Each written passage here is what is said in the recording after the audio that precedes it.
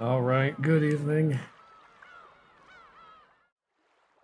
It's that time of the week again.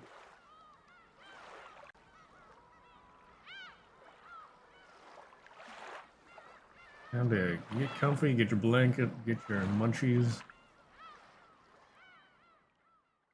and watch this oh so peaceful story. Did I get the game capture? There we go.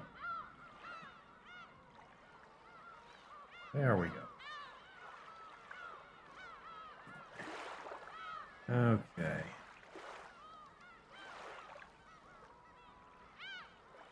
Well, let's get right into it.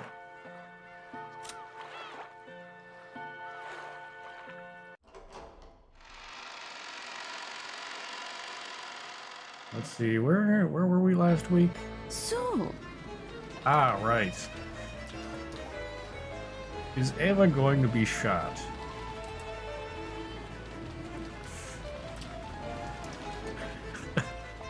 Oh boy, getting right into it. なら私が説明してあげるわよ。私の立場も姉さんの立場もいいとこ取りのとても仲良しな説明なんだから。姉さんの言う今朝の時点でお父様が在出していたことを信じてあげるわよ。でも次に扉が開かれた時にお父様はいなかった。ここまでは依存ないわよね。Okay, so yeah, they were arguing last time about see, Ava stuck a little piece of paper in the door of the father's study, and that was apparently still there later or whatever. Anyway, it all points to Natsuki apparently having something to do with Kinzo's disappearance. And then Natsuki's getting really upset, and she has a gun. And Ava is still deciding to egg her on because she's a genius and all that. Really? Then let me explain it. Let's take the best parts from my perspective and yours and come up with a more friendly explanation. I'll believe what you said about Father still being in his room this morning. However, the next time the door was opened, Father wasn't there. You don't have any objections so far, right? あなたの言うことにこれ以上耳を傾ける気はありません。その軽薄な口を慎みなさい。I have no desire to hear anything more you have to say. Shut your frivolous mouth. 私の推理はこうよ。扉から姉さんしか出入りしていないことは私が2回確認している。そしてレシートもそれを立証している。にもかかわらずお父様を部屋から出すパズルの答えは窓よ。窓から出したのよ。夏日姉さんはお父様を3階の書斎の窓から中庭に突き落としたのよ。 My goodness. My reasoning goes like this, okay? I can confirm that on both occasions, you were the only one to go through the door. And the receipt proves it. The receipt proves nothing, by the way, because she was the only person saying that she put the receipt there. So it's 1v1, nobody else was there to see it. So, what's the answer to the puzzle of how Father left the room? The window! He was sent out the window. Natsune-san, you threw Father out of the third-story window of the study into the courtyard!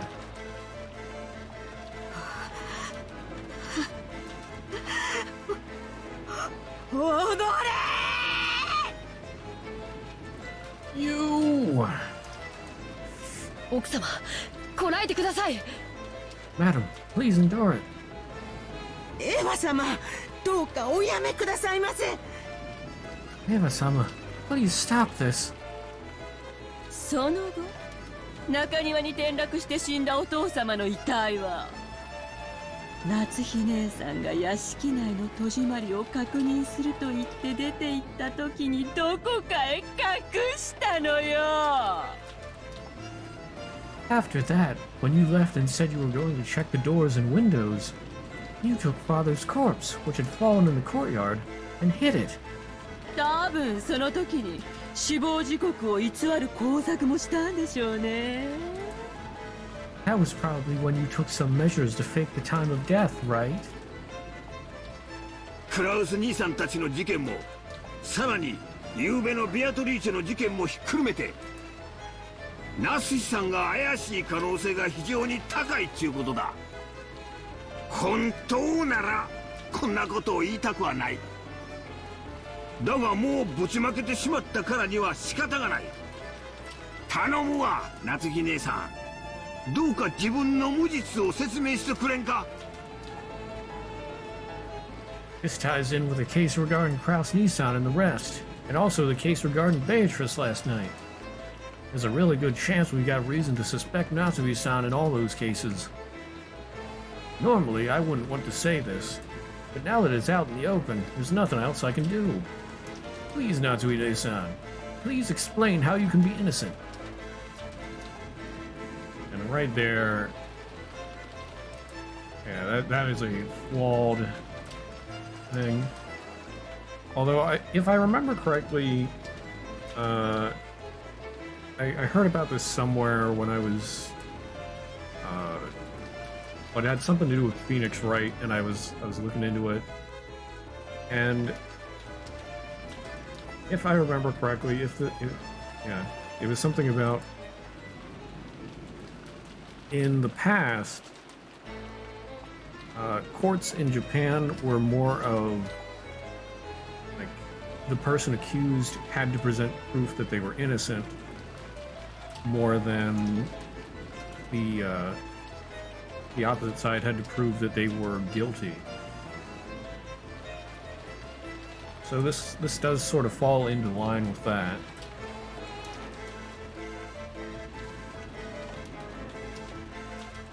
But I mean, it is very flawed. Also, I feel like Hideyoshi is really laying it on thick. I'm liking him even less. 侍とわしはあんたを疑わなきゃならんのや。 Otherwise, I can't help but suspect you. なぜこの私が後宮夏日がこのような恥ずかしめを。 Why me? Why must I, Ushiromiya Natsui, be insulted like this?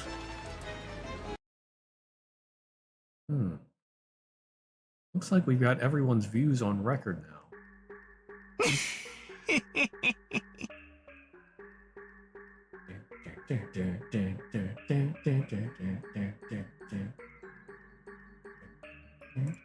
I love this music.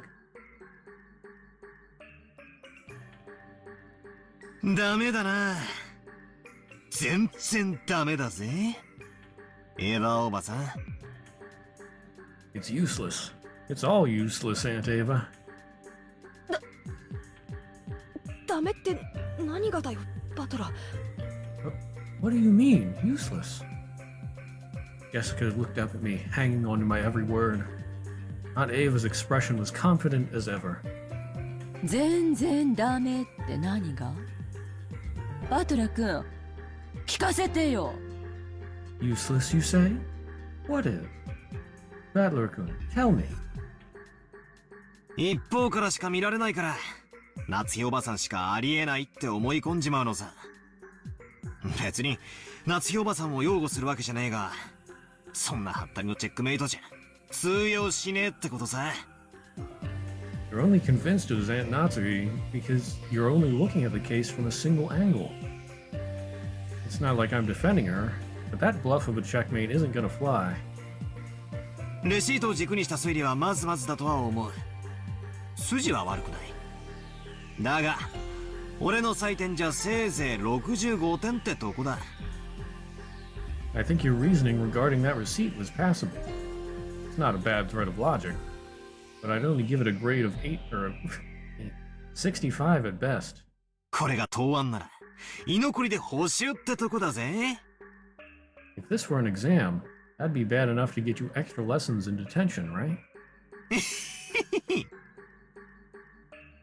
あら、じゃあレシートで封印されている扉をどうやって破ってお父様を失踪させられるというの？私の説以外に！ I'm a little surprised he didn't point out that, like, it's only something that she said that the receipt was in there. They have no proof. Oh my. Well, how do you think anyone could break through the door sealed by my receipt and make father disappear? Other than by my theory. エヴァおばさんの説は確かに面白い。そして、その説以外に、じい様が失踪できる方法がないって言い切れるなら、最終目撃者である夏日おばさんが黒であると確かに言い切れるだろう。It's true that your theory is an interesting one. And if you could say for sure that there was no way to make grandfather disappear, then you would probably be able to prove that the last person to see him, Aunt Natsuki, was guilty. だが、夏日おばさんが無実で、濡れ衣である可能性が残っている以上、そうだと断言することはできねえ。However, since there's still a possibility she's innocent, these accusations are false, we can't be sure about that. ならバトラ君は夏日姉さん以外の誰にお父様を失踪させられたというの？姉さんしかありえないのよ。私のレシートがそれを証明してしまったわ。一度目に書斎に訪れた夏日姉さん。そして二度目に私と訪れるまでの間、書斎は完全に密室で密室開封後には失踪している。Then Battler-kun, are you saying someone other than Natsui-ne-san made grandfather disappear? It'd be impossible for anyone else to do it. My receipt proved that, right? After the first time she visited that study, and until the second time when we visited it together, the study was a perfect closed room. And when the seal was broken on the closed room, he was already missing. これで夏日姉さんが犯人じゃないというなら、どんなトリックがあるっていうの？ If that doesn't prove she's the culprit, what kind of trick could they have used? だから65点なんだよ、エヴァおばさん。じゃあここでチェス盤をひっくり返すぜ。Hold on to your seats, we're spinning. どうやって外部からじい様を失踪させるかじゃない。どうやって内部からじい様が失踪するかって考えるんだ。Like I said, Aunt Ava, only 65 points. So, let's try spinning the chessboard around, shall we? The question isn't how someone managed to make grandfather disappear from the outside. We should think about how grandfather disappeared from the inside. 扉にはレシートが挟まれていたから使用されていない。窓も出ることはできても外側からは施錠できず、しかもエヴァおばさんは書斎を訪れた時に窓の施錠を確認している。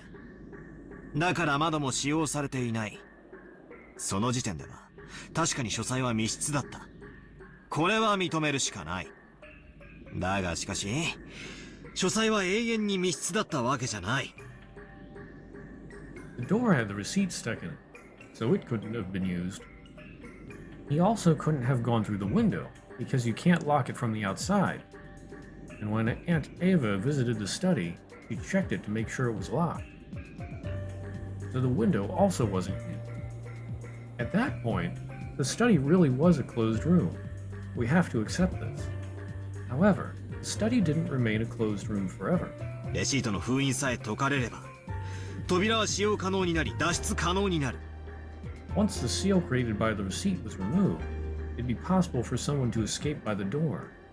つまり、夏日おばさんがどうやってじい様を失踪させたかじゃない。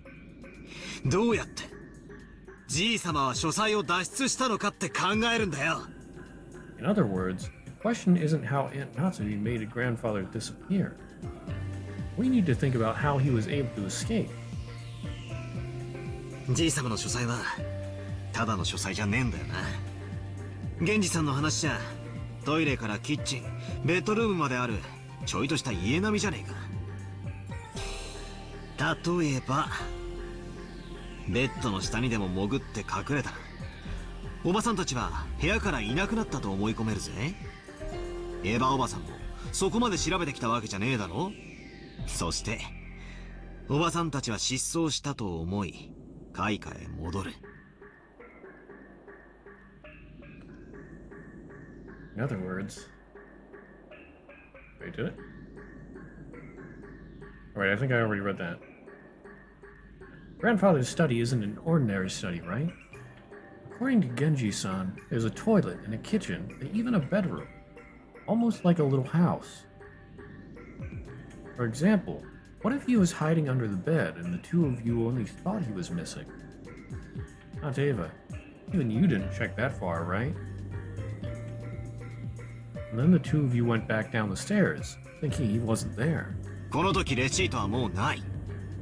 つまりじい様は密室である間は部屋に隠れ続け、エヴァおばさんたちをやり過ごした後に部屋から脱出することでこの密室を破ることができる。 At that time, the receipt was already gone. In other words, if Grandfather was hiding in his room the whole time it was a closed room, and escaped after letting the two of you go past him, we can crack this closed room right open. 何よそれ。どうしてお父様がそんな妙なことをして部屋を抜け出さなきゃならないの？口頭無形にも程があるわよ。What are you talking about? Why would Father need to escape the room in such a bizarre fashion? Don't be so absurd. ああ、口頭無形かもな。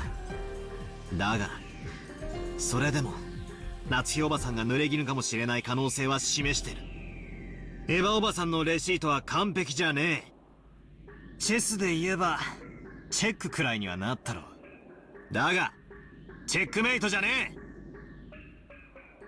Yeah, it might be absurd. However, it still shows that there's a possibility Aunt Natsuki is being falsely accused. Your receipt wasn't perfect. In chess, we might call that a check, but it isn't checkmate. そして俺が最高に気に入らねえのはそれを夏日おばさんに釈明しろと迫ってそれができなきゃ黒だって断定しようとしたエヴァおばさんのその論法さ。それがまかり通るってんだな。この後ろ宮バトラー。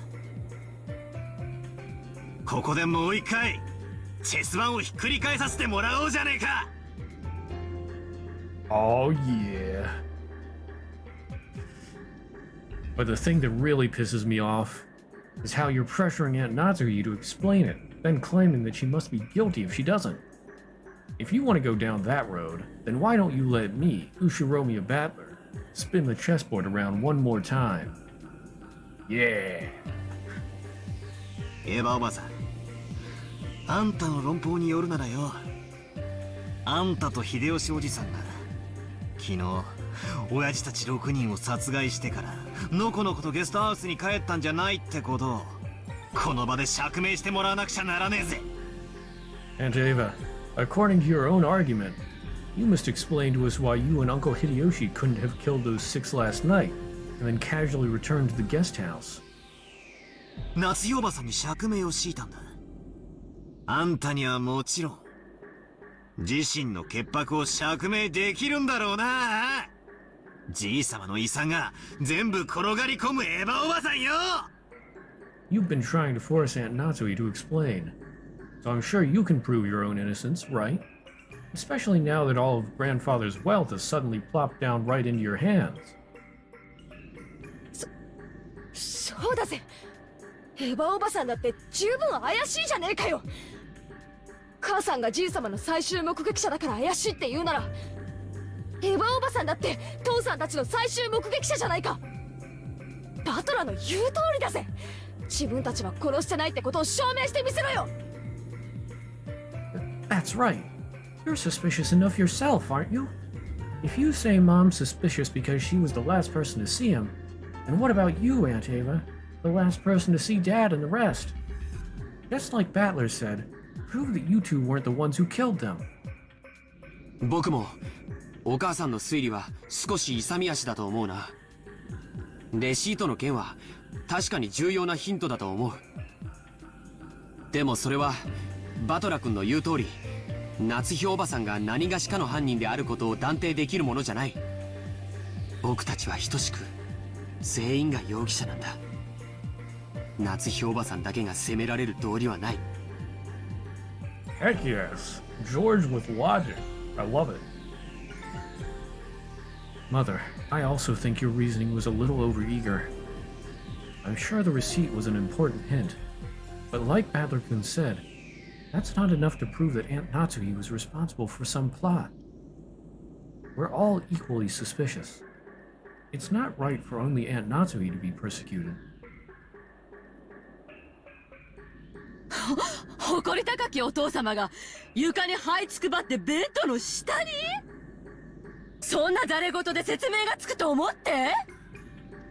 Our proud father crawling under his bed? You call nonsense like that an explanation? それならエヴァおばさんが先に説明しろよ。特によ、誰がどうやって殺して、そして自分が関わっていないという証拠を示してみろってんだ。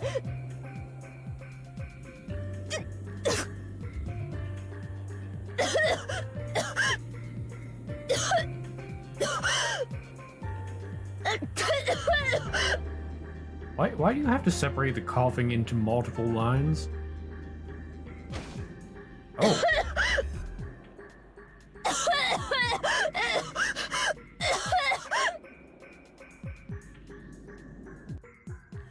Oh. Oops. No, go back. お嬢様、お嬢様。 Usually it has like this little page symbol. So I usually tell with that when they're done talking. But it did not have that this time. In that case, why don't you explain first? Who killed those 6, and how? And then try showing us proof that you weren't involved. And then coughing fit. And then Canon with... Milady! Milady! Jessica suddenly started coughing. At first, I thought she was just choking after yelling too loud, but before long, I realized how painful it looked. Jessica kept coughing and choking, down on her hands and knees. ジェシカ、しっかり。南條先生。Jessica, hang in there. Dr. Nanjo. ジェシカさん、吸入器を早く。私が持ってきているのがあります。Jessica-san, your inhaler, quickly. No, wait. I have one with me. Dr. Nanjo pulled a bronchodilator inhaler from his own bag. Or, bronchodilator, yeah. From his own bag, which was lying on the sofa, and handed it to Jessica.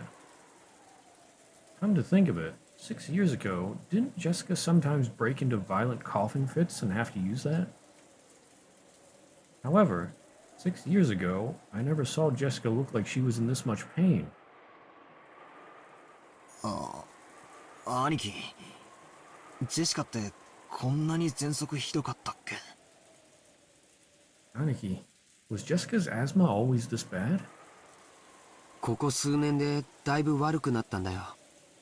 大丈夫な時はいいんだけどね。突然発作が来ると咳が止まらなくなるんだよ。Gotten a lot worse these past few years. It's no problem when she's normal, but when an attack comes suddenly, she can't stop coughing anymore.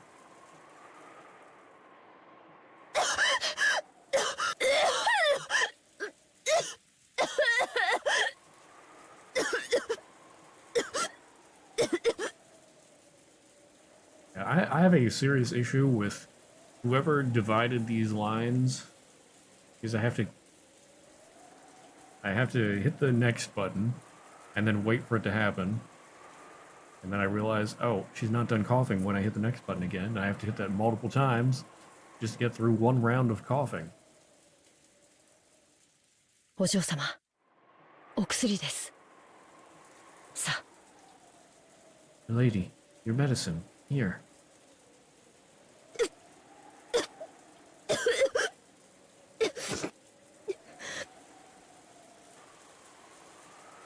Taking the inhaler from Cannon-kun, Jessica used it with a practiced hand. It looked like her throat would still itch for a while, but she had it under control. 大丈夫かよ、ジェシカ。びっくりしたぜ。Are you okay, Jessica? You scared me. 大したことねえよ。心配すんじゃねえぜ。It's no big deal. Don't worry about it.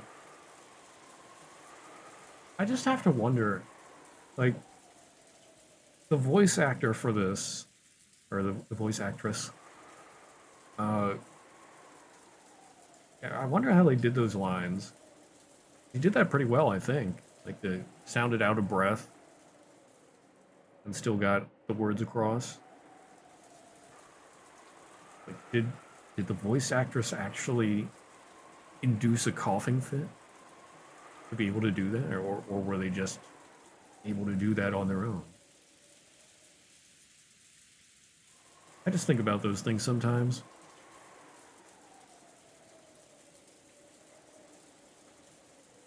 Beads of sweat covered Jessica's whole body. She couldn't hide her rough breathing, but it looked like her sudden attack had calmed down for now. This disturbance had made the dangerous atmosphere up until now seem slightly unfocused. But that's fine. That kind of battle of mutual suspicion is completely unnecessary. When you think about it, finding alibis for each other and looking for the culprit is probably meaningless. After all, we're just powerless, ordinary people, and when the police come tomorrow, they'll definitely employ cutting-edge techniques and investigate the case thoroughly, solving all of the riddles and arresting the culprit. 確かにバトラ君の言う通りかしら。夏日姉さんが疑わしいように、私たちも疑わしさを拭えていない。それを今議論し合うのは確かに不毛ね。明日、警察に全てを任せれば済むだけの話よ。Perhaps Battler-kun is right after all. Just as Natsume-san is suspicious, I can't ignore the fact that I'm suspicious too. Arguing about that now will surely be unproductive. Everything will be fine if we just leave it to the police tomorrow. Yes, I'm sure everything will be just fine. でも、バトラ君だって知りたいんじゃないの？犯人を。大切な人を失った痛みを思い知らせてやるために、1秒でも早く知りたいんじゃない？ Ava? Ava, what are you doing? Wait, don't you want to know too, Battler-kun? Who the culprit is? Don't you want to let them know the pain you feel from losing someone precious to you as soon as possible? それは否定しないです。これだけの上等を決めてくれやがった野郎を、たとえ一日であったとしても、のさばらしたくはない。I won't deny that. Even one day would be too long to let the wonderful bastard behind this go. でも、だからといって、18人の中の誰かを疑いたくはない。さっきはああ言ったが、俺は、エヴァおばさんだって疑いたくない。俺にとってのエヴァおばさんは、茶目っ気があって、いつも楽しくさせてくれる最高のおばさんだ。That doesn't mean I want to suspect one of the 18. Even though I said what I said earlier, I don't even want to suspect you, Aunt Ava. To me, you're an awesome aunt who's always fun and playful. そんなおばさんと、こんな罵り合いはしたくねえ。ここにいる誰だって、そんなことは望んでねえはずさ。だろ、みんな。I don't want to trade insults with an aunt like that. I wouldn't want to do that with anyone here. Right, everyone? バトラ君に同じ。意味のない罵り合いだね。多分、これだけの人数が朝から一ところにずっと集まってるから、みんなストレスが溜まってるんだよ。I feel the same way as Battler-kun. It's pointless to trade insults. It's probably just the stress buildup because so many people have been crammed into one place since morning. でしょうな。無理もないことです。言ってできるものではありませんが、なるべく皆さんリラックスしましょう。Probably. It is only natural. It may not be my place to say it, but I think we should all relax as much as possible.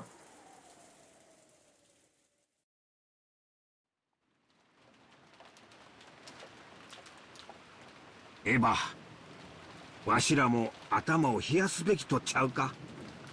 レシートの件は確かにお父さんの失踪を探る上で重要な手がかりになると思うで。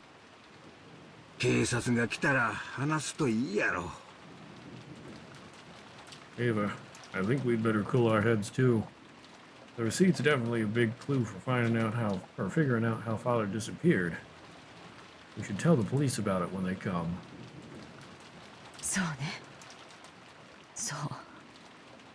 レシートの一件で、つい鬼の首を取ったような気持ちになっちゃったのね。確かに夏日姉さんだけを疑うのはフェアじゃないわ。私たちだって等しく疑わしい。That's right. Right. I just felt a little triumphant when I figured out that part with the receipt. Of course, it isn't fair to only suspect Natsui-ne-san, right? We're just as suspicious. でもね、バトラ君。レシートの話だけは本当よ。これ、忘れないでね。そしてこれがどういう意味を持つか、もう一度よく考えてみてね。But still, Battler-kun, at least the part about the receipt is real, okay? Don't forget it.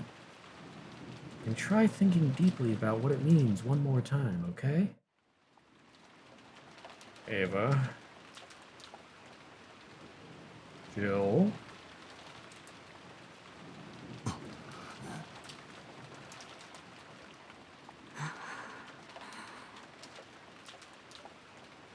Aunt Ava and Uncle Hideyoshi stood up. It looked like they planned on leaving the parlor. 結局私たちはこんな推理ごっこしても意味はないのよ。だってどうせ警察が全て明かしてくれるんですもの。In the end, it's pointless for us to keep playing detective. After all, the police will reveal everything anyway. That's right. Even if we don't play this detective game, the typhoon will pass, and when those lively seagulls return to the harbor, everything will settle itself. That's right. If you think about it, this kind of crime is completely trivial. It will definitely be resolved, even if we do nothing. When the seagulls cry. Ba, ba, ba. Title drop. That's it. Game over. This is the end. And they all found out who the murderer was, and they murdered the murderer, and everybody lived happily ever after. The end.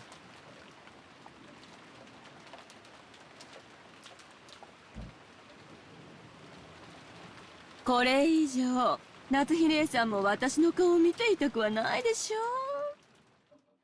う。私も同じよ。確か姉さんは昨日、ゲストハウスに帰らなくて済むようにって客室を用意してくれたのよね。あそこはバスもトイレもあるし、鍵もチェーンもかかる。横になれるベッドもあるし、主人もマリアちゃんとチャンネル争いをせずにテレビを見ることができるわ。Natsui-ne-san, I take it you don't want to see my face anymore. I feel the same. If I remember correctly, yesterday you had some rooms prepared for us in the mansion, so we wouldn't need to go back to the guest house, right? Those should each have a bath and a toilet, as well as a lock and a chain to secure the door. There's even a bed to lie on. My husband will be able to watch TV without having to fight with Maria-chan over which channel to watch, right? お好きになさるといいでしょう。でもくれぐれも用心を。 Do whatever you want. But make sure to be cautious. ありがとう姉さん。そして余計なお世話よ。姉さんはみんなの監視をよろしくね。犯人はこの中に必ずいるんだから。そして姉さんも自分が監視をされていることをお忘れなく。 Thank you, Nei-san. And mind your own business. I'll be counting on you to keep an eye on everyone, okay? Because the culprit is definitely here. And Nei-san, make sure you don't forget to keep an eye on yourself, too. 捨て台詞はそれで十分ですか？ Have you finished taking your parting shots? 十分よ。じゃあね、夏日姉さん。源氏さん、夕食になったら呼んでね。それまでチェーンをかけて閉じこもってるわ。Yes, I'm finished. See you, Natsumine-san. Genji-san, let us know when it's time for dinner. Until then, we'll lock ourselves in with the chain.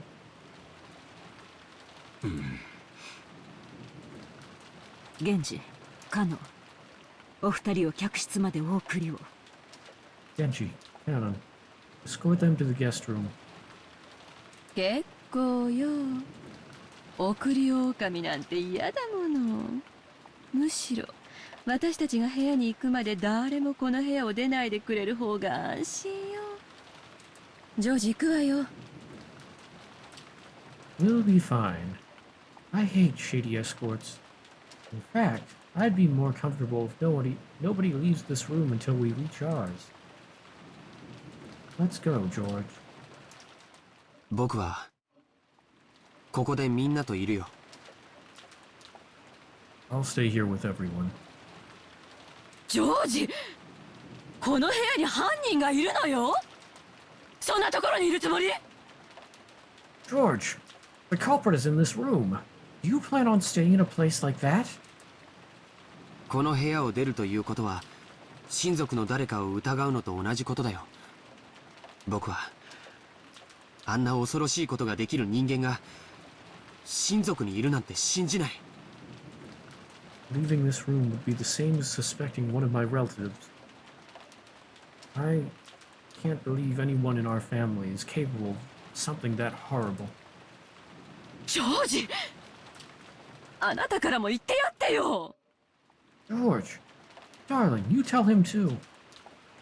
ジョージももう一人前の男や。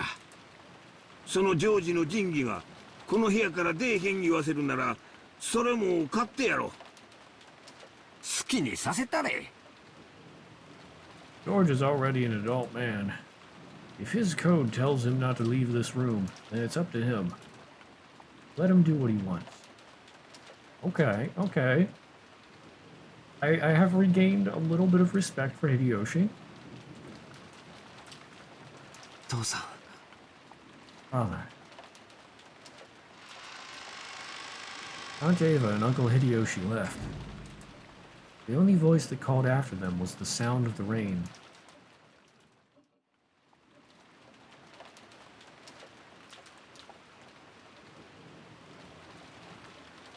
Parlor was being buried beneath the savage atmosphere. When I looked at the clock, I was surprised to find that it was already evening.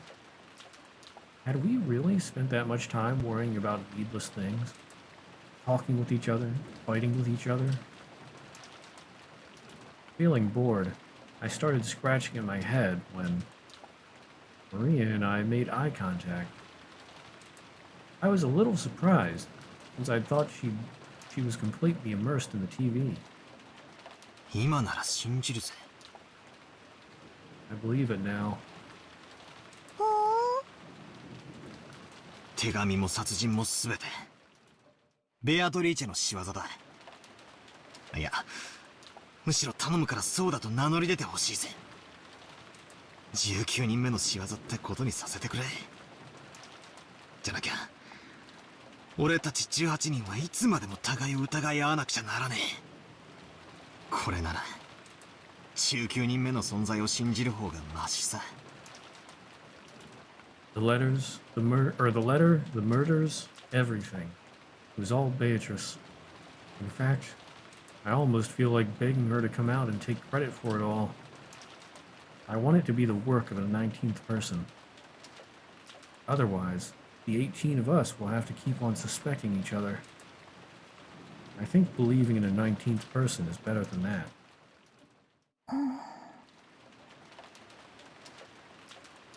扉も窓も開けずにじいさまを外へ連れ出すなんて。ベアトリーチェならお茶の子さいさいなんだろう。Bringing grandfather outside without opening the doors or windows must be a piece of cake for Beatrice, right?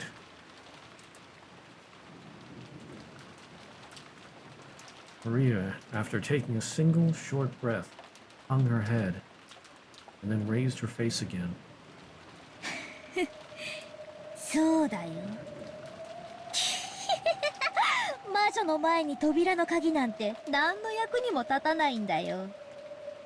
ベアトリーチェは72中の全てに精通する。33位のガープは望む相手を望む場所へ瞬時に運ぶ力を与えるし、彼女にとってどのような密室に閉じこもった人間だろうと連れ出すことは難しいことでも何でもないんだよ。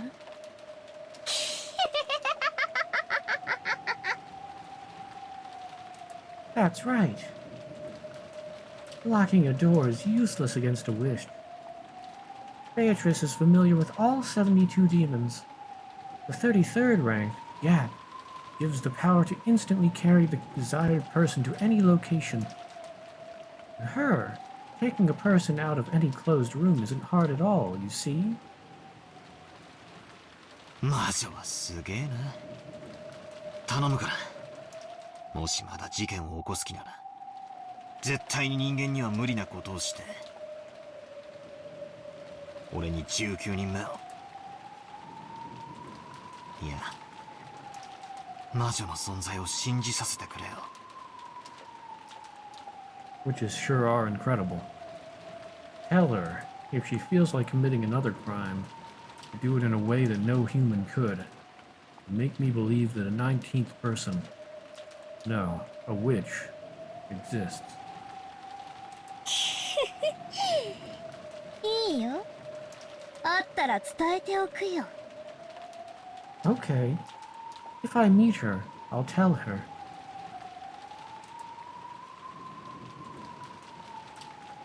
Crap. Nothing's made sense to me for a while now. Just when I want to believe in a 19th person, I deny it. And just when I want to believe there are only 18 people, I deny that too. Even though I want there to be more than just the 18 people here, I can't accept the existence of that 19th person. In short, even though there are more than 18 people, there are less than 19 people. Clearly, there's a midget. No. I'm kidding. Please don't cancel me.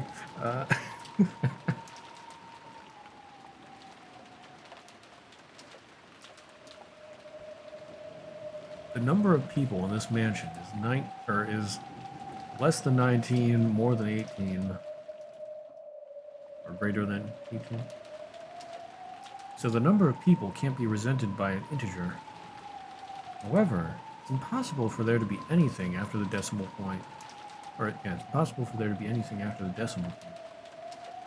You shouldn't be able to show the number of people with anything but an integer. And yet, less than 19, greater than 18. How do you explain the fraction less than 1? No wonder. That 19th person was something that couldn't be seen. That's why, since you can only write the number of people as an integer, you couldn't see that person. That which cannot be seen because Beatrice has no body. Therefore, she's invisible. Is there a 19th person? Or not? Does the witch exist? Or not? Less than 19, greater than 18. The witch exists somewhere in that X.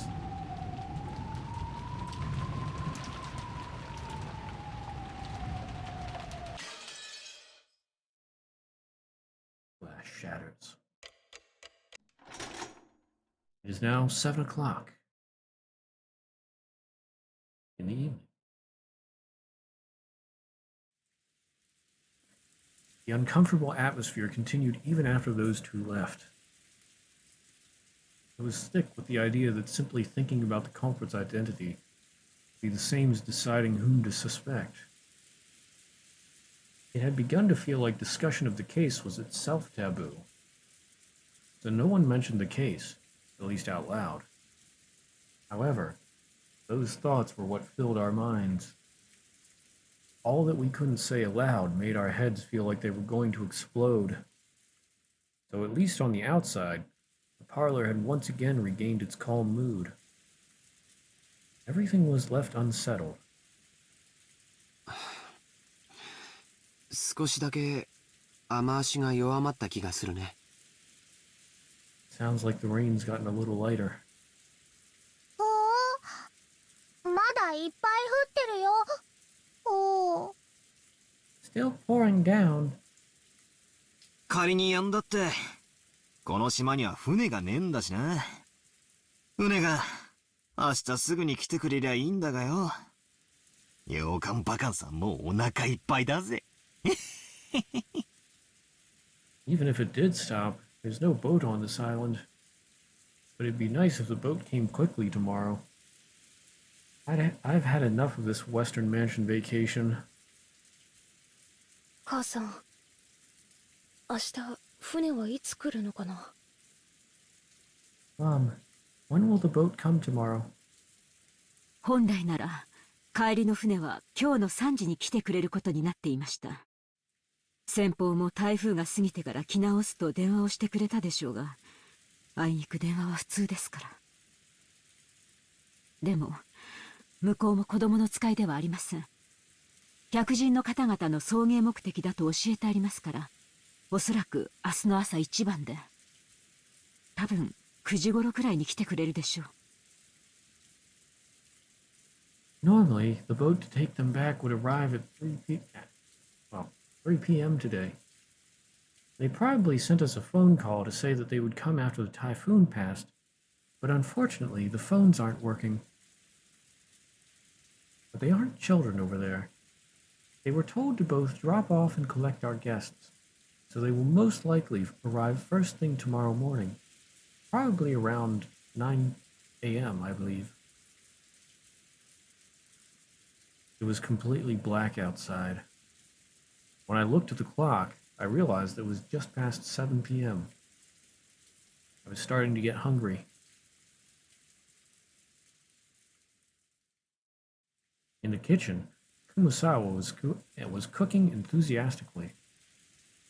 He had laid out a variety of dishes, and while they didn't match the level of Goda's artful cooking, they were still quite gorgeous. It was an act of kindness from Kumasawa, who was trying to enliven everyone's low spirits with some food. Kumasawa wasn't nearly as talented as a professional cook like Goda, but she was far from unskilled. On the contrary, since she had been brought up in a fishing village, the simple food she created was sometimes highly praised. Cannon arranged the food Kumasawa had finished creating on plates under her direction. Cannon also helped in the kitchen sometimes, but since he was rarely placed in that role, it was slightly awkward, even though he tried his best. Self-conscious about the fact that he couldn't cleverly arrange the food, Cannon's expression darkened slightly. But Kumasawa smiled as though everything was fine. きれいに盛り付けられてますよ。カノン君もお上手ですよ。 It's arranged beautifully. Canon-kun, aren't you skilled? シャノン姉さんだったらもっと綺麗に。 If it had been Shannon-san, it would look even more beautiful. Shannon stopped arranging the food for a bit and hung his head. Shannon was the one who always assisted Kumasawa in her cooking. Tonight, Cannon was doing it instead. And as he remembered Shannon's face and her brutal end, he grimaced. 今は忘れなさい。 Forget that for now. Genji spoke kindly to Cannon as he advanced a pawn. Nanjo had escaped from the parlor once the mood had grown sour, and Genji had become his opponent in a game of chess upon Nanjo's request. はい。今は忘れます。 Yes, I will forget it for now. それがいいだろう。 Indeed, that is probably for the best. Genji purposefully refrained from facing Cannon as he spoke. He did so because he understood that it might make things tougher on Cannon if he noticed that someone was looking at his eyes. Nanjo also understood that and held back any thoughtless words. 金蔵さんもどこへ行かれたんでしょうな。ご無事だといいのですが。 I wonder where Kinzo-san has gone. I hope that he is safe, but... わかりません。ただ、すべては親方様が望まれ、仕組まれたことのように思っています。それを邪推することは、親方様にお仕えする家具には過ぎたことです。 I do not know. However, I believe everything has proceeded as the master had hoped and arranged for. To distrust that would exceed my role as furniture in service to the master. 源氏さんは怖くないのですか？ Aren't you scared, Genji-san? 私には今夜まだ何か良くないことが起こるような気がして怖いのです。 I am frightened that something bad will occur again tonight.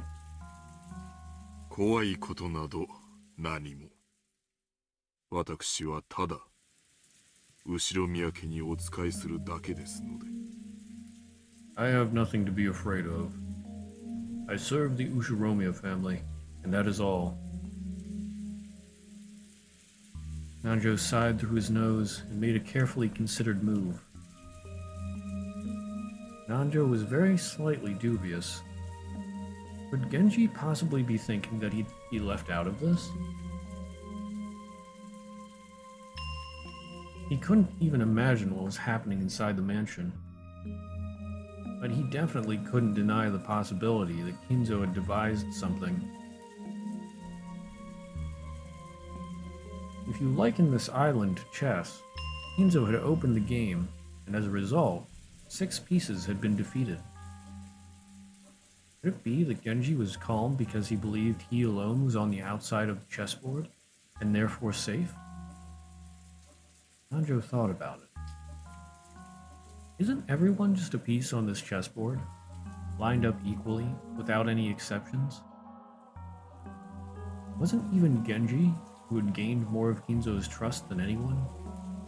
No, who was confident of his position as Kinzo's only close friend.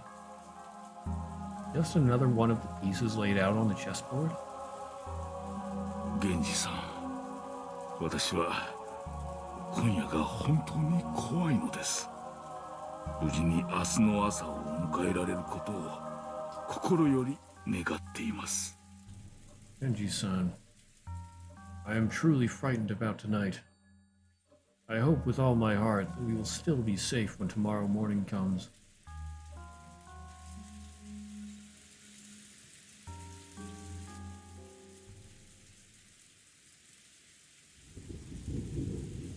The guest room Eva and Hideyoshi moved into had originally been built to house guests before the guest house's construction.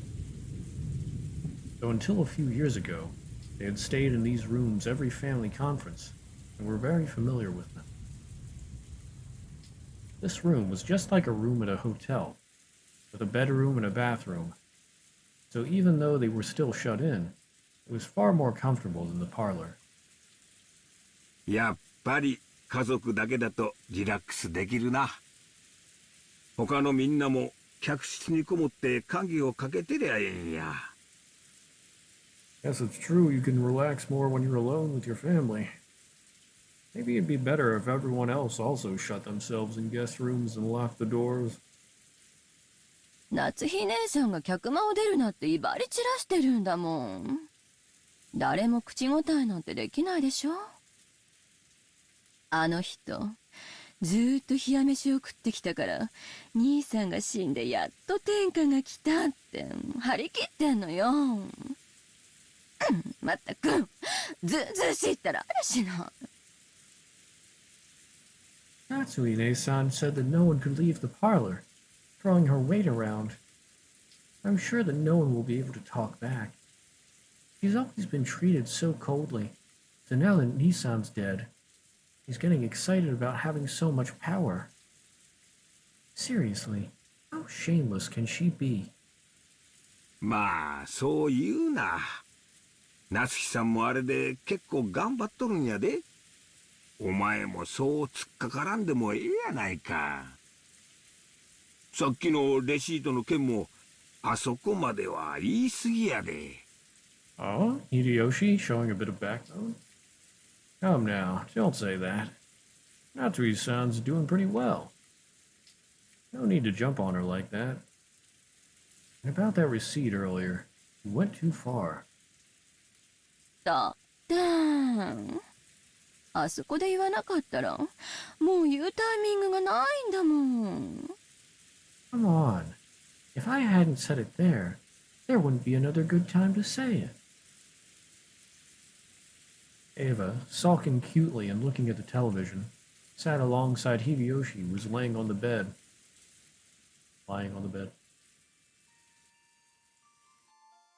でも、こうして二人きりになるのはずいぶん久しぶりよね。Still, we haven't been alone like this for quite some time. そうやな。思えばわしもお前も老けたもんや。ジョージが生まれてから何もかもがあっという間や。You're right. Come to think of it, both you and I have gotten pretty old.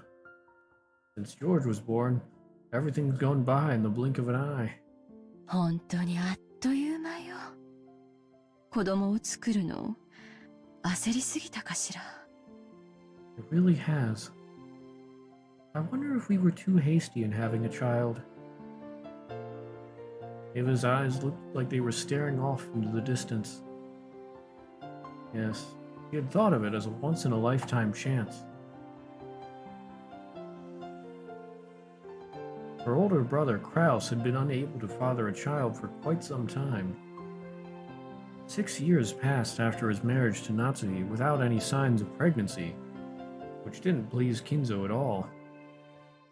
Eva herself had thought that since her name would be moved outside the Ushiromiya register when she got married anyway, it didn't matter whether a successor to the headship was born or not. And then, one day, he had a heavenly revelation. Or maybe it was the whisperings of the devil that she had listened to in her greed. If she could give birth to a successor first, wouldn't she be able to remain in the Ushiromiya register? If things went well, might she have had a chance to inherit the Ushiromiya family herself? When she proposed this to Hideyoshi, he had approved of it instantly. This wasn't because Hideyoshi also had greedy thoughts. For Hideyoshi, who had no close relatives, it was a chance for him to feel once more the long-forgotten thing called family. Aww. So when they got married, he hadn't fussed over which last name they were to keep, and had quickly agreed to have his name entered into the Ushiromiya family register. It hadn't been easy to persuade Kinzo, but as his daughter, Eva knew Kinzo's personality well. So, by choosing the time when Kinzo was most dissatisfied with Natsuki, she was magnificently able to make him accept Hideyoshi as an adopted son-in-law. Looking at Hideyoshi, who had achieved success after starting from nothing, Kinzo might have seen a little bit of himself. He quickly grew to like Hideyoshi and approved his transfer into the Ushiromi register. Hold up. Kinzo liked someone? That's possible? No. Or rather, he liked someone that's not a servant? Gasp? George would eventually become the successor to the Ushiromi family. They had raised him strictly with that purpose in mind. He had been worth their while and had grown into a fabulous young man who wouldn't disappoint no matter where he went. That was why he had not been permitted to fall in love with a servant like Shannon. So when she'd learned that Shannon was dead and the engagement was now invalid, though part of her had still been shocked by the gruesome crime, part of her had also been relieved that her dear George wouldn't be stolen by some servant girl. 私、クラウス兄さんのことが昔から嫌いだったわ。偉そうで威張ってて。自分がやがては当主になるのだと自慢してて。だから、それに一矢報いてやりたかった。でも、それは子供の頃の感情なのよ。でもその感情は、結局、自分の人生のほとんどを支配した。それだけならまだいい。その感情は、あなたやジョージまで巻き込んで振り回してしまった。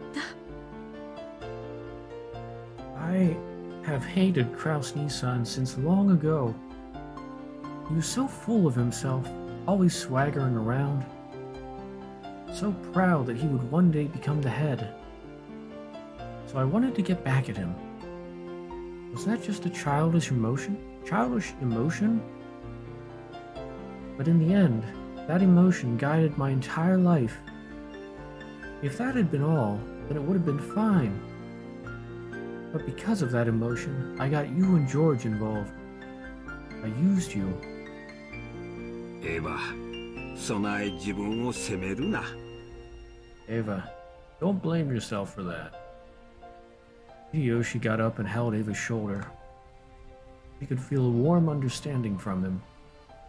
わしはな、自分の人生はもうとっくに折り返しに入っとる。でもな、今日までの生活を後悔したことは一度もないで。一度もや。Well, I reached the halfway point in my life long ago. But you know, I have absolutely no regrets about how I've lived my life. Not one.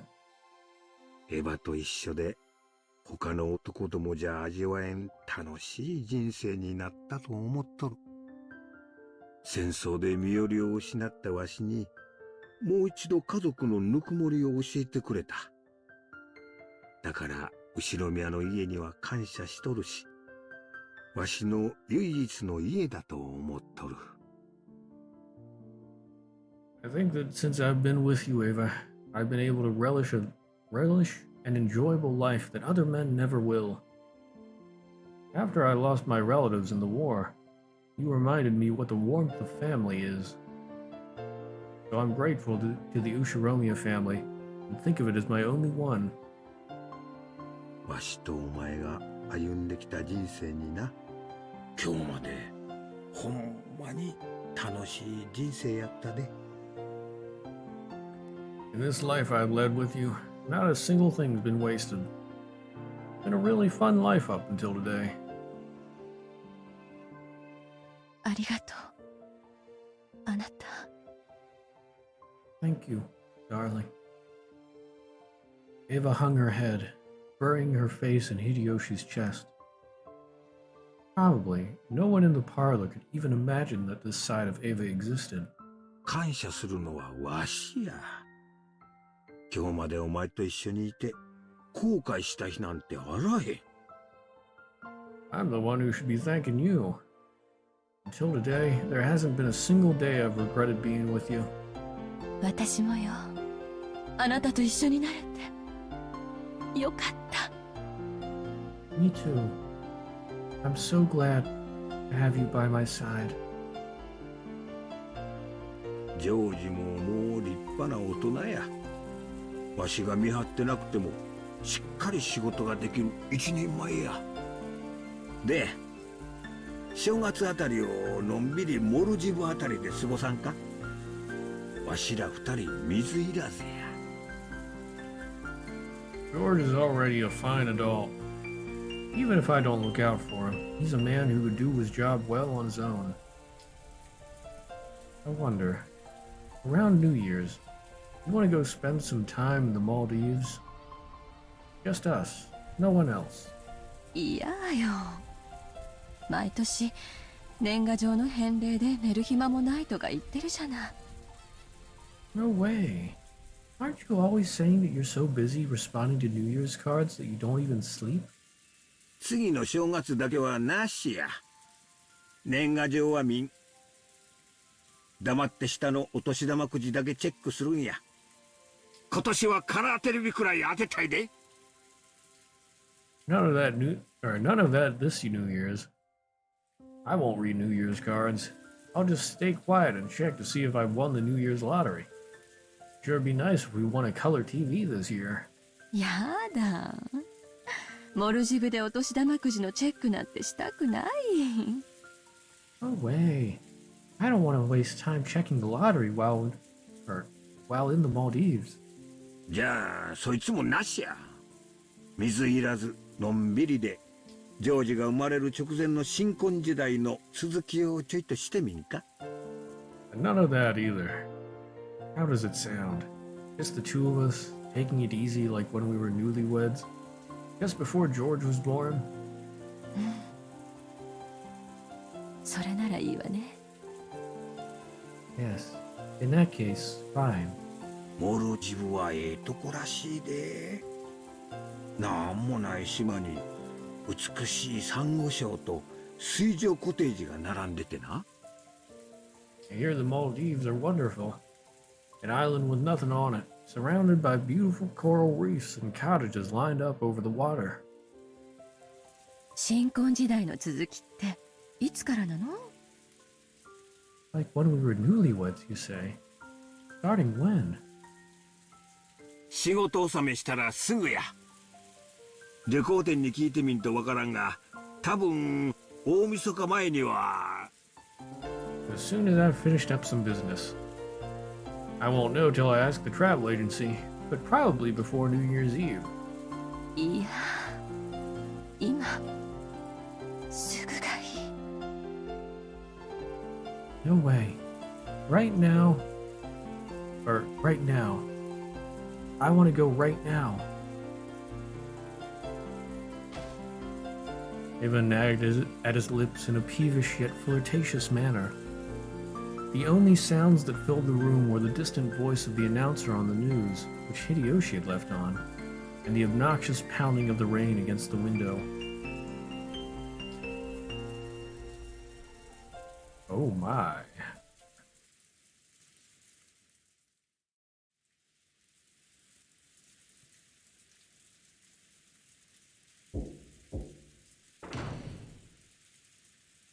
There was a knock on the door, and Genji-san entered.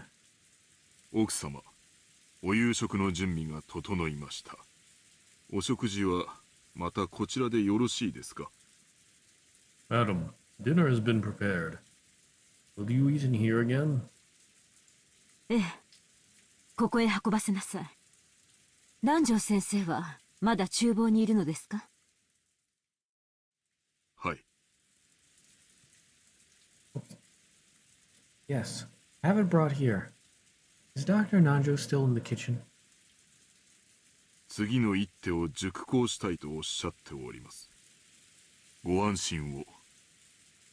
他の使用人たちとご一緒です。Yes. He has said he wishes to carefully deliberate over his next move. Do not worry.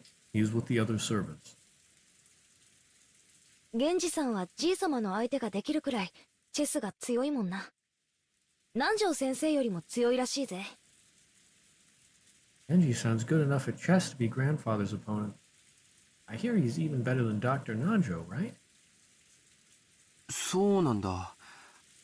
昔相手をしてもらったことがあるけど、あれは勝たせてくれたのかな。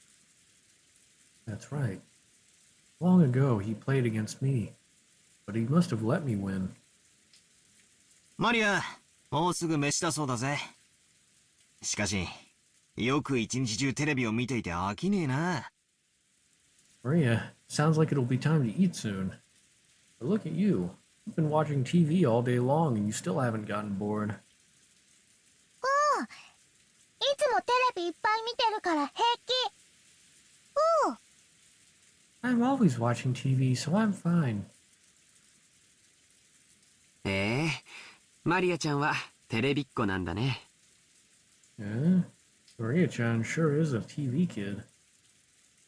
食事だから机の上を片付けないとダメだぜ。Food's coming, so we have to clean up the table.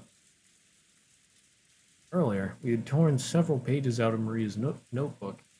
There was now a mess where everyone had been drawing together. Jessica began cleaning that up quickly. Still, everyone here really can draw. I'd never guessed. 源氏、エヴァさんたちにもせめて食事くらい一緒にしないかとお声をかけなさい。どうせ断るでしょうが。Genji, ask Eva-san and Hideyoshi-san whether they'd like to have dinner with us. Although they will probably turn us down. かしこまりました。Certainly. お父様の次はエヴァさんですか。つくづく後ろ宮家の食卓には全員が揃いませんね。First father and now Eva-san. It's quite hard to gather everyone to the Ushiromiya dinner table. Natsui felt her headache start throbbing again and lightly held her temples.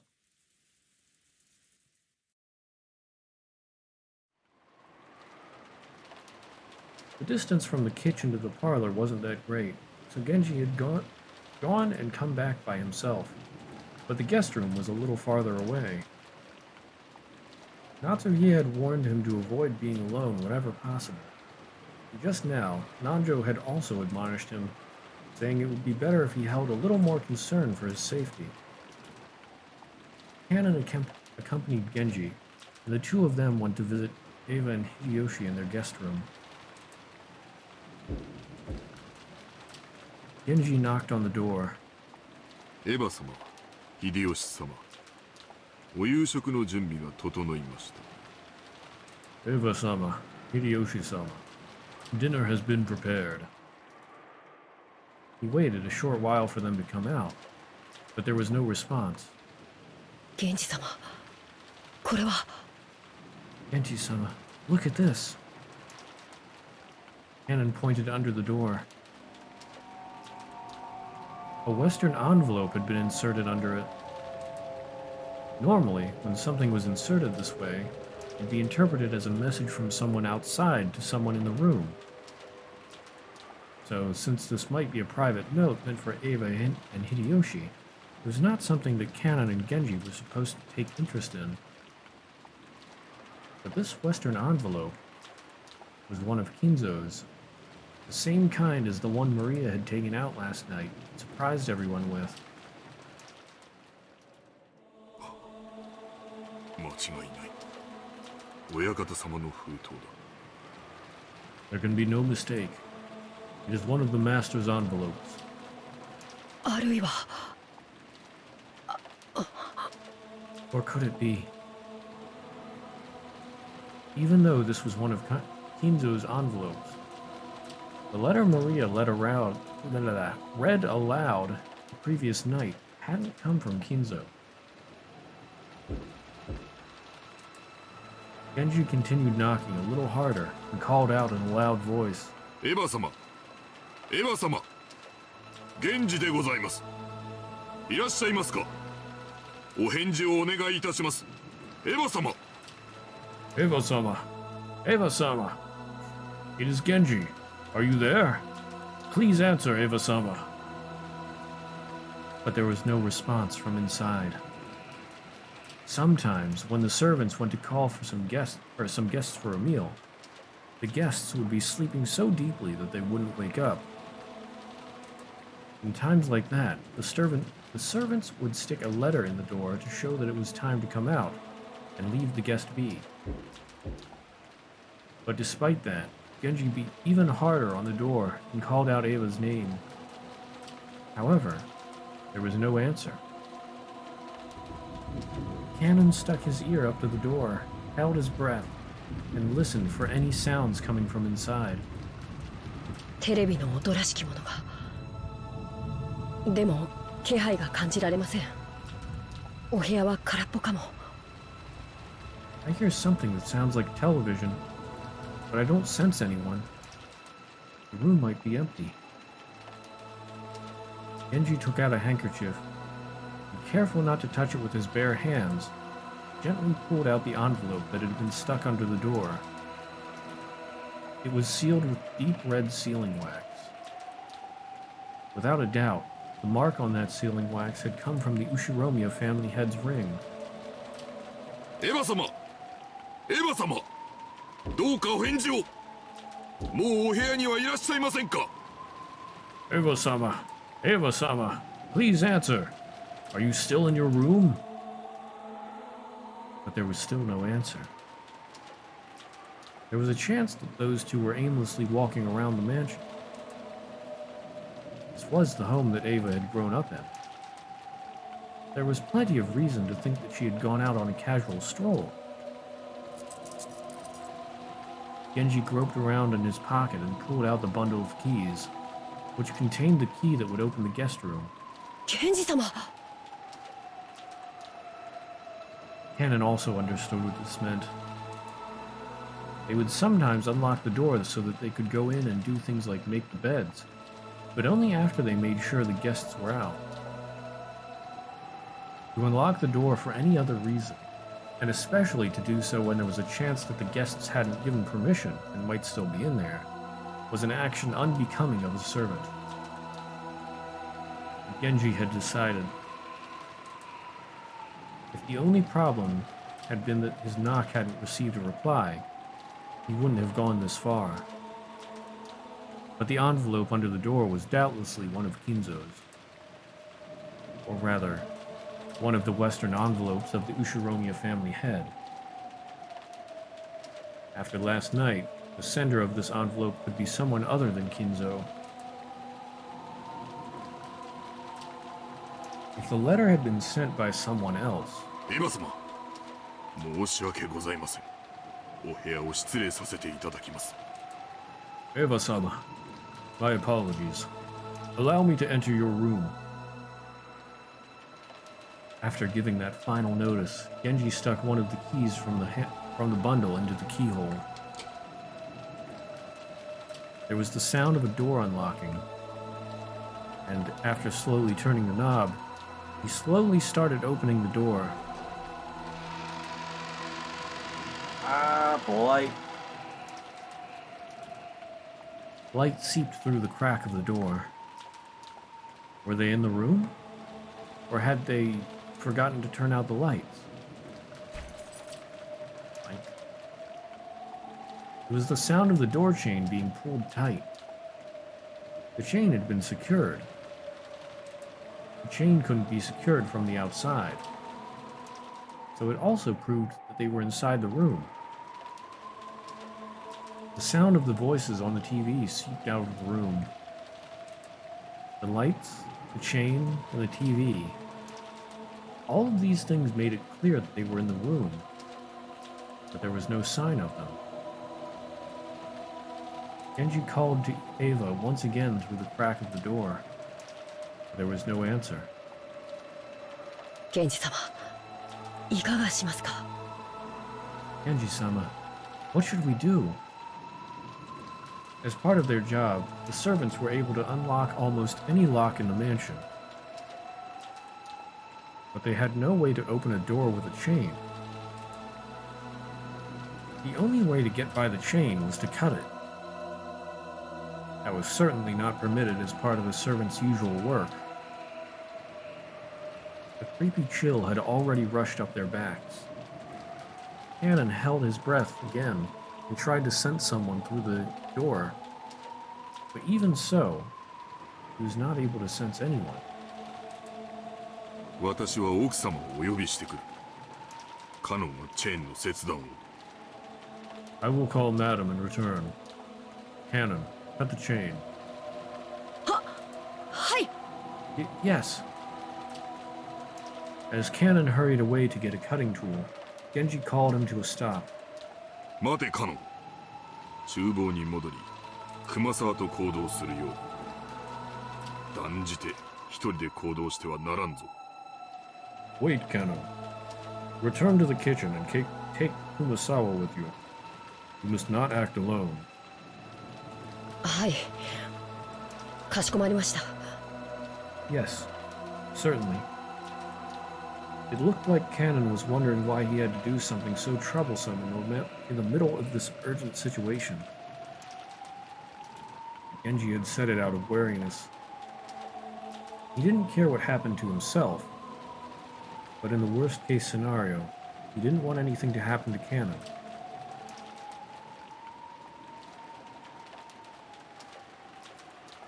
In the kitchen, Kumasawa was piling food on the serving cart. Nanjo was waiting for Genji, apparently wanting to show him a move he'd finally thought up that might turn the tables on him. Genji's appearance immediately told him that something was wrong. おや、どうしましたか、源氏さん。Oh? What has happened, Genji-san? 南條先生、申し訳ありませんが、この勝負は一度中断させてください。カノンはチェーンを頼む。熊沢、食事の配膳は一時中断し、カノンと同行するよう。私は奥様のところへ行く。南條先生もご一緒に。Dr. Nanjo, my apologies, but please allow this match to be suspended for the time being. Cannon, take care of the chain. Kumasawa, stop setting up dinner for now and accompany Cannon. I will go over to Madame. You would come with me, Dr. Nanjo. 何かあったんですかな。 Has something happened? Genji took Nanjo, who still didn't know what was going on, and quickly left the kitchen. 熊沢さん、申し訳ありませんが、僕と一緒に来てください。Kumasawa-san, my apologies, but please come with me. 何があったんですか、カノンさん。What has happened, Cannon-san? Kumasawa said almost exactly the same thing as Nanjo, unable to take in the situation, and chased after Cannon, who had flown out into the hallway. Taking Kumasawa with him, Cannon went to a storage room and looked through the tools packed in toolboxes hanging all over the walls, trying to find something that could be used to cut the chain. 何を探してるんですか。私も手伝いますよ。What are you looking for? Let me help too. ドアチェーンを切断するんです。大きめの番線カッターはどこだっけ。 We're cutting a door chain. Where was that large wire cutter? ドアチェーンを。どうしてそんなことをするんですか。 Door chain? Why would you do something like that? エヴァ様たちのお部屋にチェーンが。中にいらっしゃるはずなのに、お声をかけても返事がないんです。 The chain to Eva-sama and Hideyoshi-sama's room. Even though they should be inside, they didn't answer when we called them. It took Kumasawa some time to figure out how cutting the chain and Eva and Hideyoshi not answering were connected.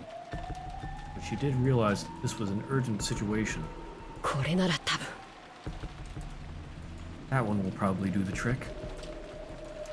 Cannon took down a very large wire cutter that had been hanging on the wall. It was called a cutter, but maybe it'd be easier to understand if we said it was shaped like a large pair of pliers. Cannon remembered once being warned that this dangerous tool could easily cut through one of your fingers. Cannon took that and rushed up the stairs. He already knew instinctively. He should fight for every minute, every second to open it quickly. Or perhaps it was already...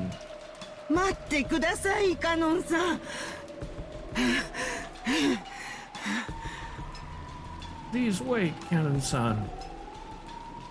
早く Hurry!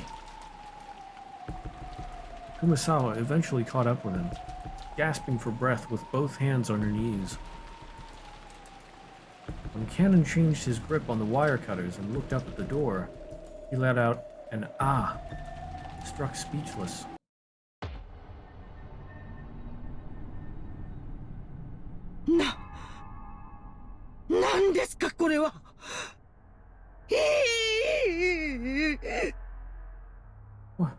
What is this?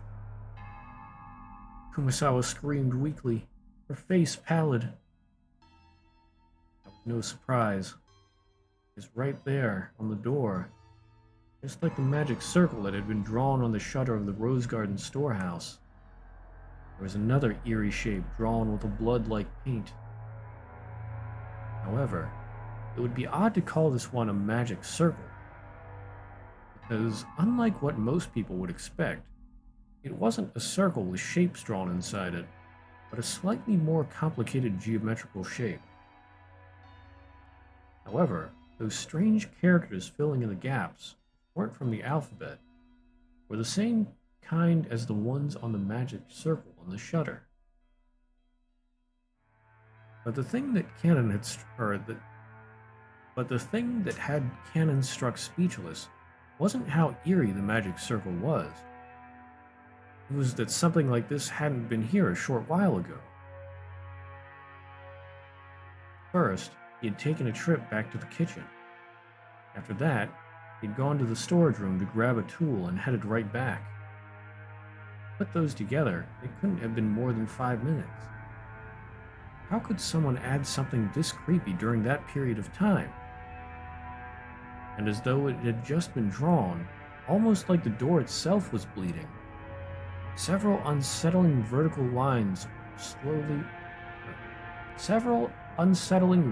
red lines slowly dripped down, getting longer and longer.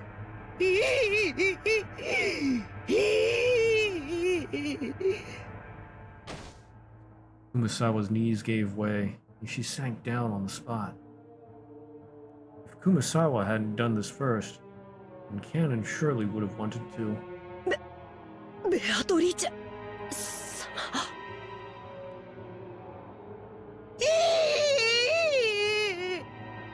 ベアトリーチェ様の仕業ですよ。恐ろしや恐ろしや。It's the work of Beatrice-sama. How hard! How hard!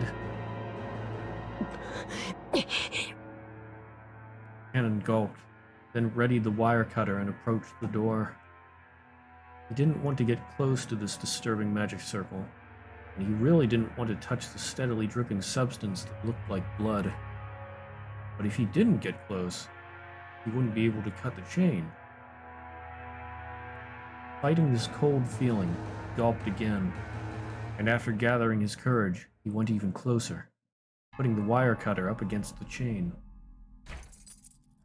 He then pressed with all of his strength, managing to cut through the chain far more easily than he'd anticipated.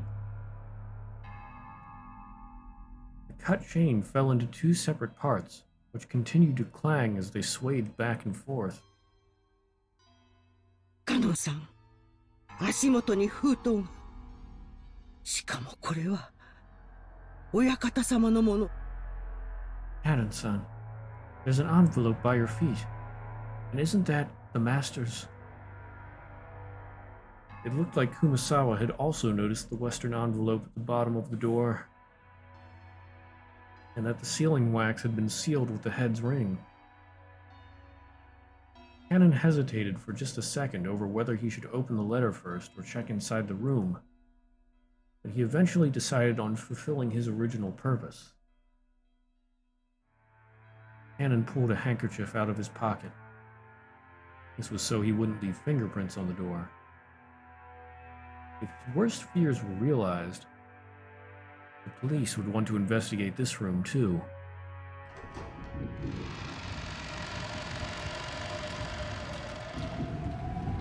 He slowly pushed the door open. He was able to more clearly hear the sound of the television, which had been seeping out faintly this whole time. Eva-sama. Eva was lying face up on the bed. On the bed with her shoes still on?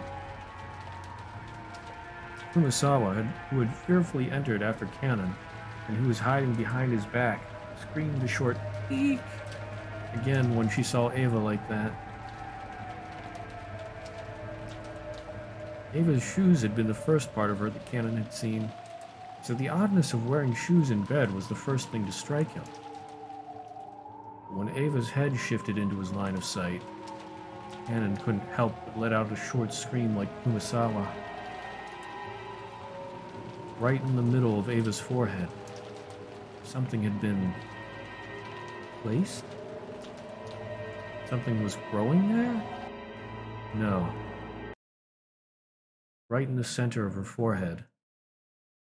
Was it an old-fashioned knife? That, or some weapon like it was sticking out.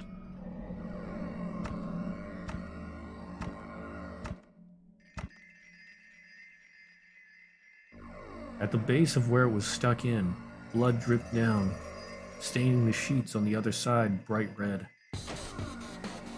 Kumasawa's knees gave way once more. She sank down on the floor. Her mouth kept flapping open and closed, but she couldn't even scream. Eva was dead, with some kind of weapon sticking out of her forehead. Both eyes were wide open, and the image of the person who killed her must have been burned into them. But the only mouth capable of naming that person had been shut for all eternity. Even though her forehead was the last place they wanted to look, they couldn't tear their eyes from it. Right there, the weapon was stuck into Ava's forehead, standing almost perfectly upright. And on the handle was a complicated design that you wouldn't expect to see on an ordinary weapon. That thing could be summed up with the word occult. It was a vulgar object, with a design that might have been some demon. Hideyoshi-sama. What about Hideyoshi-sama? Hideyoshi-sama! Eva was on top of her bed, but the other bed was empty. Where was Hideyoshi? After taking a backwards glance at Kumasawa, still on her knees and stupefied, checked the bathroom just in case. At the moment he opened the door, he was greeted by steam and the sound of the shower. The bathroom was of the same familiar style as most hotel bathrooms. When taking a shower, a waterproof curtain was used to keep water from flying out. The waterproof curtain was half open, and lying tumbled down in the bathtub was Hideyoshi, completely naked, both eyes open, and pointing right at Cannon. Just like Eva, a weapon with a demon-like design was stuck into his forehead. Since his head had been under the shower's hot water this whole time, his face wasn't half covered and filthy with blood like Ava's had been. But the sight of him dead while still taking a shower was tragic enough. Just then, they heard Natsuhi's voice coming from the hall. She was probably coming with Genji. またしてもこのような落書きが。 Genji, Genji-sama. またしてもこのような落書きが。 Genji-sama. またしてもこのような落書きが。 Genji-sama. またしてもこのような落書きが。 Genji-sama. この手紙は中にはなんと Again with this graffiti. What about this letter? What does it say inside?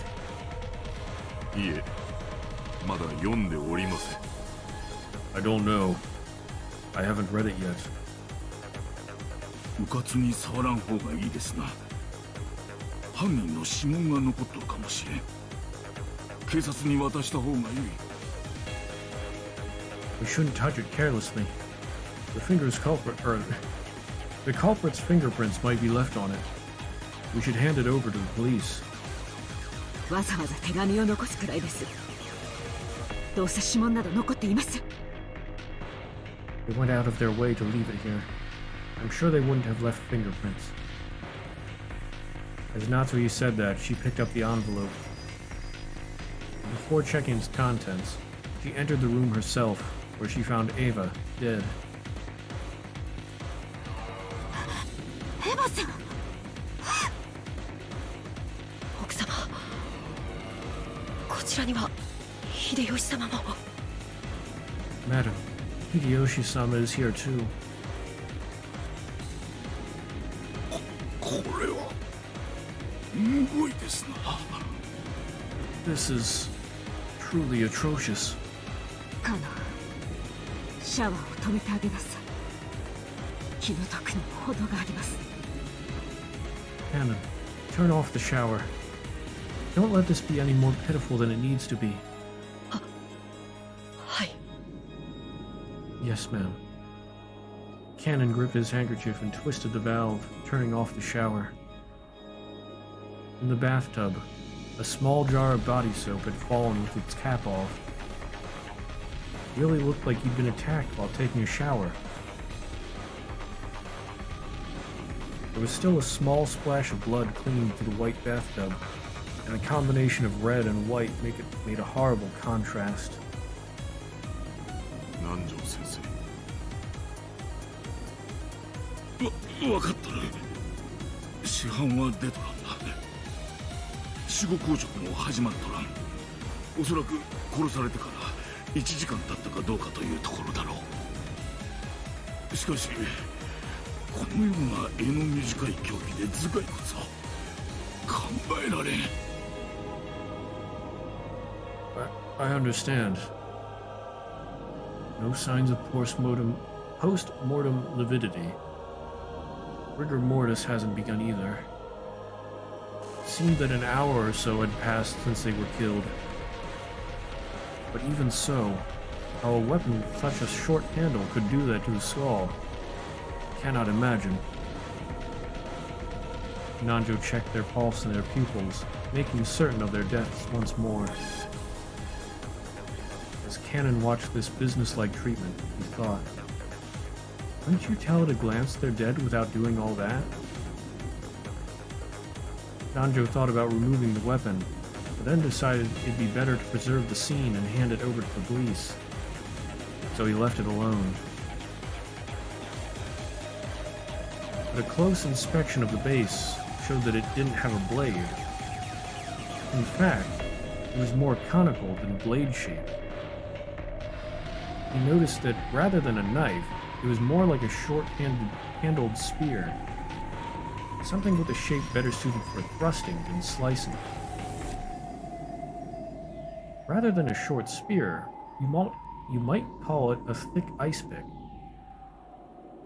At any rate, after looking at this scene, no further words were needed to describe what sort of terrible purpose for such an eerily designed weapon was originally made for. Nor was it necessary to explain how they carried out their function. Natsui, hoping to escape the repulsive steam filling the bathroom as soon as she could, covered her mouth with a handkerchief and dashed from the room. Just viewing their gruesome bodies for an instant had been enough to burn the image into her eyes.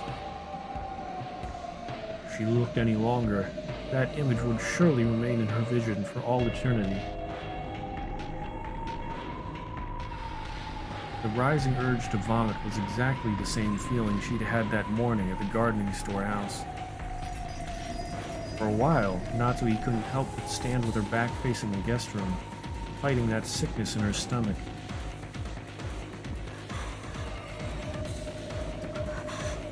とにかくこの部屋を子供たちにジョージ君に見せるわけにはいきません。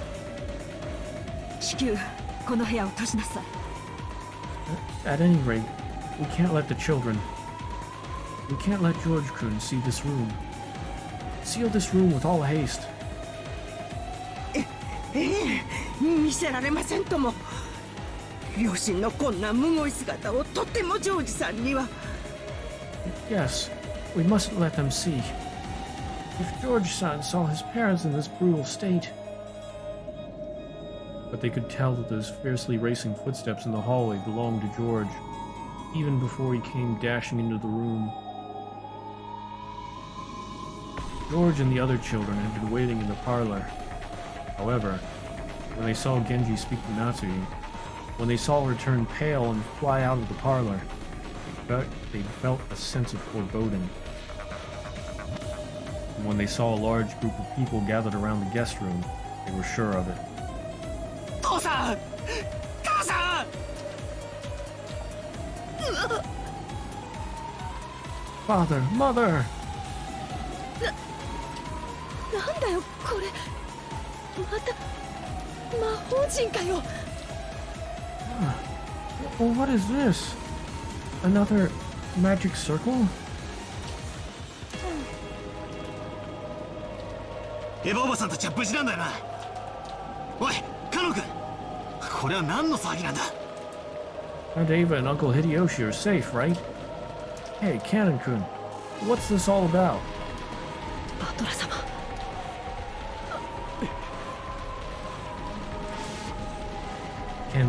Canon didn't have to say anything. George's scream after he ran into the room told them everything he needed to know.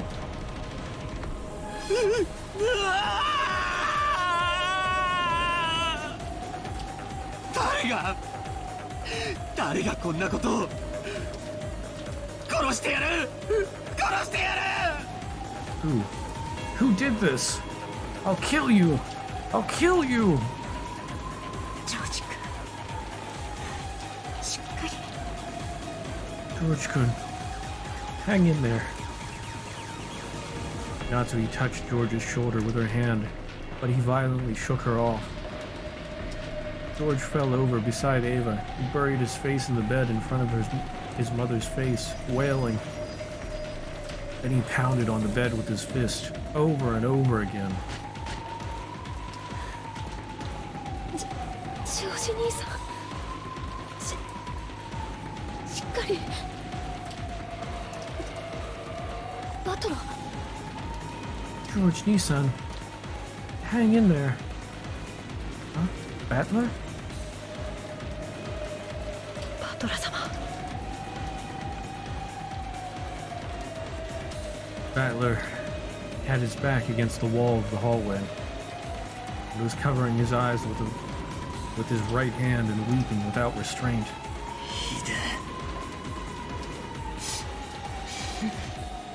ひでえぜ。心に決めた女を婚約した次の日に失った。同じ日に親父とおふくろまで殺されるなんてよ。そんなの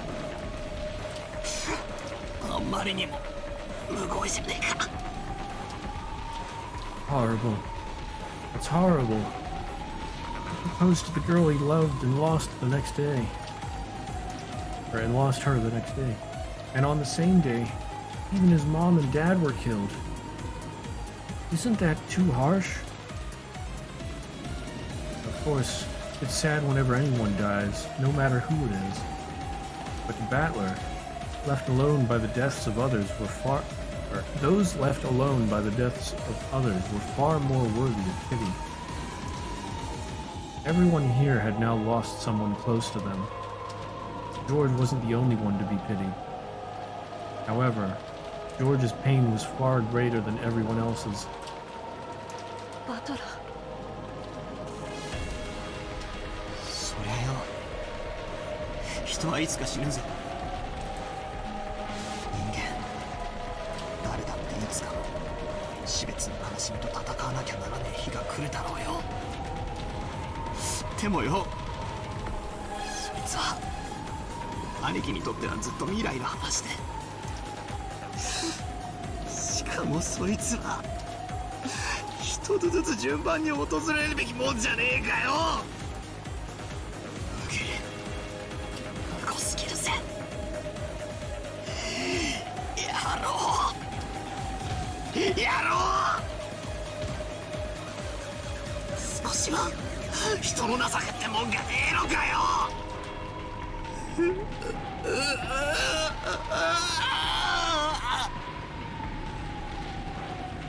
I know everyone dies sooner or later.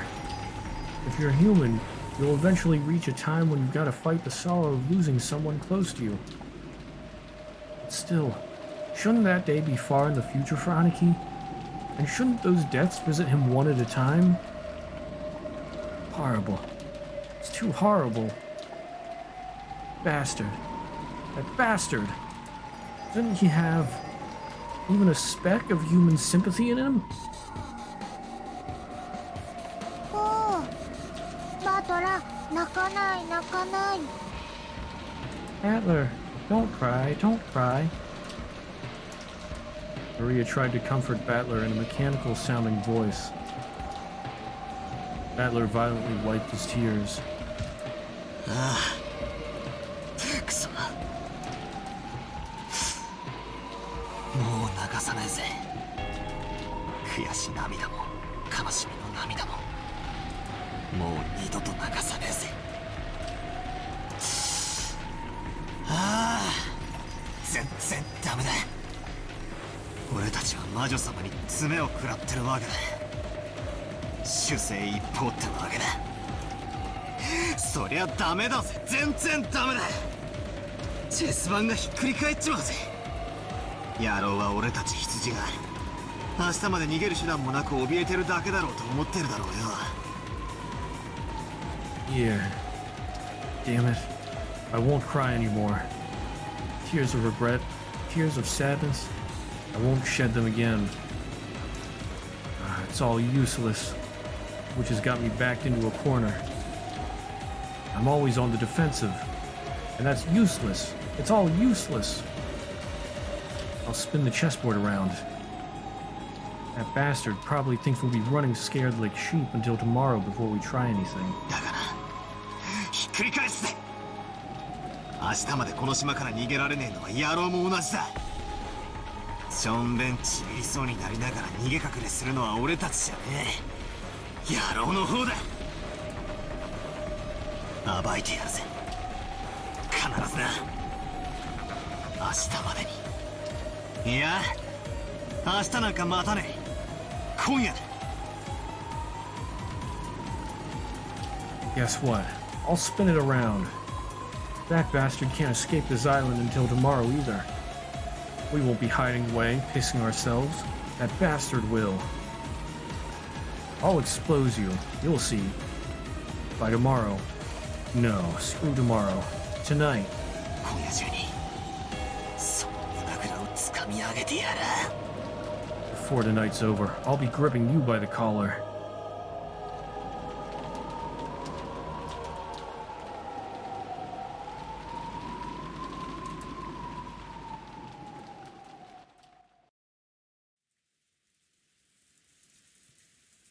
とにかくこの部屋は警察が来るまでこのままにして施錠します。 Okay, before I go any further, I need to go use the bathroom. So I'll be right back.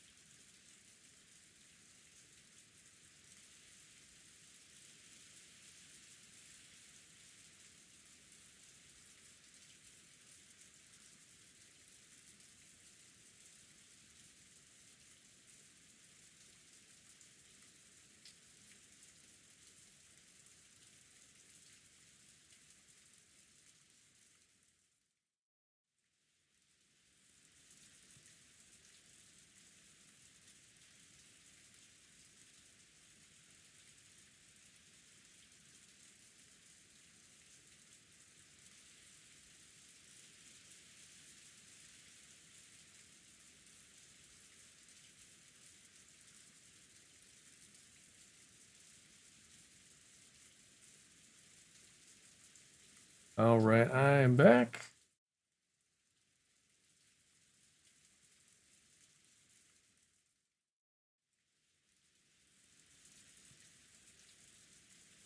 Okay.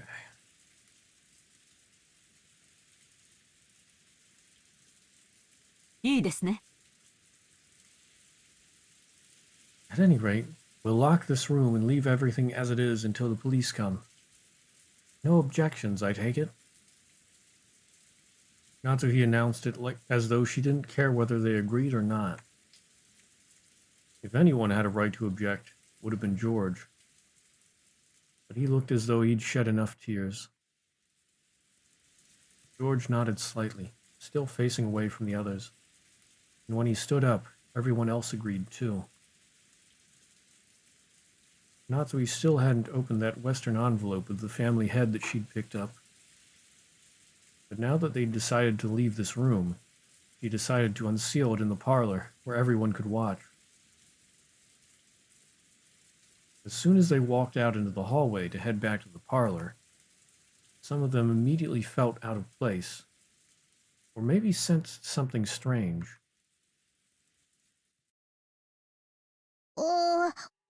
答えよ。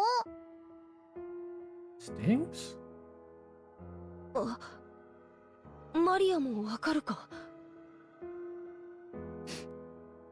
こりゃ何の匂いだよ。ひでえ匂いだぜ。Ah, did you notice it too, Maria? Seriously, what's with that smell? Or what's that smell?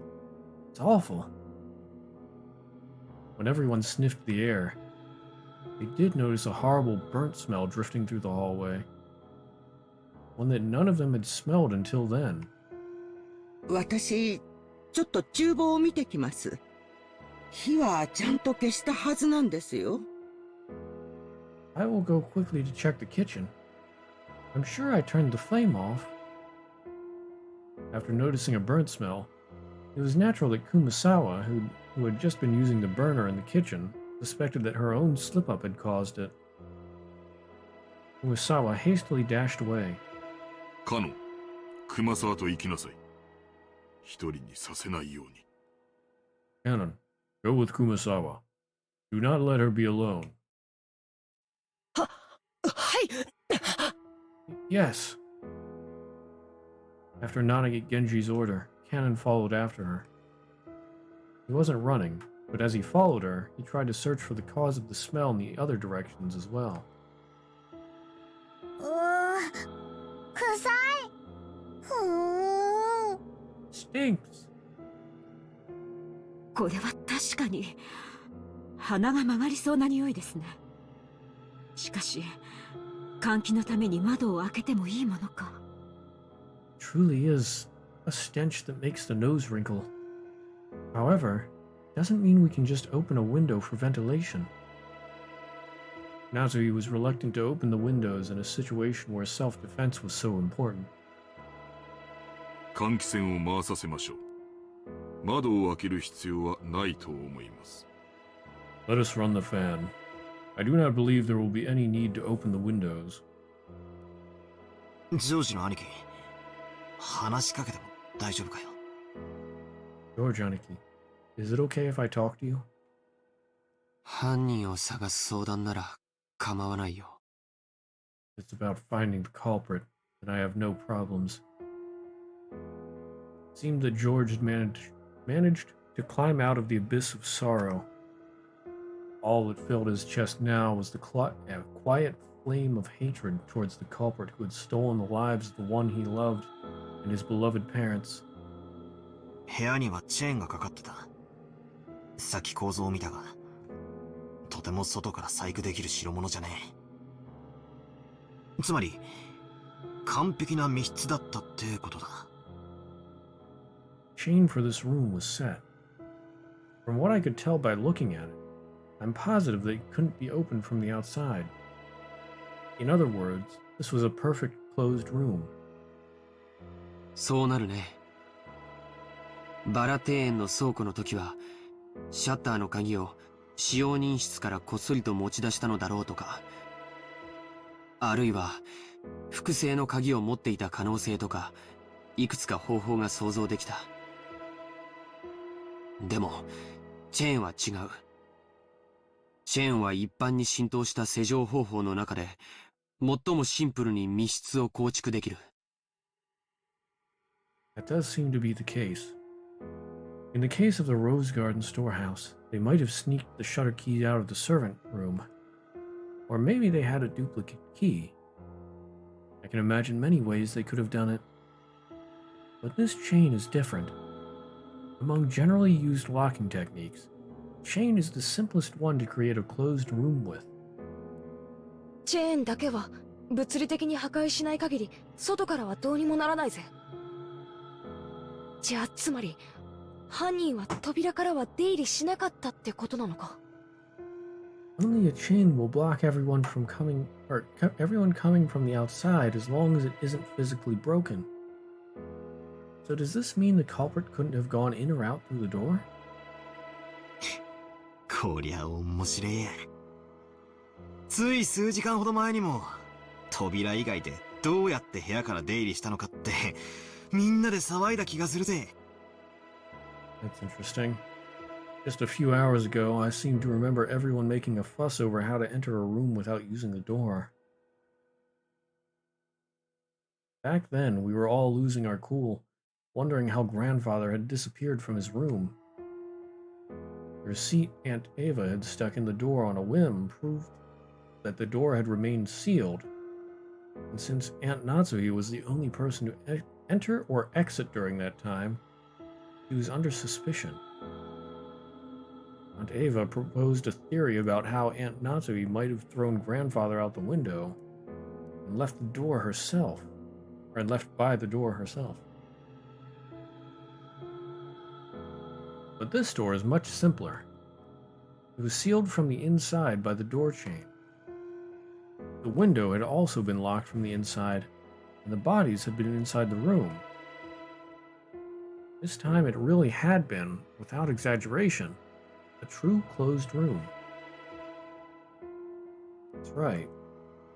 If you include grandfather's disappearance, 3 cases have occurred, and all 3 times, the door has been the point of interest.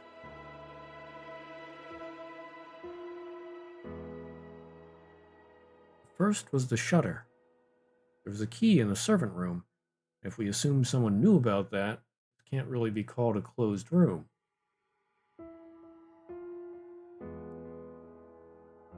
The next was the door sealed by the receipt.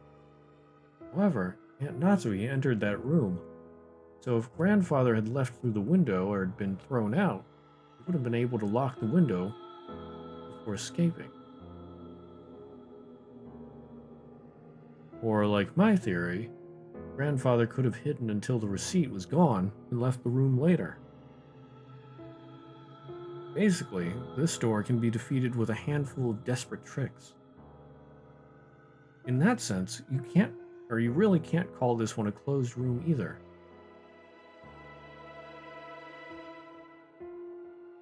And now, we have the door sealed with the door chain. Finally, we have to give up. The window, the door, everything had been locked. It was a perfect closed room. The first hadn't been a closed room because everyone could be suspected. The second hadn't been a closed room because Aunt Natsui could be suspected. But this time, no one can be suspected. This was a perfect closed room, because the door chain formed a seal that blocked everyone equally well. なら、犯人は室内に入らずに犯行に及んだ。部屋の外から何らかの方法で。In that case, did the culprit carry out the crime without entering the room? Oops. 確かに。With some method from outside the door? チェーンである以上、人が通れるほどは開けなくても、多少の隙間を開けることができる。ノックして顔を覗かせたところを襲うとか。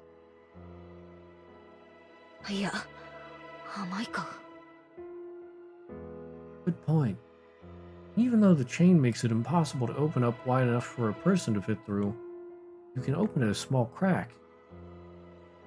Did the culprit knock on the door to make them peer out before attacking them? Wait, am I missing something? 甘いよな。エヴァおばさんの遺体が扉のすぐそばだったなら、それも考えたぜ。だが、エヴァおばさんは部屋の奥のベッドの上。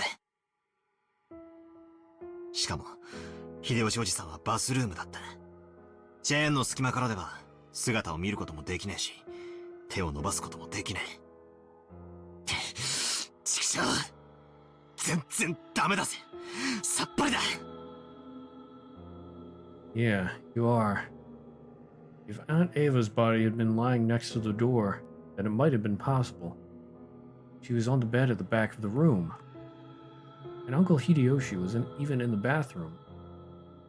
Looking from the crack in the door, you couldn't even see them, and you couldn't reach them with your hands either. Damn it, it's all useless. I don't have a clue.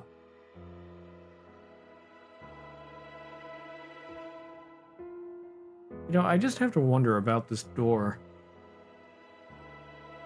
Like, you can open it a crack, and usually don't the doors locked with a chain have enough room that most people could fit their arm through? I mean, if they were familiar with the chain and how to unlock it, wouldn't they be able to, like, quietly nudge the door open, stick their arm in, and just, like, loosen the chain or whatever, or take the chain off? The television was going, so that could have masked the noise. And, you know, Ava could have been just, like, taking a nap, even with the television on. Hideyoshi was taking a shower. So it is possible to do that without making too much noise, I would assume. I don't know. Like, they say it definitely can't be opened from the outside, but that how much of a gap does that door have? I guess it's useless to wonder about that. Oh well. Something was tugging softly at my sleeve. It was Maria.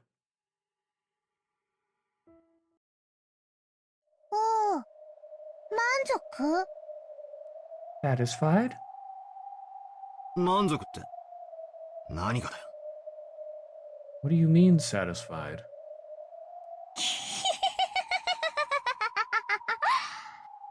バトラは親族の誰かを疑うのが嫌だから、犯人はベアトリーチェであってほしいと願ったよ。Battler, since you didn't want to suspect any of your relatives, you made a wish, saying you wanted the culprit to be Beatrice, right? だからベアトリーチェは叶えた。バトラが言った通り、絶対に人間には無理なことをして、バトラに魔女の存在を信じさせてくれた。なのにわがまま。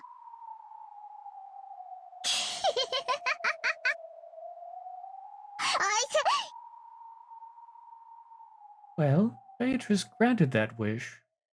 Just as you asked. She did something that was completely impossible for a human to make you believe in the witch. And now you're complaining? How selfish. Ouch. I tapped Maria, who was laughing unpleasantly, on the head with my fist. ああ、叶えてくれてありがとうよ。今のはその礼と、不謹慎な時に笑ったことへの教育的指導だ。それより教えやがれ。エヴァおばさんたちの部屋の扉にも、また怪しげな落書きがされていた。あれもまた魔法陣なのか。Sure. Thanks for granting that wish. That just now was to thank you. and also teach you to stop laughing when it's inappropriate. More importantly, tell me, there was another mysterious scribble on the door to Aunt Ava and Uncle Hideyoshi's room. Was that another magic circle? あれは特に覚えやすい特徴的な形なんだから、あのくらい知っててほしいね。That one had a really memorable and characteristic design, so I'd hoped you'd at least know what it was. Ouch. 知らねえから花を持たせてやってんだ。ごちゃごちゃ言わねえで解説しろい。I don't know, which is why I'm letting you take the credit. Quit whining and explain. バトラは暴力的だね。あんまり意地悪すると教えないよ。あ、痛い。You sure are violent, Battler. I won't tell you if you're too mean, get it? Ouch. 言うよ、このげんこつ男。あれは月の1の魔法陣だよ。I'll say it. Stop hitting me. That's the first magic circle of the moon. 何の意味がある？その魔法陣のご利益は？書かれてるヘブライ語の意味は？ What does it mean? What is this magic circle's effect? What does the Hebrew writing mean? 記されているのは旧約聖書詩編第107編の16節。主は聖堂の扉を破り、鉄の栓抜きを打ち破ってくださいました。魔法陣の効用は2つ。1つはいかなる方法によって閉ざされた扉でも開くことができる。The words are from the Old Testament, Psalms 107, verse 16, where he has broken gates of brass and cuts through bars of iron. This magic circle has two effects. First, it can open a door regardless of which method has been used to lock it. そりゃ便利な魔法だぜ。つまり魔法の力に頼らなきゃ開けぬ密室の扉っていう魔女様のアピールってわけか。もう一つの効用は？ That sure is convenient. So you're saying they're trying to make it look like they're a witch because the closed room has a door that can't be opened without relying on magic. And the other effect? 開かぬ扉を八方塞がりの事態に見立て、扉を開く。難解な事態の時に用いることで、それまで思いつきもしなかった解決策を与えてくれるんだよ。平たく言うと、観察力や洞察力、ひらめきや直感を授けてくれるんだね。ベアトリーチェはバトラごとき人間風情にこの扉の開き方がわかるものかって挑発してるんだよ。When you're blocked by unopenable doors in all directions, it opens a door. By using it in a difficult situation, it gives you a solution you hadn't even thought of until then. Generally speaking, you receive the powers of observation and discernment, inspiration and intuition. Beatrice is trying to provoke you, so there's no way lowly humans like Battler could figure out how this door was opened.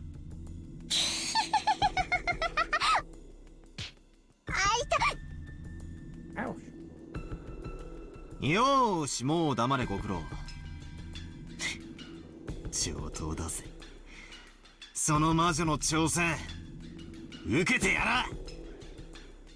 Okay, good work, so shut up. Sounds great. I'll accept this challenge from the witch. マリアちゃん、この世に魔女も悪魔も存在しない。父さんと母さんは誰かが殺した。それが僕のよく知る人間なのか知らない人間なのかはわからない。でもそのどちらであっても必ず人間なんだ。 Maria-chan, things like witches and demons don't exist in this world. Someone killed father and mother. I don't know whether that was someone I know or not, but either way, it was definitely a human. しかし、どうやって？せいぜい10センチ程度しか開かない扉の隙間から、どうやったら室内の2人を？ Yeah, but how? How did they reach those two through that crack in the door? Couldn't have been more than 10 centimeters wide. 10 centimeters? Let's see, 10 centimeters, yeah. Wouldn't that be enough to fit your arm into the door? Like... yeah. I don't know, I mean, that would... the chain would keep somebody out for a little while. You'd have to fiddle with it, unless you're extremely familiar with it and could somehow manage to open it just by sticking your arm in, but I think it would be possible.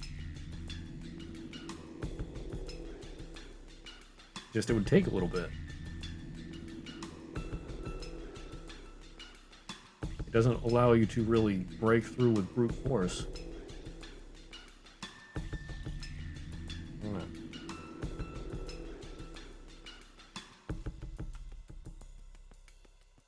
それにしても耐え難い匂いです。一体何事なのですか？ At any rate, I can hardly stand this stench. What in the world could it be?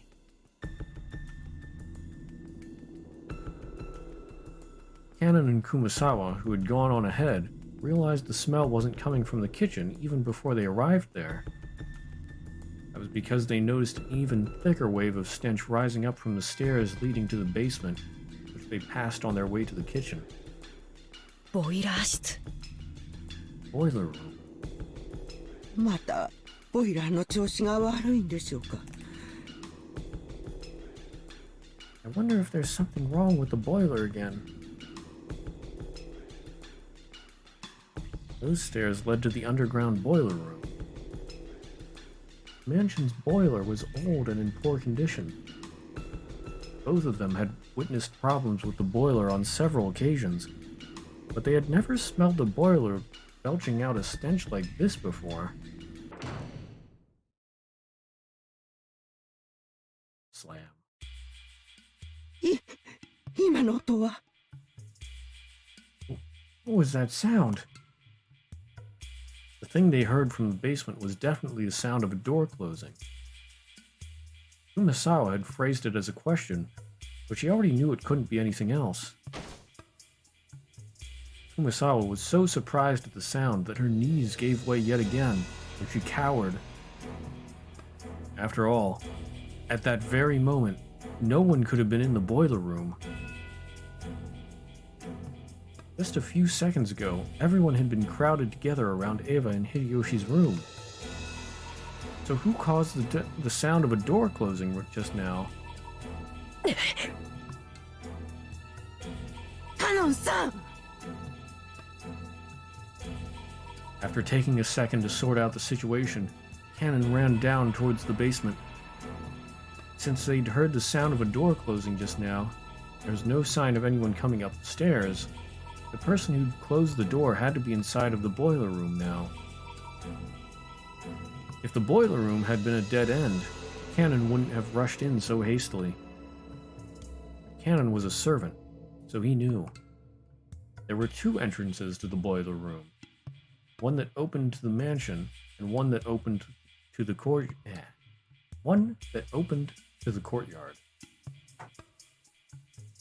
If he didn't chase them now, they might slip away. Kumasawa reached the same conclusion long after Kanon did.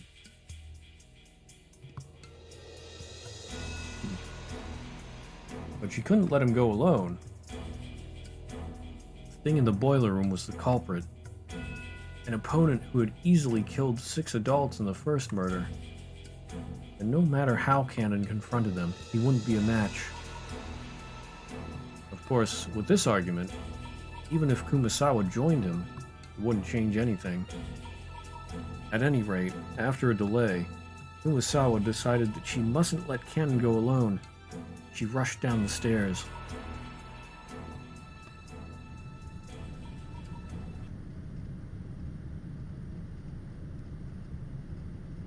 At that time, Cannon was already in the boiler room. The boiler room's characteristic damp heat tormented him. It had always been an unpleasantly smelly and hot place. And on top of that, the room was full of that horrible stench. It made Cannon feel like he was going to be sick. There was no doubt that this room was the source. In that case, Cannon should have been searching for where the smell was coming from. However, Cannon kept gazing straight forward, as he grabbed a hatchet from a tool shelf just off to the side of the door. He hadn't stretched out his hand because he'd wanted a hatchet. He'd wanted to grab a weapon. Any weapon. Why?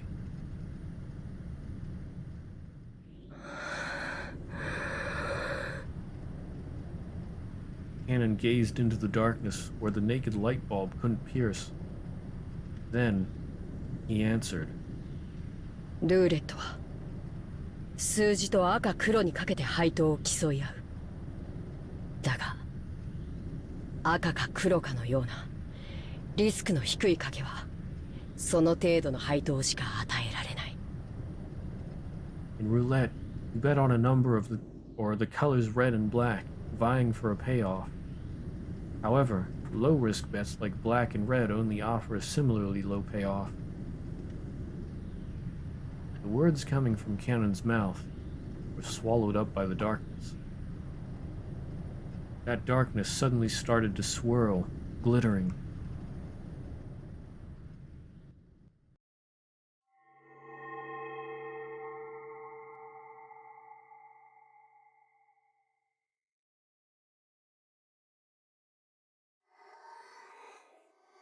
Oh boy, oh.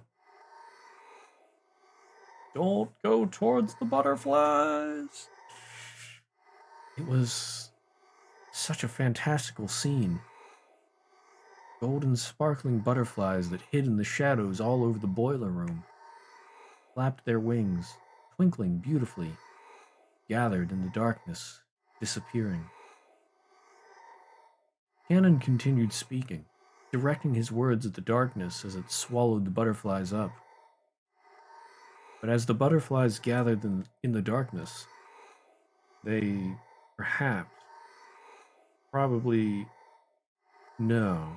they would certainly laugh.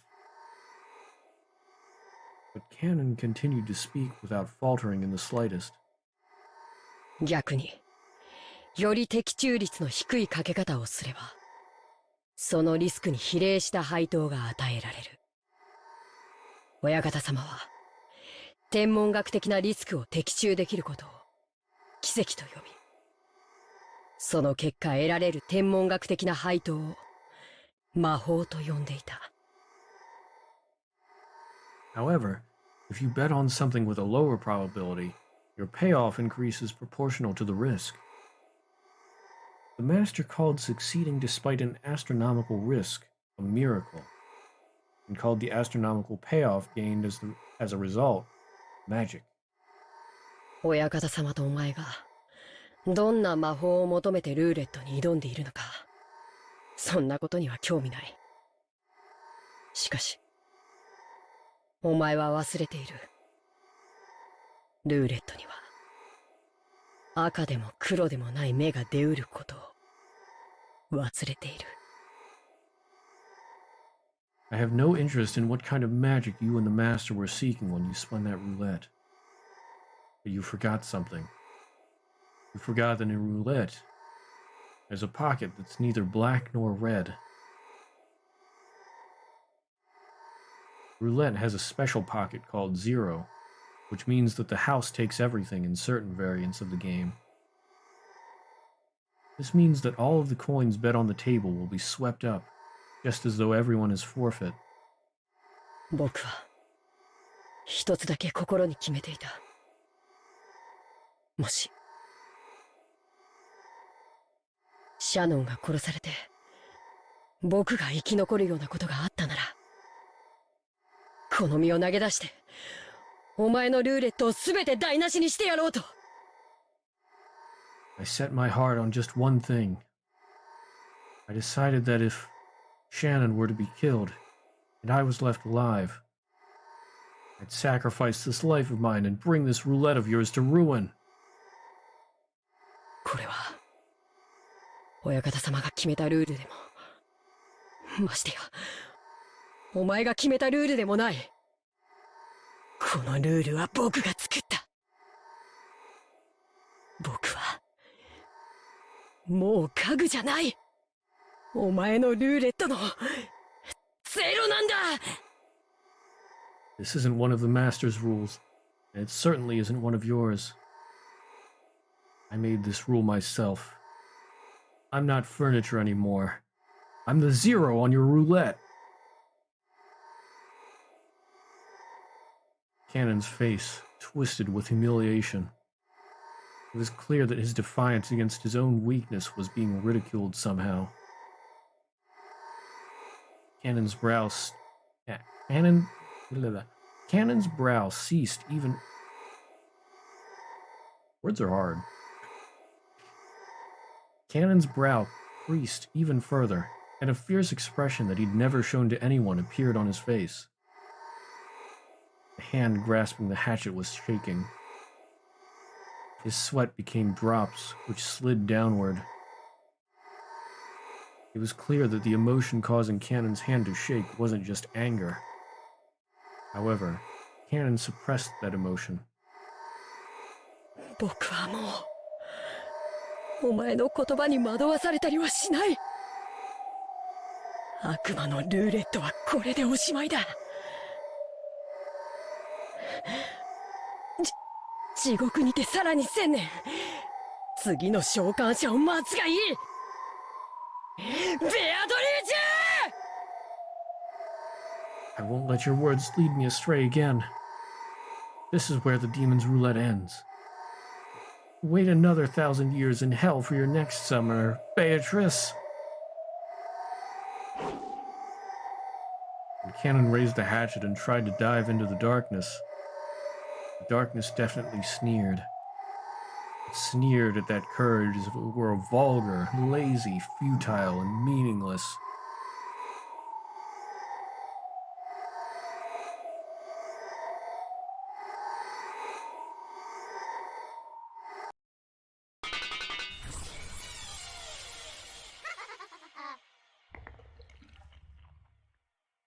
Wonka W. Cannon, his hatchet still held aloft, couldn't take another step after that. With a clang, the hatchet that he'd been grasping fell and rolled on the floor. And following that, with a pair of thuds, Cannon's knees hit, left, then right. That hand, which looked like it was trying to catch the sky now that the hatchet had been dropped, gradually lowered, landing on his chest. Then the other hand did the same.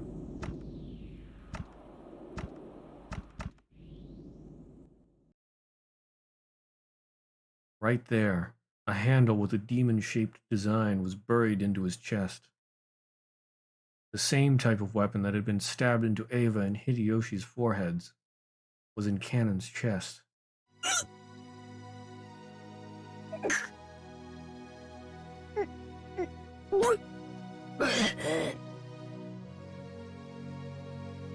Cannon was curled up in anguish, fresh blood dribbling from the corner of his mouth. It was makeup too extreme for Cannon's white skin.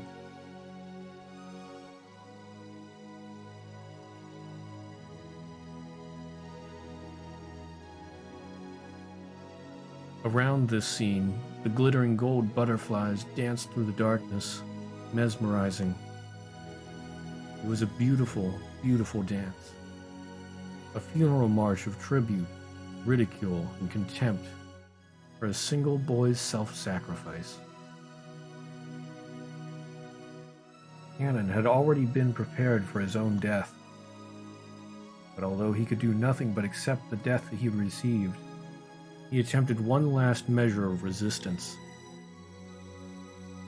He grasped the handle of the weapon sticking into his own chest with both hands, and gritting his teeth with an acute, unearthly pain, he pulled it out.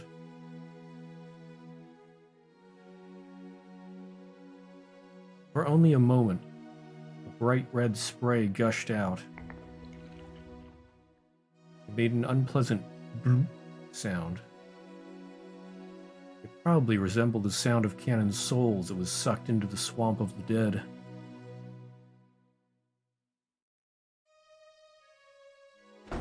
Cannon-san?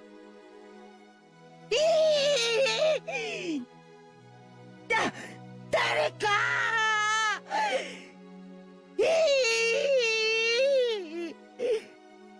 Cannon-san? Someone! Kumasawa screamed at the incomprehensible sight in front of her. Cannon was lying in a pool of blood. Kumasawa's heart was in a complete mess. Ah, what a horrible fate. He wouldn't have been killed if I had been with him. Oh, what incredible luck. If I was with him, I might have been killed too. As she screamed, her expression was filled with complete confusion, and all of the muscles on her face were pulled up, almost as though she was smiling while crying. But no one could have made fun of an expression like this. 何事ですか、熊沢。返事をしなさい、熊沢。 What is it, Kumasawa? Answer me, Kumasawa! The first one to dash in was Natsuhi, holding the rifle. Battler and Genji dashed in after her. Normally, they probably would have started discussing the origin of that violent stench filling the boiler room. But after they saw Cannon, who was lying on the ground as if he were drowning in an ocean of his own blood, stench wasn't important anymore. 返事をしなさい。源氏、南條先生をここに。Cannon, answer me. Genji, bring Dr. Nanjo here. Natsui realized that even though Cannon was on the verge of death, he was still conscious. So she sent Genji to get the doctor. Natsui, holding the rifle aloft, faced the darkness in the center of the boiler room and shouted, そこに隠れているものは何者です。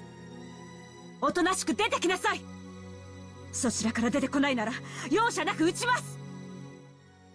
Who is hiding over there? Come out quietly. If you don't come out from there, I'll shoot without mercy. ライトだ。おばさん、照らすぜ。 We need light. And Natsui, let's light them up. Ah, my eyes. Battler, thinking quickly, took a large flashlight from the tool shelf alongside the door and used its light to cut through the darkness Natsuhi was glaring into. But the light only shone on mechanical-looking piping and a door. The door had been left open a small crack, and it was obvious that someone had left through there in a hurry. 夏日おばさん、あの扉はどこへ？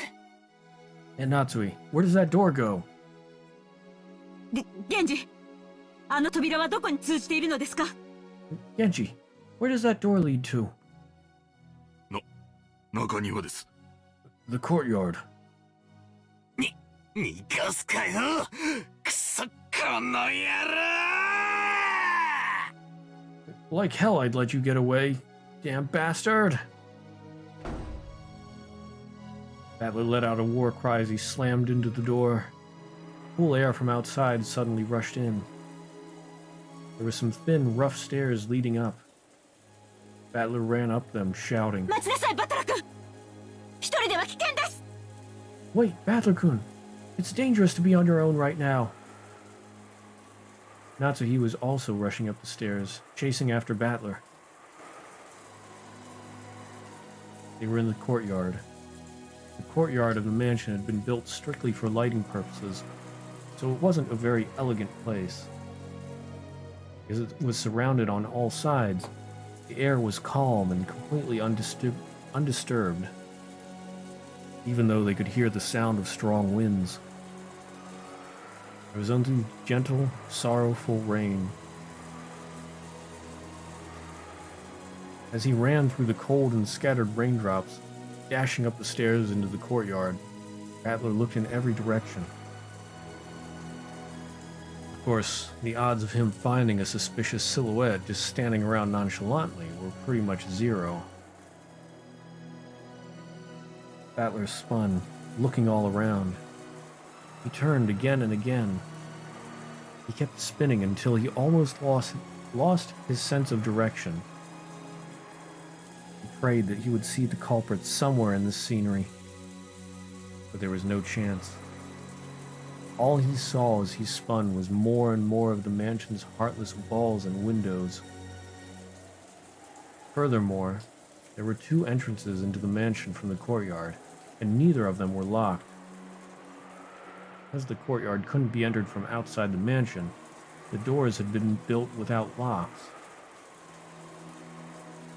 He didn't know which one they had left through. He had to give up. Battler pounded the wall with his fist, swearing. バトラ君、一人で先走ってはダメです。バトラ君。Battler-kun, you mustn't run ahead by yourself. Battler-kun? Battler pressed his forehead against the wall, which he scratched at with his fingernails as he cried. 畜生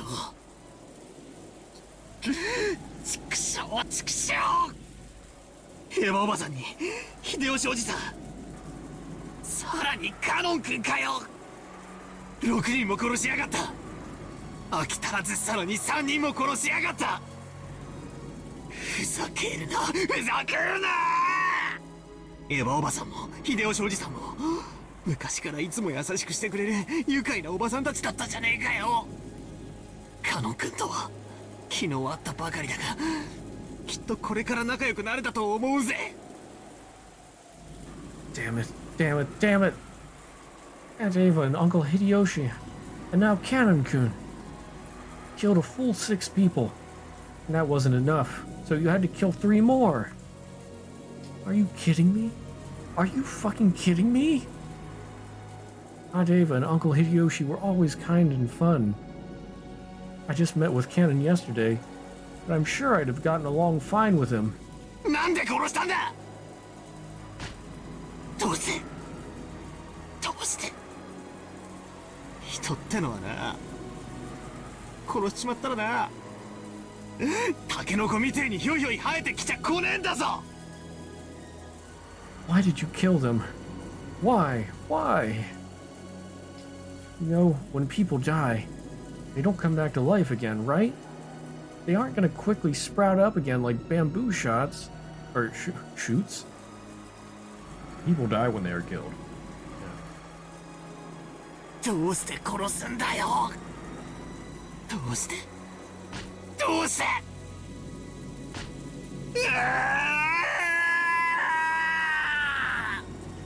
Why'd you kill them? Why?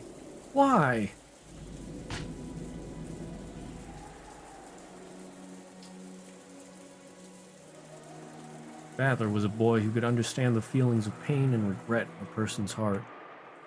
So he cried, with all his strength. Natsuhi, who had always thought of Battler as a frank person, was a little surprised to find he had this delicate side. And at the same time, she understood how easily hurt the heart of a young person could be. So she held him. 大丈夫です。あなたもジョージ君もマリアちゃんもジェシカも、私母として、そして後宮家の代表として。 It's all right. I will definitely protect you George-kun, Maria-chan, and Jessica. As a mother and as a representative of the Ushiromiya family.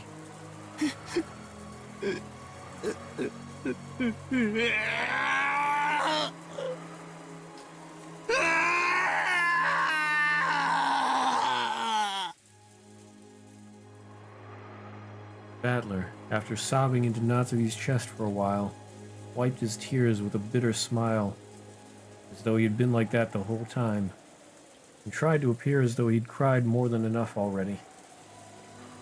とにかく一度下に戻りましょう。犯人を探すより自分たちの身を守る方が最優先です。明日になれば船が来る。そうすれば警察がやってきて全てを白日のもとにさらし出してくれるでしょう。犯人がどうあがこうともこの島から逃げられるものですか。 Anyway, let's go back down for now. Protecting ourselves is a higher priority than finding the culprit. Tomorrow, the boat will arrive. After that happens, the police will come, and everything should be brought to light. There's no way the culprit can escape this island, no matter how much they struggle. そうっすね。警察さえ来れば。 That's right.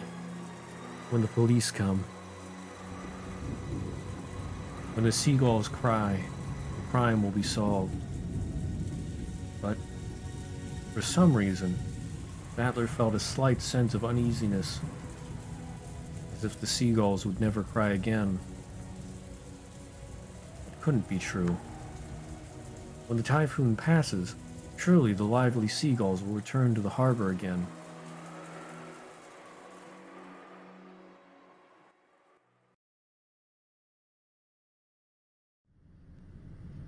Returned to the boiler room along with Aunt Natsuki, told everyone weakly that we hadn't found anything.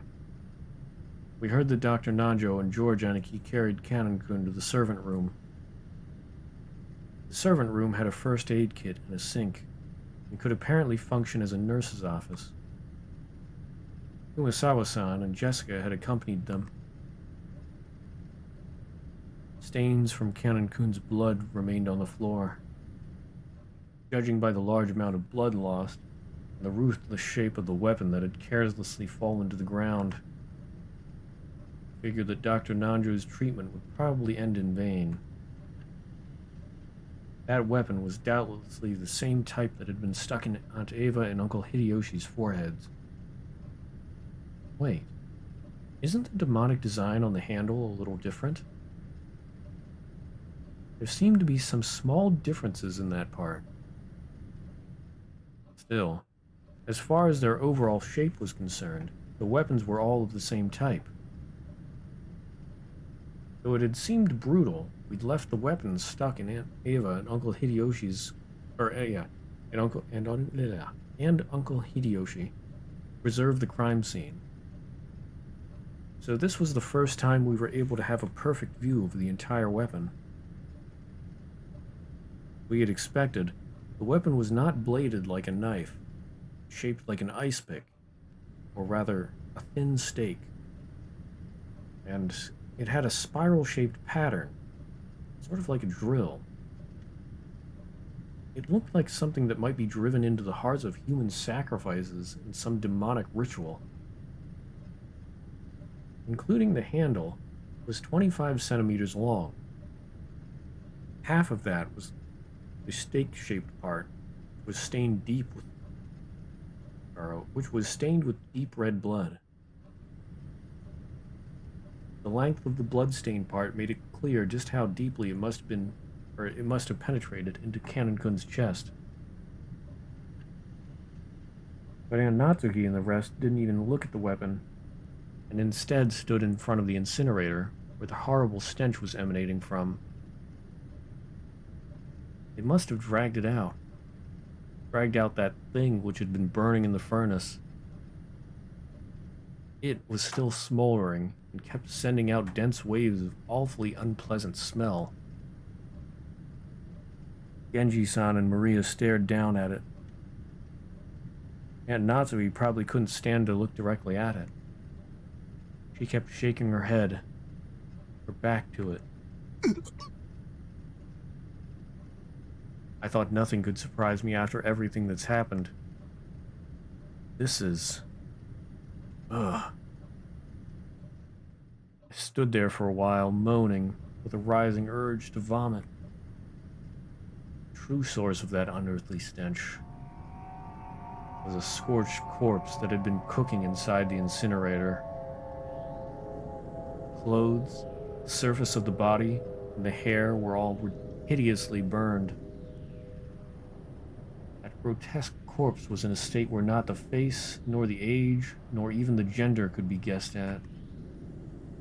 But when I thought about it calmly, I really realized that a corpse appearing at this time could only be one person. It was grandfather, who had disappeared that morning, and whose whereabouts had been unknown. おそらく親方様だと思います。 I believe it is most likely the master. 私も同感です。このようなお姿でお亡くなりになるとは。おいたわしや。I agree that he would pass away in such a state. It's heartrending. でもこの死体本当にじい様だって保証はあるんすか？ But is there any proof that this corpse really is grandfather?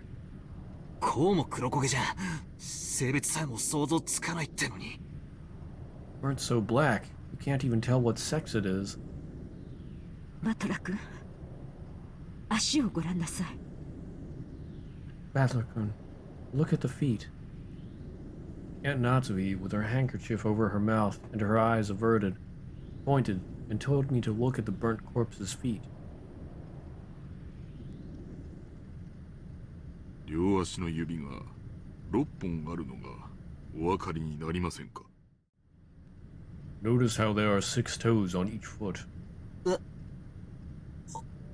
あ、本当だ。Huh? Ah, you're right. Just as Genji-san had said, there were 6 toes on each foot. Each individual toe had looked so normal in its line that I hadn't noticed. 親方様はお生まれの時から両足の指がそれぞれ6本でした。そして故に親方様は後ろ宮家の再興を託されたのです。 The master was born with 6 toes on both of his feet. Consequently, the master was entrusted with the revival of the Ushiromiya family. 後ろ宮家には昔から生まれつき多子症の方が多かったそうです。多分遺伝的なものでしょう。 I have heard that since long ago, cases of polydactyly were common in the Ushiromiya family. It's probably hereditary. Polydactyly literally means many fingers. Because of a little mistake by God when the person is born, one of their toes or fingers splits in 2, and the total number increases. But a big deal isn't usually made of polydactyly in the world at large. That's because it isn't a disease, just something people are born with. So while they're still babies, at about the time they turn 1 year old, they can be taken to the hospital and given surgery to make them normal. Even a child with polydactyly can be treated before they become aware, so they might not even remember it themselves. By the way, it seems there's a possibility for this to occur in 1 out of every 2,000 babies, so even though it's not usually seen, it isn't that rare at all. Speaking of which, I think Uncle Hideyoshi mentioned something to me long ago. Something about how even Toyotomi Hideyoshi, the man who had unified Japan at the end of the Sengoku period, had 6 fingers on one hand. According to Aunt Natsui, Among the many Ushiromiya family heads, the ones most praised for their wisdom all had polydactyly. Because of that, when grandfather was born, his relatives were all excited at the thought that he might become another wise leader. And when the leading relatives all died in the Great Kanto earthquake, it was apparently argued that grandfather should be the one to restore the family because of the auspicious sign of his birth. If grandfather hadn't disliked his position as the head so much, this sixth toe probably would have been pretty lucky for him. Come to think of it, I've heard about some country where it's believed people with polydactyly should be treated as gods and revered. This is besides the point, but it's fairly common in mystery novels for a corpse to be burned to hide its identity. But I guess that in grandfather's case, just toasting him wouldn't be enough. And grandfather's body was not simply burnt. It was just like Aunt Natsui it was just like Aunt Ava and Uncle Hideyoshi, and a thing that had been stabbed into Kanon-kun's chest. One of those demon's ice picks was stuck into his forehead. 指に当主の指輪がありません。 The head's ring is not on his finger. 昨夜の手紙の通りということですか。お父様。さぞやご無念でしょう。 So the letter last night was telling the truth. Father would probably be horribly disappointed. Natsui-san let her head droop and closed her eyes tightly.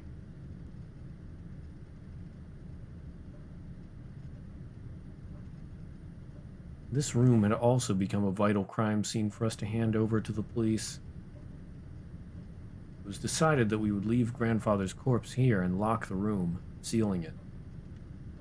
It isn't clear when grandfather's corpse started burning in the incinerator, since, according to Genji, the strength of the flames hadn't been that strong. The body must have started burning a long time ago. That stench could slowly creep out of the furnace and fill the room bit by bit, eventually pouring out and climbing up the staircase.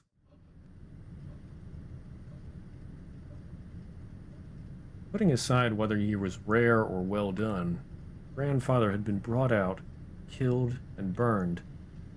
Even though he had started out locked away in the closed room created by his auto lock. There's probably no doubting this. However, according to Genji-san, the boiler room is usually locked. The possibility that someone outside our group had snuck in and committed the crime was overwhelmingly high. There was also a good chance that this person was walking around with something like a master key.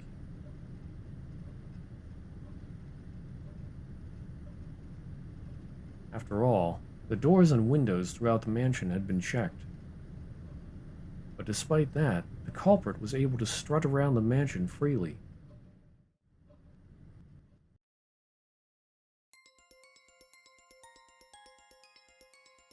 Ugh. Excuse me, I had to sneeze.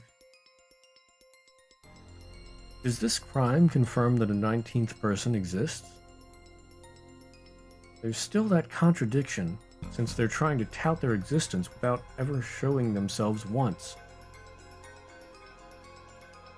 Along with Kyrie-san's chessboard theory, I've been using this contradiction to deny the existence of a 19th person. By spinning the chessboard around once more, the very fact that the crime makes it perfectly obvious that a 19th person exists means that the existence of the 19th person is even less plausible. As long as that 19th person doesn't show themselves in front of us, if the culprit could get grandfather out through the door sealed by the receipt, they could kill Aunt Ava and Uncle Hideyoshi from the other side of the door sealed by a chain. They could possibly go so far as to create a fictional 19th person through strange tricks and devices. If we still want to believe that the culprit is among the 18, the list of suspects has grown very short. The four of us kids, Aunt Natsuhi, Genji-san, Kumasawa-ba-chan, and Dr. Nanjo. One of these people has to be the culprit. Wait, we can't be sure of that. Just a second ago, we started doubting whether the corpse here was actually grandfather's, right? Maybe we can think of the other bodies in the same way. For example, the first 6 all had their faces horribly smashed. Some of the bodies had kept enough of their faces for us to confirm who they were, but that old bastard, for example, had lost his entire face, as though the whole thing had been neatly peeled off. We only figured out which body was which by their clothes and surroundings. Did the culprit prepare a fake body beforehand and alter it to make it look like they died, even though they were actually hiding somewhere after committing the crime? It may sound ridiculous, but it wouldn't be an impossible trick to pull off. It's too early to give in to this 19th person. That was one of my theories earlier. Or rather, yeah, it was a theory of one of the possibilities. They prepared a fake body or multiple fake bodies.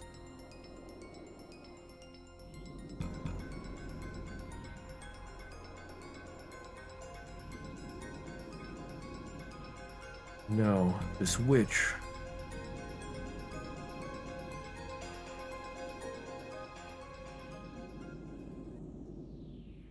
マリアちゃん、それ以上しげしげと見てはなりません。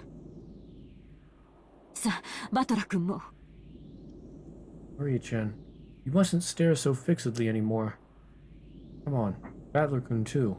カノンの容体も気になりますし、いつまでもこのようなところにはいられません。戻りましょう。I'm worried about Cannon's condition, and we mustn't remain in a place like this any longer than necessary. Let us return.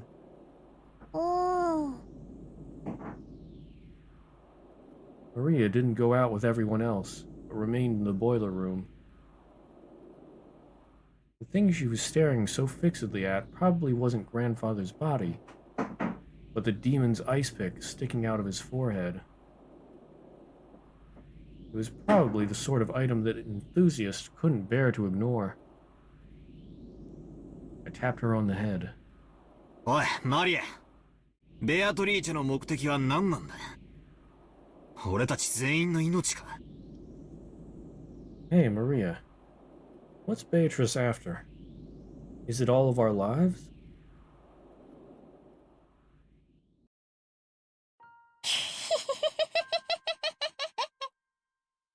ベアトリーチェはもうすぐ蘇るんだよ。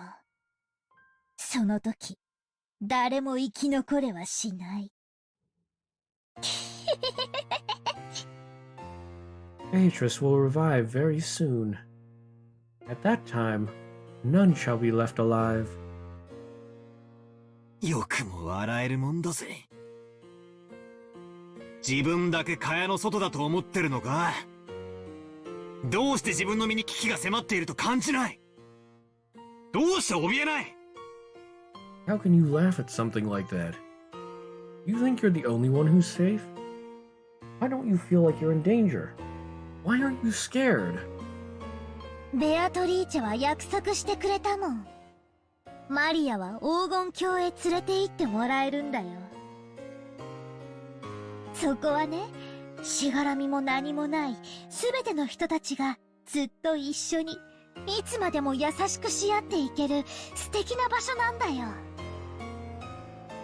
Beatrice made a promise. She said she's gonna take me to the Golden Land. It's a wonderful place where you have no obligations. Everyone's always together. and everyone is always nice to everyone else. マリアは楽しみだよ。その時はもうすぐだもん。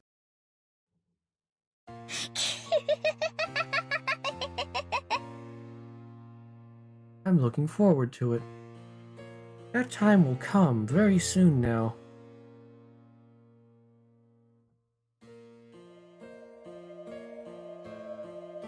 What the? What's with that look? Just what kind of person is Maria? I only know what Maria was like 6 years ago when she was 3.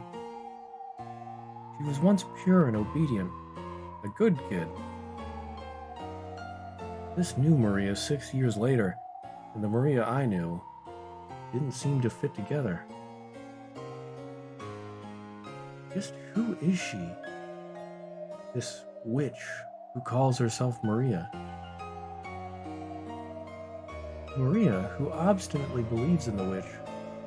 This series of unsolvable crimes is proof that the witch actually exists.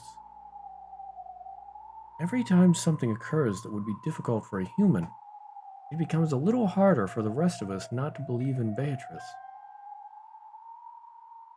It must be an intense pleasure for Maria to see her relatives, who once firmly denied the witch's existence, to start acknowledging that witch's existence one by one. Is that why she's in high spirits?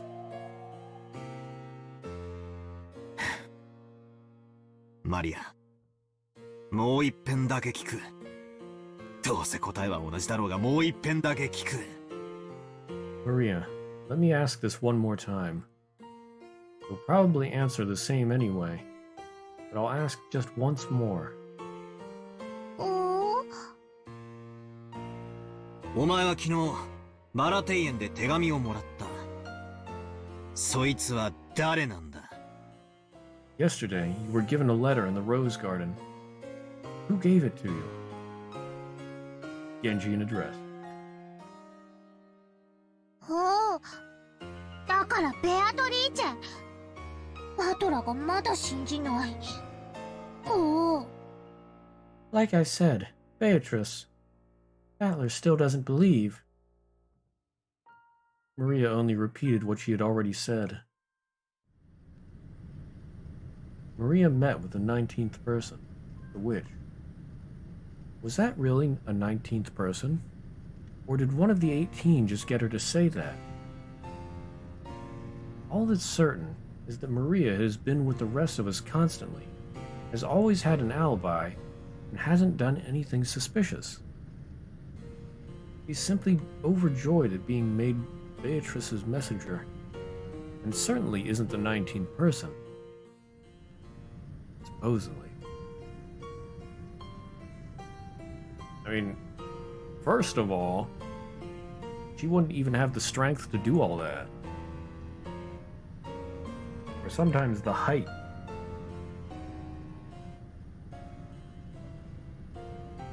That's right. I wonder what's written in the letter we picked up in Aunt Eva and Uncle Hideyoshi's room. Aunt Natsui should still have it with her.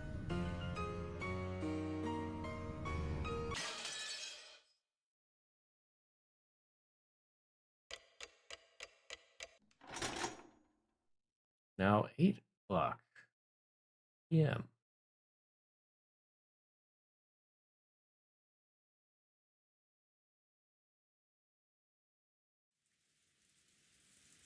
In the end, Kanon-kun did not regain consciousness.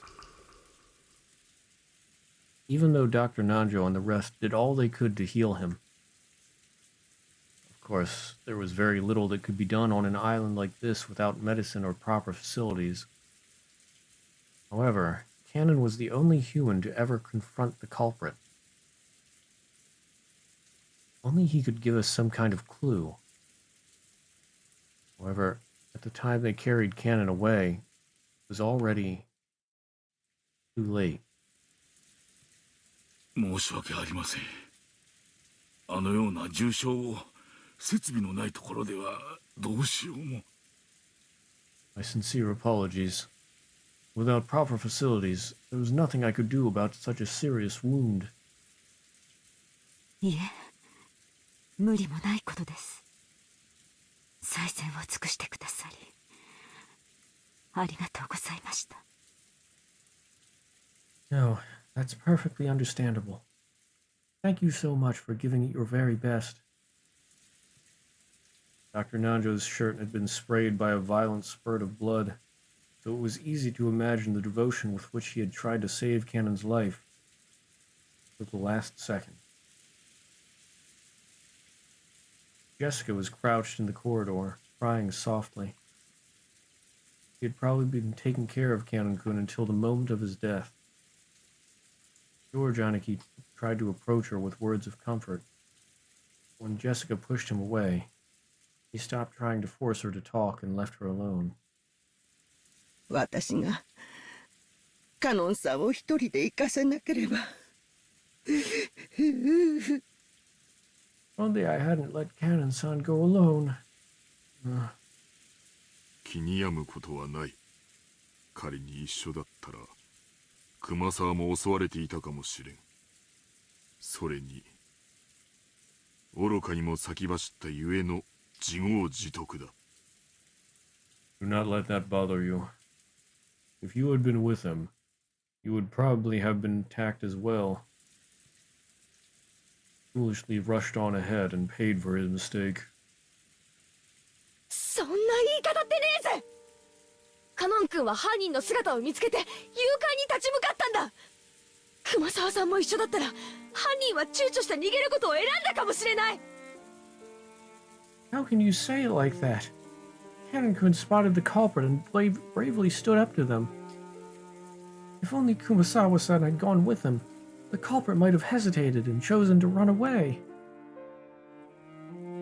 Emotion-filled words that I never thought I'd hear coming from Jessica's mouth tumbled out. Kumasawa, looking truly sorry, could do nothing but hang her head. ジェシカ、今は言葉をかけるべきじゃない。僕だって、そしてバトラ君もだろう。もう何が何だかわからなくて心が張り裂けそうだよ。 Shouldn't talk to her now. It's the same for me, and probably you as well, right, Battler-kun? We don't know what's going on, and it feels like our hearts are going to split open. There were tears in George Aniki's eyes again. Seeing Jessica break down crying probably brought back the pain of losing his parents. I'd done my crying all at once. I didn't feel like crying anymore. However, I understood how great the pain in their hearts was. 大丈夫だよ、ジェシカ。カノンにだってまたすぐ会えるよ。It's okay, Jessica. You'll be able to meet Cannon again soon. Oh boy. I sense an outburst. よしてくれよ。そういう慰めはいらねえぜ。 Stop it. I don't need you trying to console me like that. ベアトリーチェは死者も失った愛すらも蘇らせる。だからきっとすぐに会えるよ。そしてきっとみんなで穏やかに過ごせるから。 Beatrice will resurrect the dead, and even love that has been lost. So you'll definitely be able to meet him soon. Then everyone will be able to live in peace. カノン君を殺したのがマリアに昨日手紙を渡したっていうベアトリーチェなのか。そいつはどこにいるんだよ。どこに隠れてるんだよ。私が見つけて引き裂いてやる。言えよ。知ってるんだろ犯人の正体を。お前は何を知っていて何を隠してるんだ。話しやがれ。 So the one who killed Cannon-kun is this Beatrice who supposedly gave you that letter yesterday. Where is she? Where's she hiding? I'll find her and tear her apart. Tell me, you know who the culprit really is, don't you? What do you know and what are you hiding? Tell me, damn it! お嬢様、おやめください。Lady, please stop. ベアトリーチェはいる。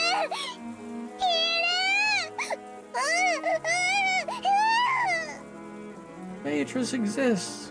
Exists. ちくしょう、源氏さん話せよ。マリアが犯人を知ってる。しかもそいつは知ってて隠してるんだ。そして俺たちの内情を伝えて殺しの手引きをしてるに違いないんだぜ。 Damn it, let go of me, Genji-san. Maria knows who the culprit is. But she's hiding their identity even though she knows. She must be telling them what we're doing, guiding them as they kill us. ジェシカ、静かにしなさい。 Jessica, be silent. Jessica grabbed at Maria. Genji tried to stop her, but Jessica could not be calmed. The next thing I heard was the sound of Aunt Natsui slapping Jessica's face.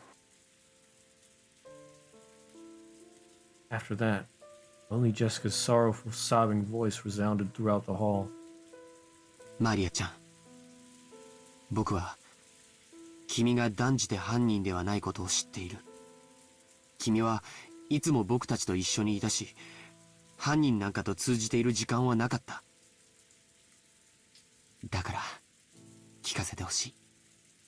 君に昨日手紙を渡したベアトリーチェとは誰なんだい？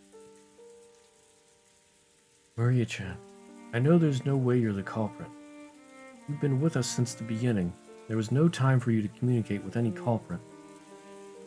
So, I want you to tell me something. It's Beatrice who handed you the letter yesterday. Who was she? Although those words seemed kind, they clearly showed that George had some remaining doubts about Maria. He didn't actually grab at her. However, he felt exactly the same way Jessica did. 兄貴、同じことは俺もさっき聞いたぜ。返事は同じさ。Aniki, I already asked her the same thing a second ago. Her answer was the same as before. マリアちゃんの口から聞きたい。ベアトリーチェとは誰なんだい？ I want to hear it from Maria's mouth. Who is Beatrice? 言ってもどうせ信じない。 Even if I told you, you wouldn't believe anyway. それはどういう意味だい？ひょっとして僕らのよく知る人物が犯人で、君は何かの事情からそれをかばうために黙っているというのかい？君はあの手紙を誰にもらったんだい？ What do you mean by that? Could it be the culprit someone we know well? And you're keeping silent because you're covering for them for some reason? Who gave you that letter? ベアトリーチェにもらったんだよ。何度だって言う。手紙はベアトリーチェにもらった。ジョージお兄ちゃんがベアトリーチェを信じないのは殴れる相手じゃないから？ I got it from Beatrice. I'll say it no matter how many times you ask. I got the letter from Beatrice. George Oni-chan, do you refuse to believe in Beatrice because she's not an opponent you can hit? ジョージお兄ちゃんはやるせない気持ちを暴力に変えて誰かにぶつけたいと思っている。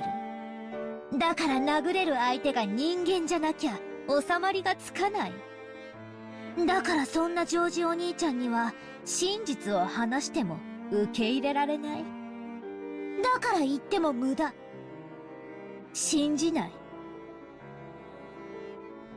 You want to turn your feelings of helplessness into violence and beat someone up.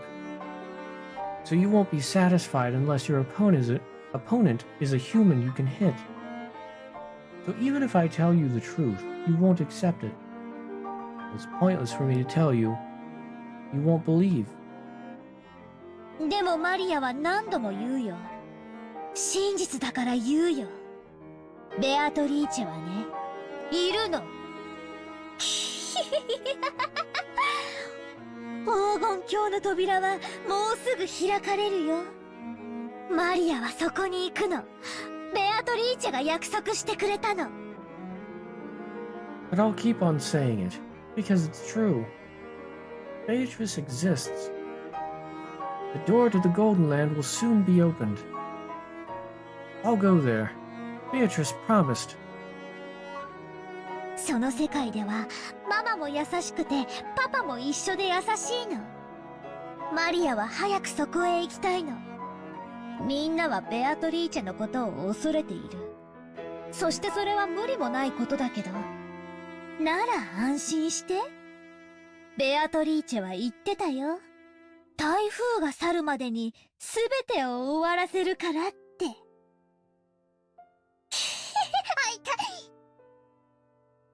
In that world, Mama is nice. Papa is with us and also nice. I want to go there right away. Everyone is afraid of Beatrice, but that's only natural. So calm yourselves. Beatrice said so herself. By the time the typhoon has passed, I'll have ended everything, she said. Ouch. 饒舌なマリアも嫌いじゃねえが、とりあえずはそのくらいにしとけ。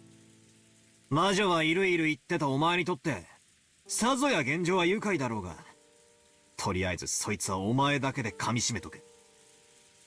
他人にまで押し付けるんじゃねえ。Maria, I don't mind you being talkative, but let's leave it at that for now. I'll bet this is all a pretty happy situation for you, since you're always going on about how witches exist. Keep that to yourself for now. Don't try to force that on other people.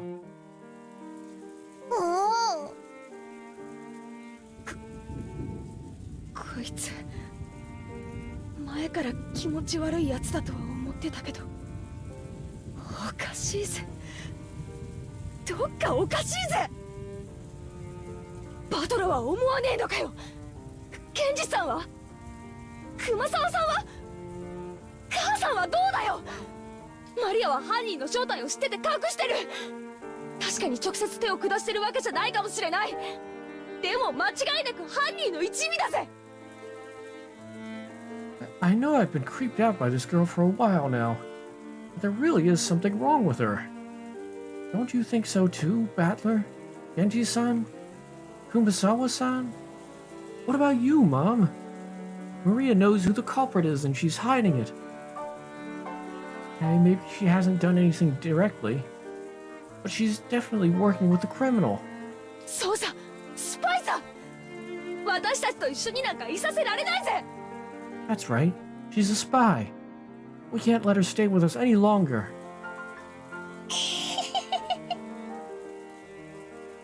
マリアちゃん、不謹慎な話を慎むべき時もあることを知りなさい。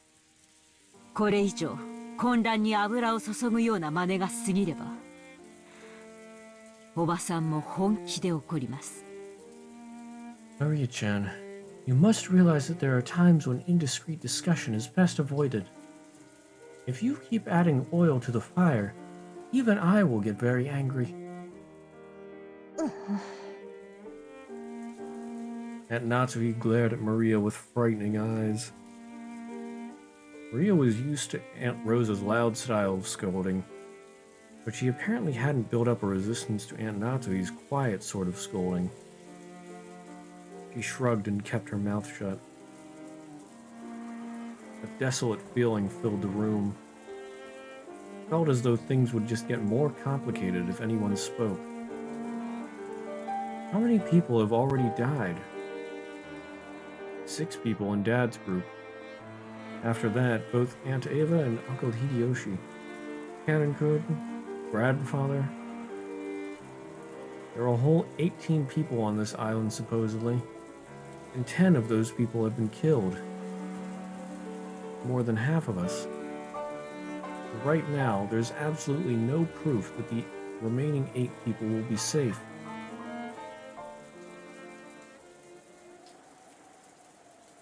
とにかく今は仲違いをしている時ではありません。犯人が神出鬼没に屋敷内を出入りしていることが間違いなくなった今、私たちは明日まで身を守ることだけに専念しなくてはなりません。 At any rate, this is no time to quarrel. Now that we are certain that the culprit can enter and leave the mansion at will and strike out of nowhere, we must give our undivided attention to surviving until tomorrow. 夏日おばさんに極めて同感だぜ。犯人探しは今夜ゆっくりできるさ。今はどこで籠城するかを考えた方がいい。I agree strongly with Aunt Natsuhi. We can figure out who the culprit is at our leisure tonight. For now, though, we're better off finding a place to barricade ourselves in. As I said this, I pointed out the clock to everyone. It was already 8 o'clock at night. We had been receiving shocks over and over again since the early morning, and our bodies and minds were both completely tired out. There's still a long, long time until tomorrow. We needed to find some place to barricade ourselves in so we could rest our bodies and get even the smallest amount of relief. 私も同感ですな。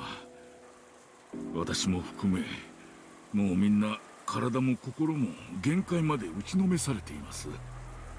今からそれを考えた方が賢明でしょうな。I agree. Everyone is already pushing their mental and physical limits, myself included. I believe it would be wise to take that into account as we move forward. そういうこった。敵はマスターキーに準ずるものを持っている公算が高い。That's right.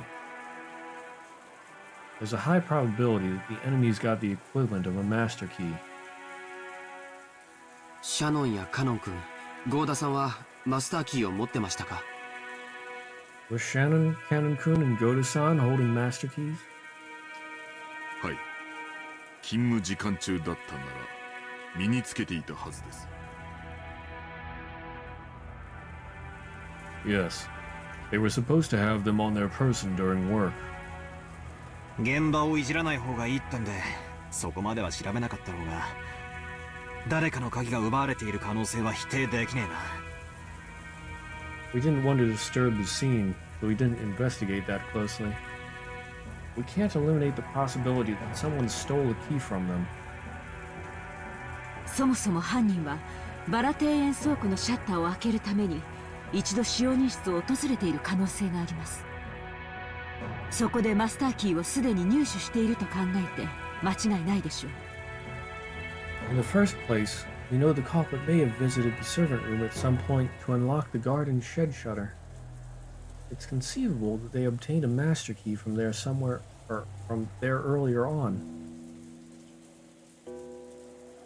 There were many servants serving the Ushiromiya family.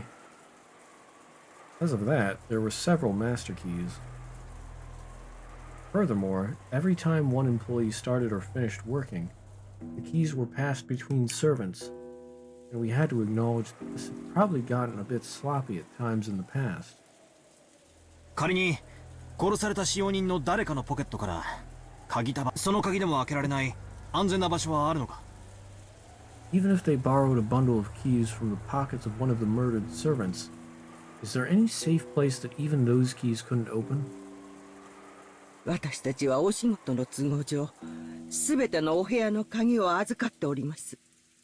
お屋敷もゲストハウスもすべてです。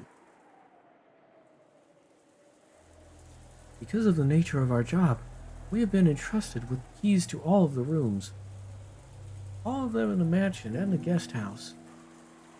つまり私たちはどこへ立てこもって鍵をかけようと意味がないってわけだ。 So in other words, no matter where we hole ourselves up and lock in, or hole up and lock ourselves in, it'd just be pointless. 上等だぜ。鍵なんかいるもんか。来るなら来やがれってんだ。返り討ちにしてやるぜ。 Fine, who cares about locking up? You're gonna come, bring it on, damn it. I'll beat you at your own game. 敵は正面から来ないよ。最初の6人はともかく母さんたちやカノン君、そしておじい様の霊を見る限り敵は孤立した人間だけを狙ってる。 The enemy won't approach us from the front. I don't know about the first 6, but if we look at what happened to my parents and Canon-kun, and even grandfather, the enemy has only gone after isolated people. 一部屋に固まっている僕たちのところへ堂々と乗り込んでこられるほどの力はないんだよ。 They don't have the power to assault all of us openly in a secure room. そうだな。兄貴の言う通りだ。ひょっとするとおばさんのライフル銃が抑止効果として成立してるのかもしれないぜ。 That's right. Just like Aniki says. And maybe Aunt Natsui's rifle can serve as a deterrent to stop them from attacking. なら良いのですが。 Hope that is so, but マリア、言いたいことがあるんだろうが、そいつは飲み込んでしばらく黙ってろ。 Maria, I know you want to say something, but keep it to yourself and stay quiet for a while. Maria probably wanted to say something about how witches weren't afraid of things like guns. If she were to say it out loud, the atmosphere around here would start to get pretty edgy. I had noticed and decided to put a stop to it. よろしいでしょうか。一箇所だけ使用人の鍵束でも入れない場所が。 If I may, I do know of just one place that cannot be entered, even with the servant key rings. それはどこです？ Where's that? はい。親方様の書斎です。 That would be the master's study. 私は反対だぜ。じいさまの気持ち悪い部屋になんか入りたくない。 I'm against this. I don't even want to think about going in grandfather's creepy room. あの部屋に入れる鍵は何本あるんですか？ How many keys can gain access to that room? 2本です。1本は常に私が、もう1本は親方様がお持ちでしたが、先ほどボイラー室の遺体からこれを。 There are two. I always have one on my person. The other was held by the master himself, but just now I found this on the corpse in the boiler room. Genji-san took a handkerchief out of his pocket and opened it, showing us the burnt and filthy study key. Then he showed it alongside his own key he had once lent to Natsui. 本来なら警察のために鍵も残すべきだったのですが、親方様より書斎の留守は必ず守るようにと仰せつけられておりましたもので、私がお預かりさせていただいておりました。 Normally, it would have been proper to leave the master's key for the police, but because of the master's orders to protect the safety of the study, I borrowed it for the time being.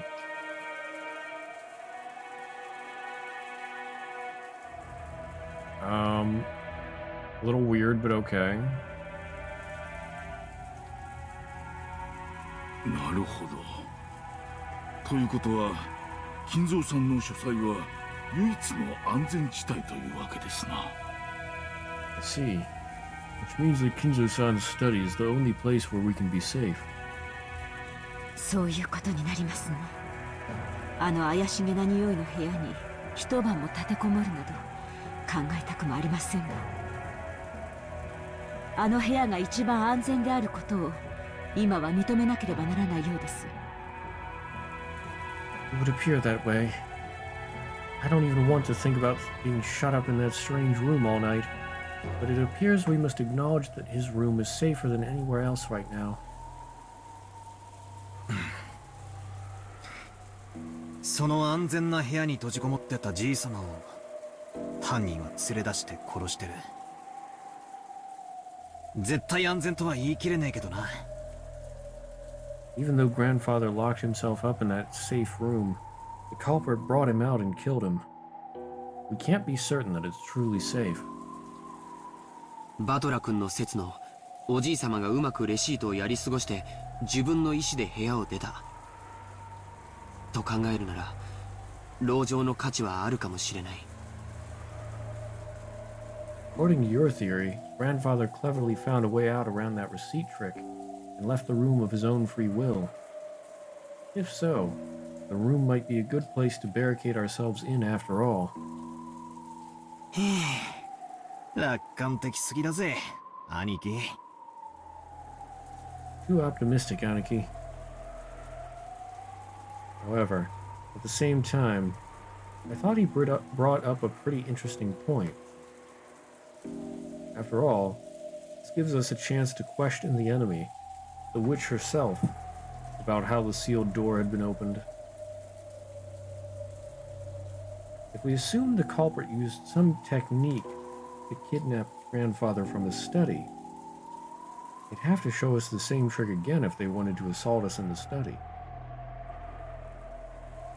And that'd give us a chance to make the culprit prove how they did it right before our eyes.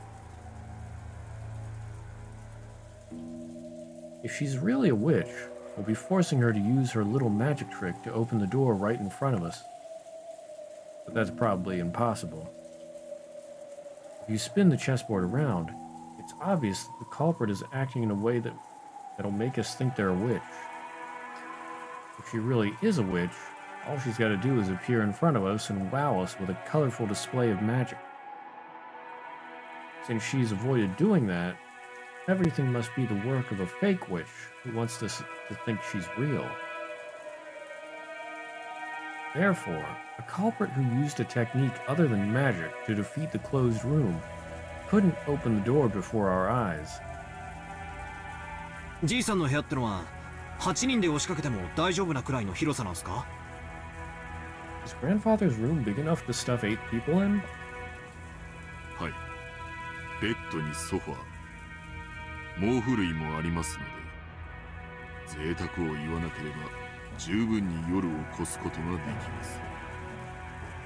流しにご不浄、冷蔵庫に酒棚もあります。 Yes, there's a bed, a sofa, and blankets. So while it is not luxurious, it will be more than suitable for spending the night. There is also a sink, a bathroom, a refrigerator, and a liquor cabinet. ひゅー、そいつはすげえぜ。しかし、おかしなもんだな。自分の家の中にさらに自分の家を作ったってのか？島を丸ごと買って自分の夢を全て実現しきったじい様の最後の家にしちゃ随分手狭なんだな。 Well, that's incredible. But isn't that weird? You're saying he built another house inside of his house? That's pretty cramped for the last house of someone like our grandfather, who bought a whole island and realized all of his dreams. そうですね。いつの頃からかお父様にとっては屋敷内ですら心を許せる場所ではなくなってしまったのでしょう。 That's right. After some point in time, Father probably couldn't feel at peace in any other place, even inside the mansion.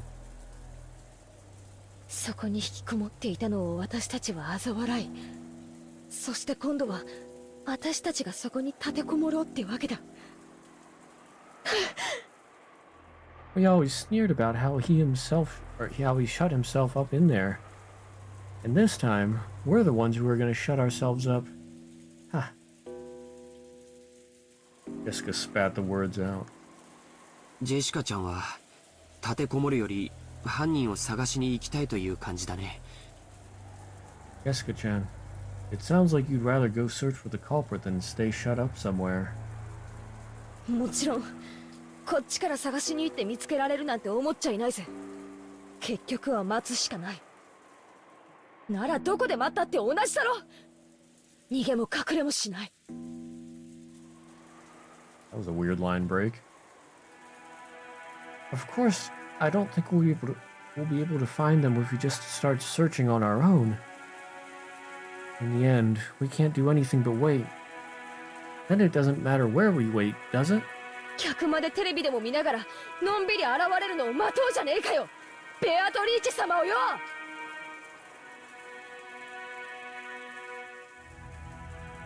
I'm not gonna run away or hide. Why don't we just take it easy in the parlor, watching TV or something while we wait for this Beatrice-sama to appear? 現れなければ現れないで十分です。犯人を暴くのは私たちである必要がないからです。It's perfectly fine if she doesn't appear. There's no need for us to be the ones who expose the culprit. 正論ですな。警察が来るまで危険を冒すべきではありません。Well said. We shouldn't take needless risks before the police arrive. ありがとう、南條先生。私はお父様の書斎に移るべきだと思います。確かにお父様が連れ出された可能性があり、絶対の安全が保証されているわけではない。しかしバトラ君の推理のお父様が何らかの方法で自ら書斎を出て外で襲われた可能性も否定できません。Hey there, Jeremy. Thank you, Dr. Najo. I think we should move to Father's study. True, we have no proof that it's safe, since Father was taken out of there. However, I can't deny the possibility that, as Badlerkund reasoned, Grandfather left the study of his own accord and was attacked outside.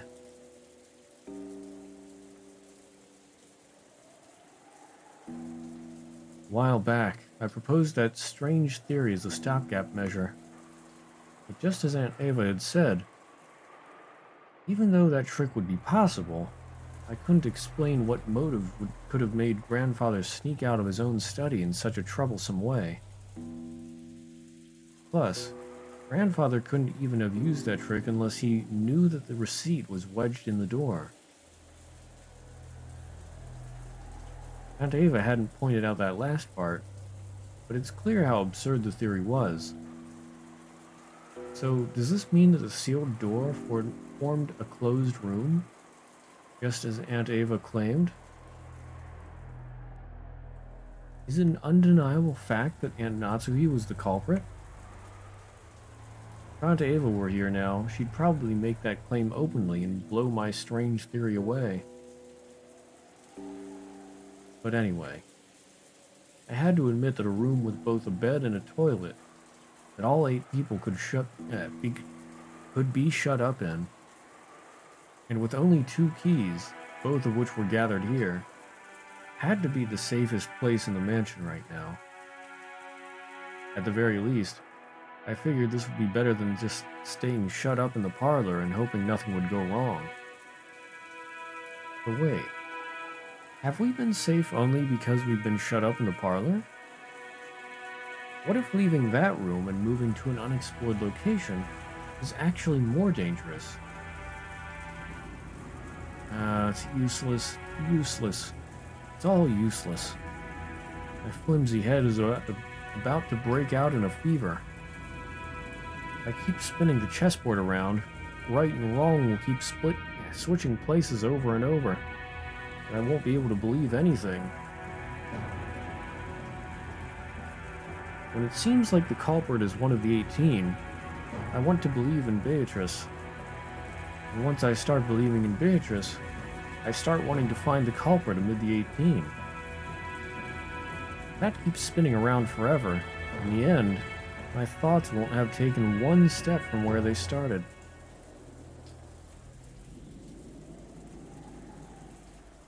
How far back in the past was it that Kyrie-san taught me about chessboard thinking?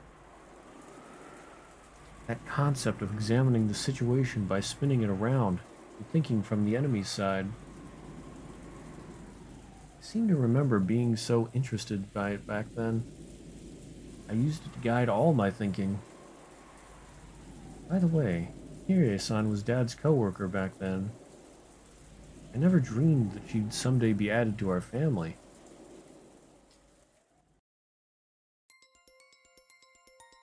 Didn't Kyrie-san tell me something once? I get the feeling she once said that while this chessboard thinking was one way to look at things, it certainly wasn't all-powerful, and it wouldn't be good to rely on it too much. チェス盤思考ってのはね、昔本で読んだゲーム理論というものを私なりに解釈したものよ。とても面白い学問だから、バトラ君も大学に入ったら挑戦してみるといいわよ。Chessboard thinking is my own interpretation of something called game theory, which I read about in a book long ago. It's a very interesting subject, but you should tackle it yourself when you get into college, Batman-kun. ぜひやってみたいっす。それを勉強してチェス盤思考をもっと鍛えたら、どんな相手の手の内も読めるみたいで楽しいじゃないっすか。I really want to try it. If I could study and perfect my chessboard thinking, it'd be fun to read into my opponent's moves, wouldn't it? でもね、盲信しちゃダメよ。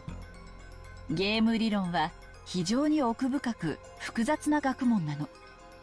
チェス盤思考はその上辺だけを私なりに解釈した考え方に過ぎない。バトラ君が想像するほどに相手の手の内を読み切るには相当の勉強が必要よ。しかもチェス盤理論は応用の利く便利なものではあっても完璧ではない。But you can't believe in it blindly. Game theory is a very deep and complicated subject. Chessboard thinking is just my interpretation that skims the surface of game theory. In order to thoroughly read your opponent's moves like you're imagining, you need to study your opponent. Additionally, while chessboard theory is convenient and practical, it isn't perfect. 便利ではあっても弱点が多い。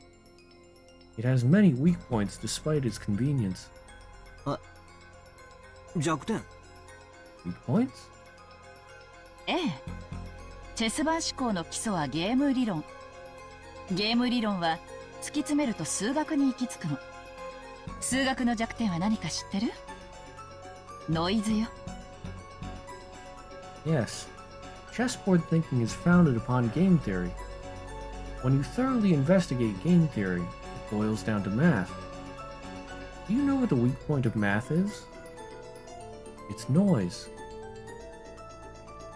In math, when you write 1 plus 1 equals 2, that process will always result in 1 plus 1 equals 2, no matter how many billions of years pass. Nothing more, nothing less. That's because there's absolutely no noise mixed in.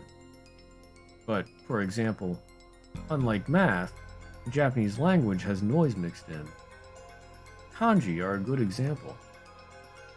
Old kanji and new kanji are slightly different, which represents an introduction of noise created by the changes between time periods. Isn't history the same? There are dozens of policies that seem foolish in the modern era, but were meaningful at some point in the past.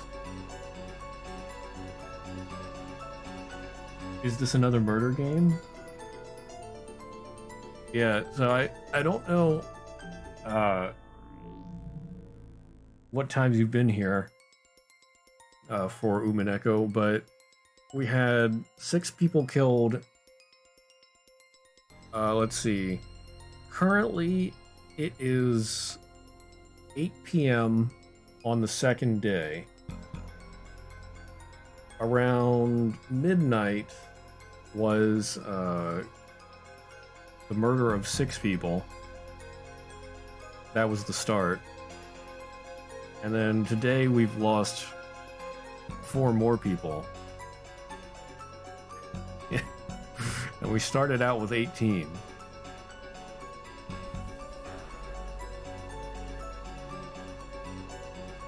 So now, yeah, we're down to 8 people.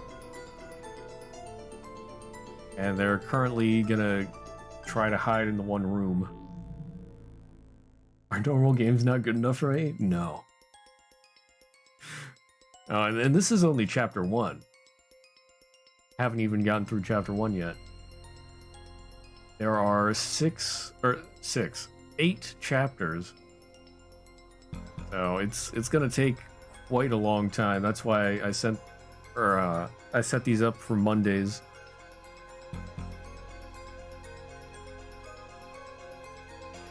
But yeah, there's an element of magic mixed in. I'm not much of just a straight up murder mystery type of person, but when magic enters the mix, it becomes interesting to me. So the whole thing is based on the legend of Beatrice the Witch. Or at least, well, this part is.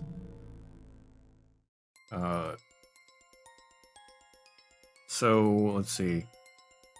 Beatrice gave the household, or the head of the household, a bunch of gold.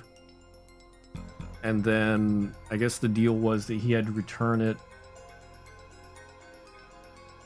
when he was about to die. And then, so, let's see. Yeah, on the day before this in-game, the people got a letter, which was supposedly from Beatrice the Witch. And it said about if they can find the gold that she originally gave Kinzo, the family household head, then whoever got it would get the gold, and her claim on the gold would be gone, and basically everything would be fixed. But in the meantime, oh, you know what? Here, I can go to the letter. The witch's letter. Welcome to Rockinjima, members of the Ushiromiya family. I am Beatrice, the alchemist for this family employed by Kinzo-sama himself. I've served him for many years in accordance with our contract, but on this day, Kinzo-sama has announced the final suspension of that contract. Therefore, I ask that you acknowledge my resignation from the position of family alchemist from this day forth. And now, there is one part of the contract that must be explained to all present. I, Beatrice, lent Kinzo-sama a vast quantity of gold under certain terms. One of these terms specifies that all the gold is to be returned to me upon termination of the contract. Furthermore, I am to receive everything of the Ushiromiya family as interest. And that part is important because when she says everything of the Ushiromiya family, she means everything. People included. So that's where the murders come in. After hearing this, you may feel as though Kinzo-sama has been savagely ruthless. However, Kinzo-sama did append a special clause to the contract so that you would have a chance to preserve your wealth and honor. If, and only if, that special clause is fulfilled, I will lose my rights to the gold and the interest for all eternity. Special clause. Beatrice retains the right to collect the gold and accumulated interest upon termination of the contract. However, if someone is able to discover the hidden gold of this contract, Beatrice must abandon these rights for all time. The collection of the interest will proceed shortly, but if any one of you fulfills the terms of this special clause, I shall return everything, including the portion that has already been collected. Furthermore, as the first step in this collection of Kinzo-sama's debt, I have taken possession of the Ushiromiya family's head's ring, which signifies passage of the Ushiromiya family headship from one individual to another. I ask that you confirm this for yourselves by examining the imprint on the wax seal. Why do I keep doing this? Corpse Party was terrifying already. Well, I've always meant to watch, read, or whatever this story. I started it maybe a year, or well, probably more than a year ago, Oh yeah, definitely more than a year ago. I probably started a few years ago. I got through chapter 1, and then I never continued it. So I'm trying to fix that now.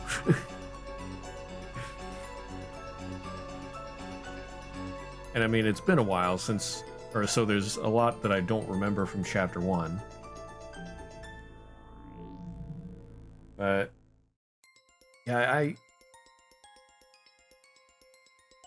I wanted to check out Corpse Party.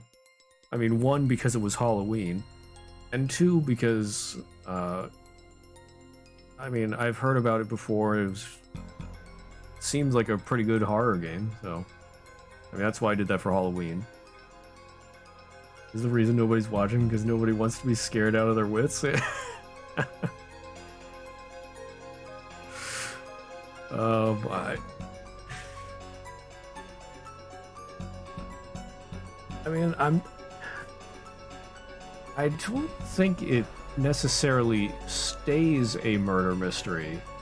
I think it changes later on, but I'm not sure exactly how.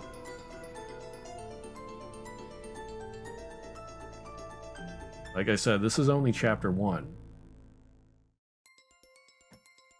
So, but I mean, we gotta work through the chapters so that we can make sense of everything later.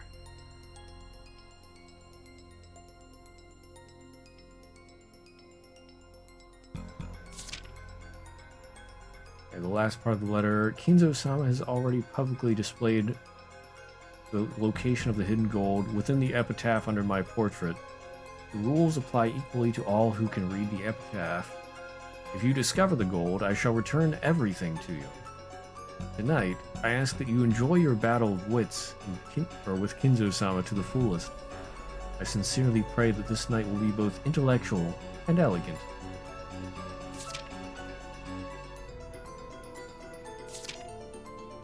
Yeah, the epitaph seems to describe what will happen. The first part is a little weird. I don't know what it has to do with the rest. It says, behold the Sweetfish River running through my beloved hometown. You who seek the Golden Land, follow its path downstream in search of the key. As you travel down it, you'll see a village. In that village, look for the shore the two will tell you of. There sleeps the key to the Golden Land. The one who obtains the key must then travel to the Golden Land in accordance with these rules. But remember, this epitaph was supposed to describe how to find the gold.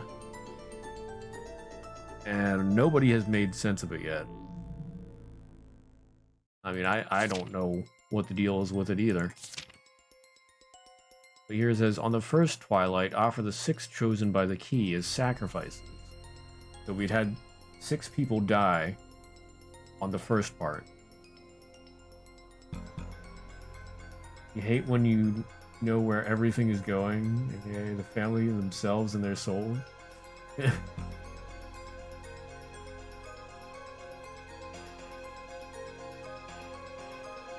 Well,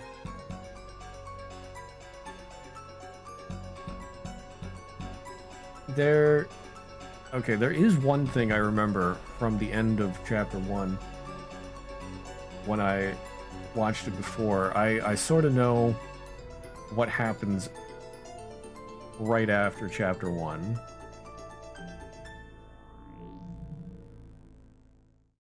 So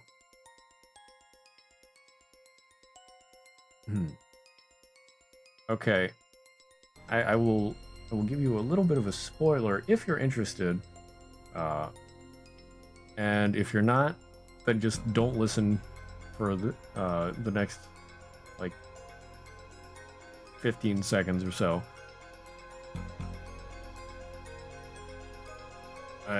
Basically, what happens at the end, everybody dies, but then Battler and the witch have a little debate And basically, time rewinds.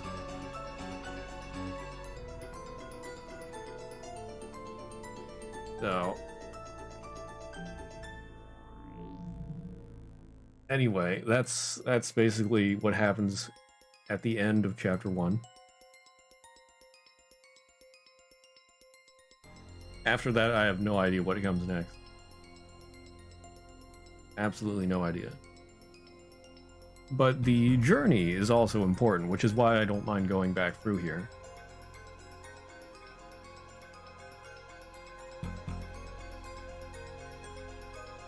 Like I said, there are 8 chapters. So this is not the end.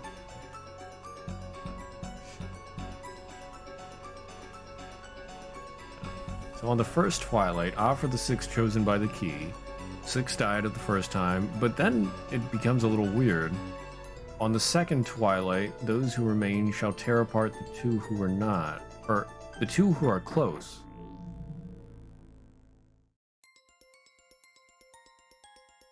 On the third twilight, those who remain shall praise my noble name.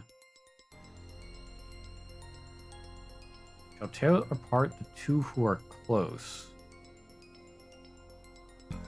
I think that might mean Eva and Hideyoshi-sama. Or Sama. I attached the Sama to their name. Oh my. So it's like a game where you don't have enough time to solve mysteries. Then time rewind gives you more time to be able to solve them. Sort of. It's... I don't know, there's not really much gameplay to this, and I've heard people say that it continues like that. Basically, it's the story, or it's just a story. It's a visual novel. So basically, you read a story, and also you get pictures with it. But it is sort of fun to try and put it together yourself. Like, what exactly is going on?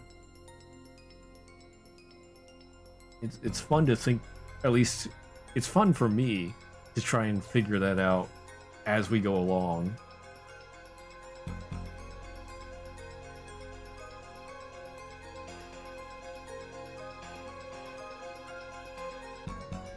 The fourth twilight, gouge the head and kill. That might be Kinzo, because he gets stabbed in the head as well. Gouge the chest and kill should be Canon. He got stabbed in the chest. So then we should have 1, 2, 3 more deaths before the witch revives and none shall be left alive. So according to that, should be whoever dies next should be the stomach, then the knee, and the leg. Yeah, the witch revives and none shall be left alive. Yeah, and then on the 10th twilight, at Journey's End, you shall attain the power of the Golden Land's treasures, once and for the last time. The witch shall praise the wise and bestow 4 treasures. 1 shall be all the gold, from the Golden Land. 1 shall be the resurrection of all the dead souls. 1 shall be the resurrection of the love that was lost. 1 shall be to put the witch to sleep for all time. Sleep peacefully, my beloved witch, Beatrice. And worth noting, possibly, is that chapters 1 through 4 are separated into the questions arc. Chapters 5 through 8 are the answers arc. So I think we're going to have more questions as we go on, and then 5 through 8 should answer them one by one, maybe. So it's saying to avoid getting to the 9th twilight. I mean, I don't know. Because here on the 10th twilight, you get this... Yeah, on the 10th twilight, at Journey's End, you shall attain the power of the Golden Land's treasures, once and for the last time. So everybody dies, but at the same time, on the next twilight, and it doesn't necessarily mean twilight like it's going to take 10 days, because we're already up to the 5th twilight, but it's only been like one day in-game time.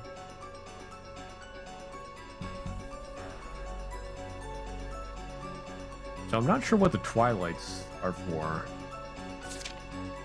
But yeah, on the 10th twilight, after everybody died on the 9th twilight,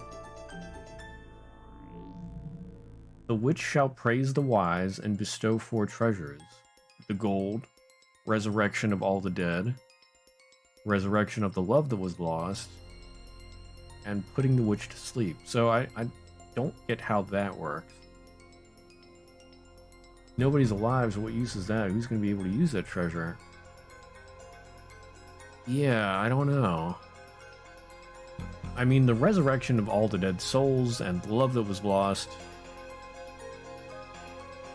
would resurrect them, I guess, but I don't know who would get the gold and why the witch would go to sleep. It's very confusing.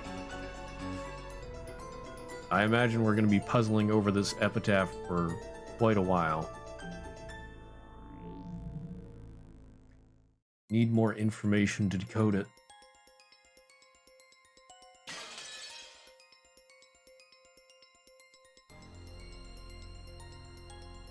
Oh. Nothing makes sense. Questions abound. We'll just have to keep reading to find out. Let's see. Because the rules of chess are fixed, when a pair of experts are discussing one particular layout, it's possible they could reach the same conclusions whether they're from 100 years into the past or 100 years into the future. However, if the rules of chess had gone through massive changes over time, it's possible that a discussion about the same layout would have changed as well. その通り。人の世の事象は本来ノイズだらけなのよ。人の感情だってそうでしょ？全く同じことが起こったからといって、人は必ず決められた反応を示すとは限らない。それを数学の理論で当てはめ、相手のすでに理論には弱点と限界があることを知らなければならない。Sometimes I just reactively press the next button. I'm like, no! Anyway, that's right. Events in the world of humans is normally full of noise. Aren't human emotions that way? Even if the exact same thing occurs more than once, there's no guarantee that humans will always act in a predictable fashion. The moment we try to use a math-based theory to predict someone's actions, we must be aware that our theory has built-in weaknesses and limits. 手っ取り早く言うと、チェス盤思考はノイズや気まぐれ、そして誤解、認識ミスに非常に弱いの。Simply put, chessboard thinking is extremely weak against noise and fickleness, as well as mistakes or incorrect knowledge. Yeah, Battler's been trying to puzzle over whodunit in ways that a human could do it. He's assuming that there is no witch. He doesn't believe in her. And so far, yeah, the chessboard thinking has been, like, based on logic. But some of this stuff might not be logical. Like, I mean, not talking in a mystical sense or anything like that. Just Murders are often not logical. They're more emotional.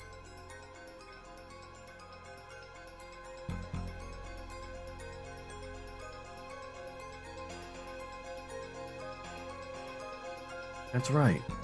Kirie-san definitely said that. Chess has always been a game where both sides play by the same rules and fight with the same conditions for victory. That's why it's possible for both sides to predict the opponent or the other's moves. It's possible to read your opponent because you can always suppose they'll make the best moves they can find. But what if your opponent is fickle or a bit tired and makes a move that could hardly be called the best? Or what if this game actually has a special rule? Some unknown thing that only the enemy knows about and can use? What if we're playing checkers and we assume it's chess?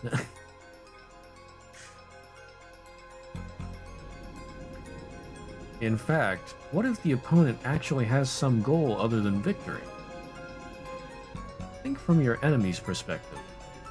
That's the basis of chessboard thinking. Which means if you misread your enemy, the answer you draw from this process will be complete rubbish, useless. So far, I've used chessboard theory to guess several vague bits of information about the culprit hiding behind this case, or so I think. However, I don't know anything about the culprit. Am I just playing around in a labyrinth of thought?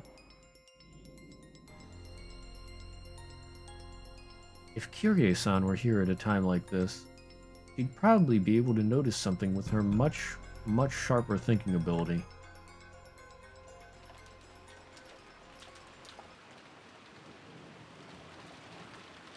Until the very last moment, Jessica resisted moving into Grandfather's study. But in the end, Aunt Natsuki persisted, and we decided to move there. Everyone was completely wrapped in paranoia by now. Kumasawa-san had prepared dinner at one point. During the time we were discovering the deaths of George Aniki's parents, both the kitchen and the parlor had been left empty. Someone suggested that the food might have been poisoned while we were gone.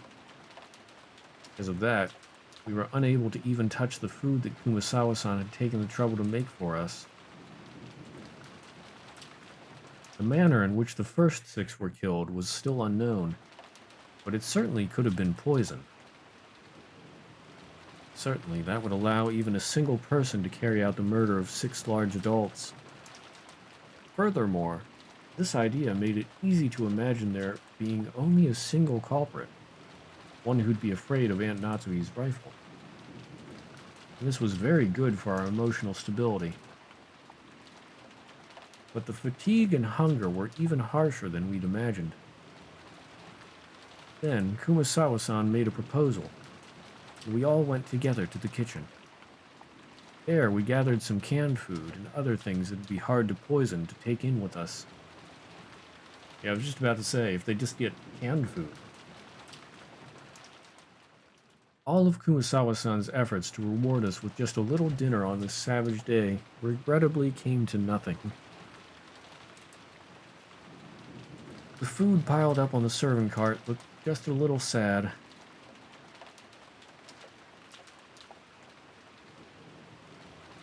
We all started climbing the stairs. Aunt Natsuki, who was in the lead, warily stared into the darkness with both eyes in the barrel of the gun. Once we dragged ourselves up to the 3rd floor, just as Aunt Natsuki had warned us of beforehand, there was a mixture of a chemical smell and a sickly sweet aroma, a stench hanging in the air that felt like it was eating into our heads. なるほど。こりゃ一晩もこもったら頭痛にでもなりそうな匂いだな。今更ながら、じい様の書斎に反対したジェシカに賛成だぜ。See, this kind of stench probably would give you a headache if you were shut in with it for the whole night. I know it's a little late, but I'm with Jessica. I vote against going into Grandfather's study. Felt like the stench was floating out from this magnificent door. It was the door to the forbidden study, which should defend against any who would enter. While Genji-san unlocked the door, Maria stared at the door and the doorknob with great interest. おー、すごいドア。Incredible door. 古くいかめしくて冗談の通じなさそうな、いかにもじい様の書斎にふさわしい扉だよな。Looks old and strict, and like it'd stop any jokes cold. Perfect door for grandfather's study. 霊的な悪意を退ける力がとても強く込められている。多分、ベアトリーチェはこの扉を開けられないね。The power to ward off spiritual menaces is strong here. Beatrice probably couldn't open this door. お？それどういうことだよ。Oh? What does that mean? Maria pointed to the doorknob. A scorpion crest. No. A design like a magic circle arranged around a scorpion was inscribed there.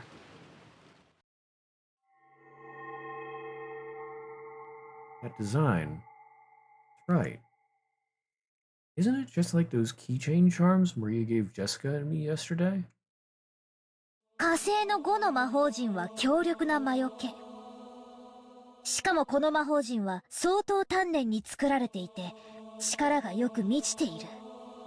魔の者であるベアトリーチェにとって、この魔法陣はとても厄介だろうね。The fifth magic circle of Mars is a strong ward against magic. Additionally, this magic circle was very diligently constructed and is full of power. Such a magic circle can be quite troublesome to beings of magic like Beatrice. それは心強いじゃねえか。この部屋ならベアトリーチェの魔手から逃げられるってことだろ。うちの魔女様は実に頼もしいぜ。Isn't that comforting? Are you saying we can escape even Beatrice's clutches in this room? Our little witch here sure is reliable. Yeah, so Maria is like, if I remember correctly, 9 years old? Supposed to be? But it's, or rather, they guess that Maria has like this split personality. So sometimes she acts all cute and goes, ooh, ooh. And then other times she acts very sinister and shares all her knowledge about witchcraft and whatnot.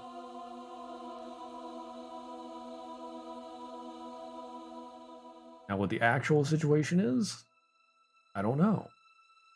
I feel like it can't be that simple. Or maybe it is. Who knows? なら、ベアトリーチェはどうやって中のおじい様を？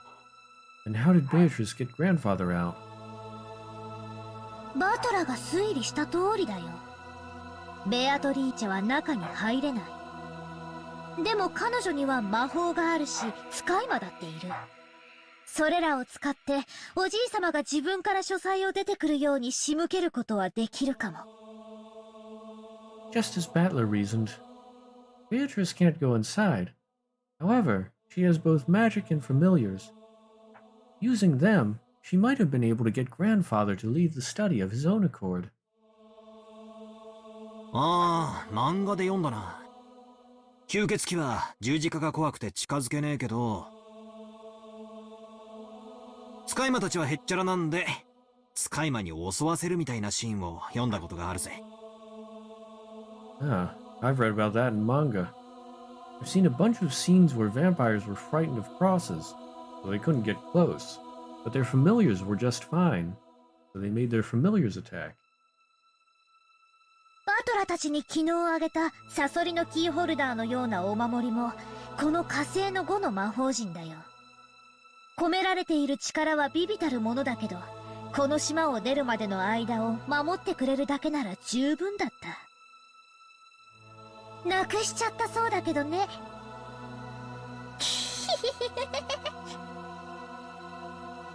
Those scorpion keychain charms I gave you yesterday also had the fifth magic circle of Mars on them. The power dwelling within them was weak, but they should be enough to protect you until we leave the island. Although it sounds like you've lost yours, right? サソリのキーホルダーのお守り？ Scorpion keychain charms? ああ、昨日私が母さんに渡したお守りはマリアにもらったものだったんだよ。ドアノブにかけると魔除けになるとか言われて、私より母さんの方がいいかなってあの時は思って。Yeah, the charm I gave you yesterday was something I got from Maria. I heard it would repel magic if you put it on your doorknob, and at the same time, I thought maybe it'd be better if you had it. そうでしたか。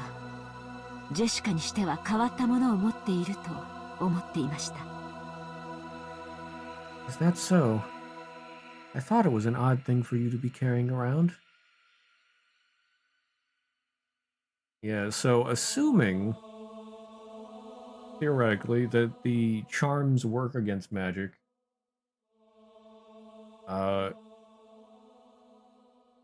and all that, giving her the keychain might have saved her life, because when Natsui got up in the morning, there was like a red stain on her doorknob.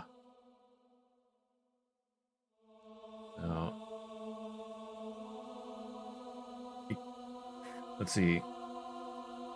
If the witch would be real in the setting and tried to get in and take her as a sacrifice, that keychain might have stopped her.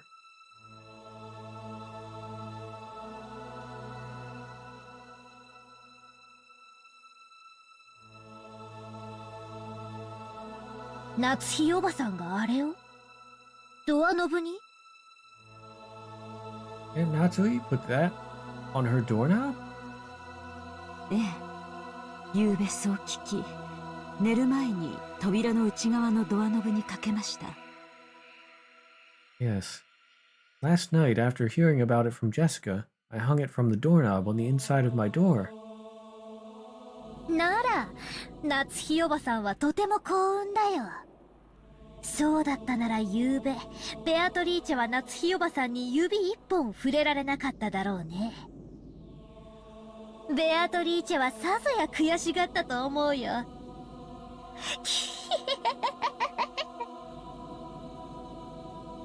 And Aunt Natsui, you're really fortunate. If you did that, Beatrice probably couldn't even lay a finger on you yesterday. I think Beatrice must have been really annoyed.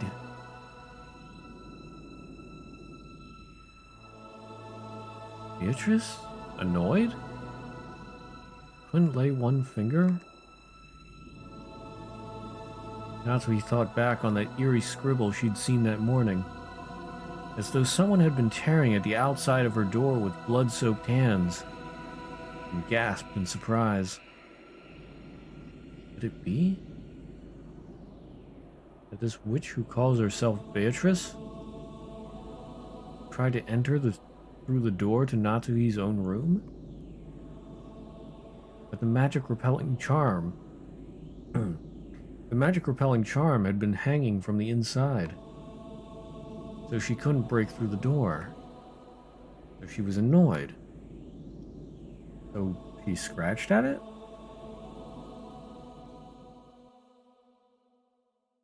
よせよ、そういう話。魔女なんかいないぜ。いるのは犯人。それも私たちと同じ人間だ。それを確かめる必要があるってなら、八つ先にして血が赤いかも確認してやろうじゃねえか。くそ。くそ。よくもカノン君を。Wait it. Don't talk about it don't talk about that. Witches don't exist. The culprit does. And they're a human just like us. If you need proof, why Why don't we dice her up and see if her blood's red? Damn it. Damn it. How could you do that to Cannon-kun?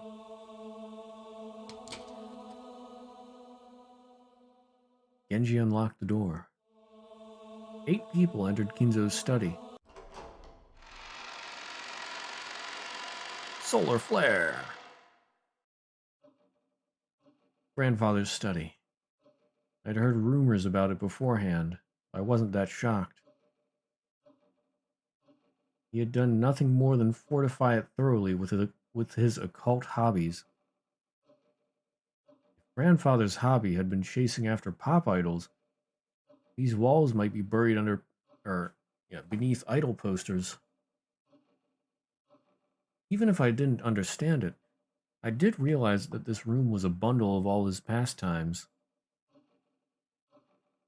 Even so, I couldn't help but remain dumbfounded by the smell of his creepy medicine and the sweet stench that seemed to melt my head. Okay. Oh, closed door?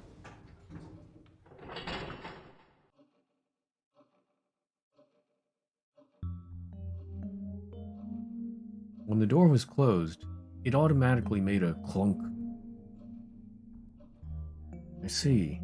This is the auto lock that's activated whenever the door is closed. There were only 2 keys that could open this door from the outside, both of which were in this room. In other words, it had become a closed room. The shutter, the receipt, chain, and now the auto lock. This 4th door had the most magnificent lock yet, and this was doubtlessly a closed room. Just to make absolutely sure that the room was secure, we checked all over for ways in or out. The window was tightly locked. That should have been enough, but just in case, we tried knocking all over the walls. After all, we had talked about there being a hidden door in this room, but we couldn't find anything suspicious. Grandfather's study was very large. Even though we called it a study, it wasn't really a single room. It could be divided up into 4 basic sections. A study section, a bedroom section, a toilet/bathroom section, and a section for cooking that had a sink. I see. The study really does have enough in it to live in. Now I see how Grandfather could live his whole life in this room without ever leaving. It seemed Grandfather wasn't in the habit of watching TV, because there was no television or even a radio in this room. He can't do anything except pass the time listening to the sound of the rain until tomorrow morning. Dr. Nanjo looked closely at the chessboard that sat on the table in front of the sofa and muttered. It was apparently the partly finished chess match he'd been playing with Grandfather until yesterday. The black had white pretty well cornered, and it looked like checkmate would be reached within a few moves. The last part of the endgame. Even though checkmate had almost been reached, the endgame had been rushed, and in the end, it was never completed. 金蔵さん、やはりこの勝負は決着がつきませんでしたな。Kinzo-san, seems we weren't able to see this match through after all. 南條先生。わしは長く金蔵さんの友人だったが、金蔵さんのことを知っているのは半分だけでしかなかった。金蔵さんにはいつも聡明な金蔵さんと何かの狂気にとらわれた金蔵さんの2人が同居していたように思う。わしは金蔵さんのことを何も理解してはおらんかった。I was Kinzo-san's friend for a long time, but I never knew about more than half of him. I believe two Kinzos existed. A wise one, and one trapped by some madness. I had never understood anything about him. 特にベアトリーチェ様のことになると人が変わったようでしたっけね。Especially when it came to Beatrice-sama. It seemed like his personality changed. In the direction of Kumasawa-san's upward gaze, a portrait of Beatrice could be seen. It wasn't massive like the one hanging in the entrance hall, but small, made for this room. Grandfather probably spent every day in this room, and so much of his time talking to the witch in that portrait. Who was Beatrice to Grandfather in the first place? Right now, you couldn't just explain it away by saying that it was a story made by parents to frighten children away from wandering into the forest. While eating the canned food we'd brought from the kitchen, we talked together about who Beatrice was. Whether the culprit was Beatrice herself or someone pretending to be her. Whether they were a witch or a human, that was beside the point. The woman in this portrait is strongly related to the roots and backgrounds of this case. You couldn't talk about this case without talking about her.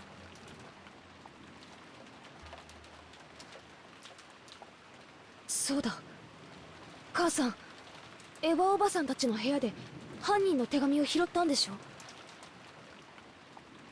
ええ。まだ開けていませんでしたね。開けてみましょう。Right. That's right. Mom, you picked up the culprit's letter in Aunt Ava's room, right? Yes. I still haven't opened it. Give it a try. And debated. Okay, I think I'm going to end the stream here, and we'll pick up next week with opening the letter. Because I don't know how long this scene, I guess I'll call it, will continue. I feel like this is a pretty good stopping point. It's already about 11:30 here almost. So I don't want to let this drag on for too long. Let's see. First of all, make sure I save.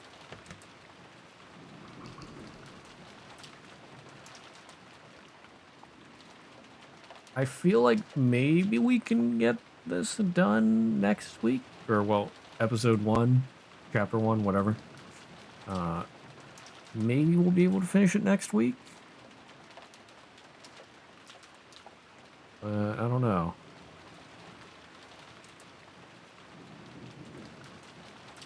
Let's see. Tomorrow and Thursday. I still haven't really decided what I want to play next. Friday, we'll be continuing Lobotomy Corporation. That's going to be another reoccurring thing.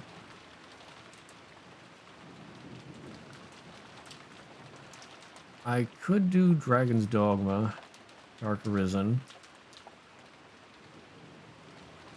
That could be what I'll do on Tuesdays and Thursdays for a while then. But I do... I'm not sure if there's anything that came out recently.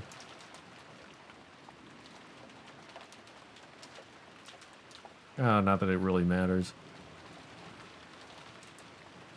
So yeah, maybe I will do Dragon's Dogma next.